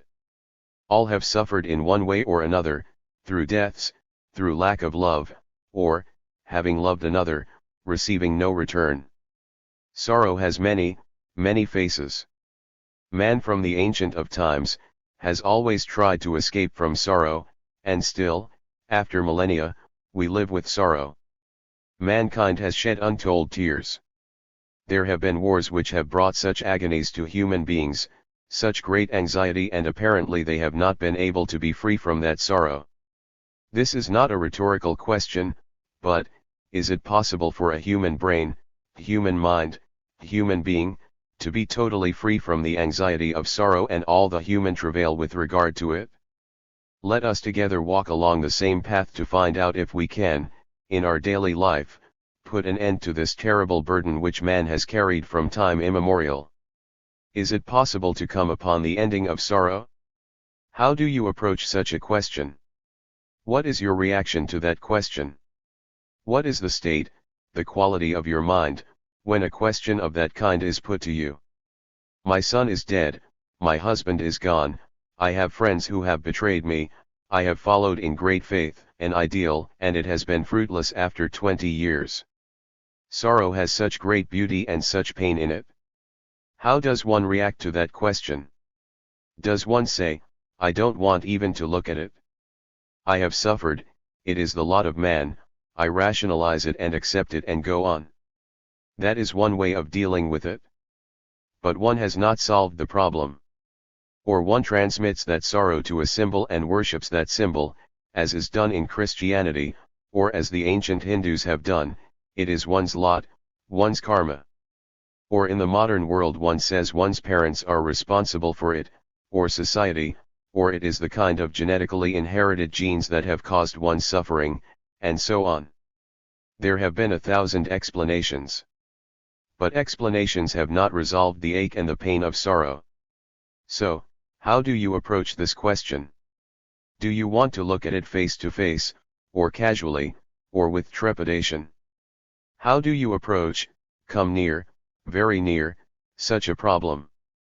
Is sorrow different from the observer who says, I am in sorrow? When he says, I am in sorrow, he has separated himself from that feeling, so he has not approached it at all. He has not touched it. Can you cease to avoid it, not transmute it, not escape from it, but come with greatest closeness to it? Which means, you are sorrow. Is that so? You may have invented an ideal of freedom from sorrow. That invention has postponed, separated you further from sorrow, but the fact is, you are sorrow. Do you realize what that means? It is not that somebody has caused you sorrow, not that your son is dead therefore you shed tears. You may shed tears for your son, for your wife, but that is an outward expression of pain or sorrow. That sorrow is the result of your dependence on that person, your attachment, your clinging, your feeling that you are lost without him. So, as usual, you try to act upon the symptom, you never go to the very root of this great problem, which is sorrow. We are not talking about the outward effects of sorrow. If you are concerned with the effects of sorrow, you can take a drug and pacify yourself. We are trying together to find for ourselves, not be told and then accept, but actually find for ourselves the root of sorrow. Is it time that causes pain, the time that thought has invented in the psychological realm? You understand my question? One has had a son, a brother, a wife, father. They are gone. They can never return. They are wiped away from the face of the earth. Of course, one can invent a belief that they are living on other planes. But one has lost them. There is a photograph on the piano or the mantelpiece. One's remembrance of them is in psychological time. How one had loved them, how they loved me, what help they were, they helped to cover up one's loneliness. The remembrance of them is a movement of time. They were there yesterday and gone today. That is, a record has been formed in the brain. That remembrance is a recording on the tape of the brain, and that tape is playing all the time. How one walked with them in the woods, one's sexual remembrances, their companionship, the comfort one derived from them. All that is gone and the tape is playing on. This tape is memory and memory is time. If you are interested, go into it very deeply. One has lived with one's brother or son, one has had happy days with them, enjoyed many things together, but they are gone. And the memory of them remains. It is that memory that is causing pain. It is that memory for which one is shedding tears in one's loneliness. Now, is it possible not to record? This is a very serious question. One enjoyed the sunrise yesterday morning, it was so clear, so beautiful among the trees casting a golden light on the lawn with long shadows. It was a pleasant lovely morning and it has been recorded. Now the repetition begins. One has recorded that which happened, which caused one delight, and later that record like a gramophone or tape recorder is repeated. That is the essence of psychological time. But is it possible not to record at all? The sunrise of today, look at it, give one's whole attention to it, the moment of golden light on the lawn with the long shadows, and not record it, so that no memory of it remains, it is gone. Look at it with one's whole attention and not record, the very attention of looking negates any act of recording. So, is time the root of sorrow? Is thought the root of sorrow? Of course. So memories and time are the center of one's life, one lives on them, and when something happens which is drastically painful, one returns to those memories and one sheds tears. One wishes that he or she whom one has lost had been here to enjoy that sun when one was looking at it. It is the same with all one's sexual memories, building a picture, thinking about it. All that is memory, thought and time. If one asks, how is it possible for psychological time and thought to stop? It is a wrong question. When one realizes the truth of this, not the truth of another but your own observation of that truth, your own clarity of perception, will that not end sorrow? Is it possible to give such tremendous attention that one has a life without psychological recording? It is only where there is inattention that there is recording. One is used to one's brother, son, or wife, one knows what they will say, they have said the same thing so often. One knows them. When one say I know them, one is inattentive. When one says, I know my wife, obviously one does not really know her, because you cannot possibly know a living thing. It is only a dead thing, the dead memory, that one knows. When one is aware of this with great attention, sorrow has a totally different meaning. There is nothing to learn from sorrow. There is only the ending of sorrow. And when there is an ending of sorrow, then there is love. How can one love another love, have the quality of that love, when one's whole life is based on memories, on that picture which one has hung over the mantelpiece or placed on the piano? How can one love when one is caught in a vast structure of memories?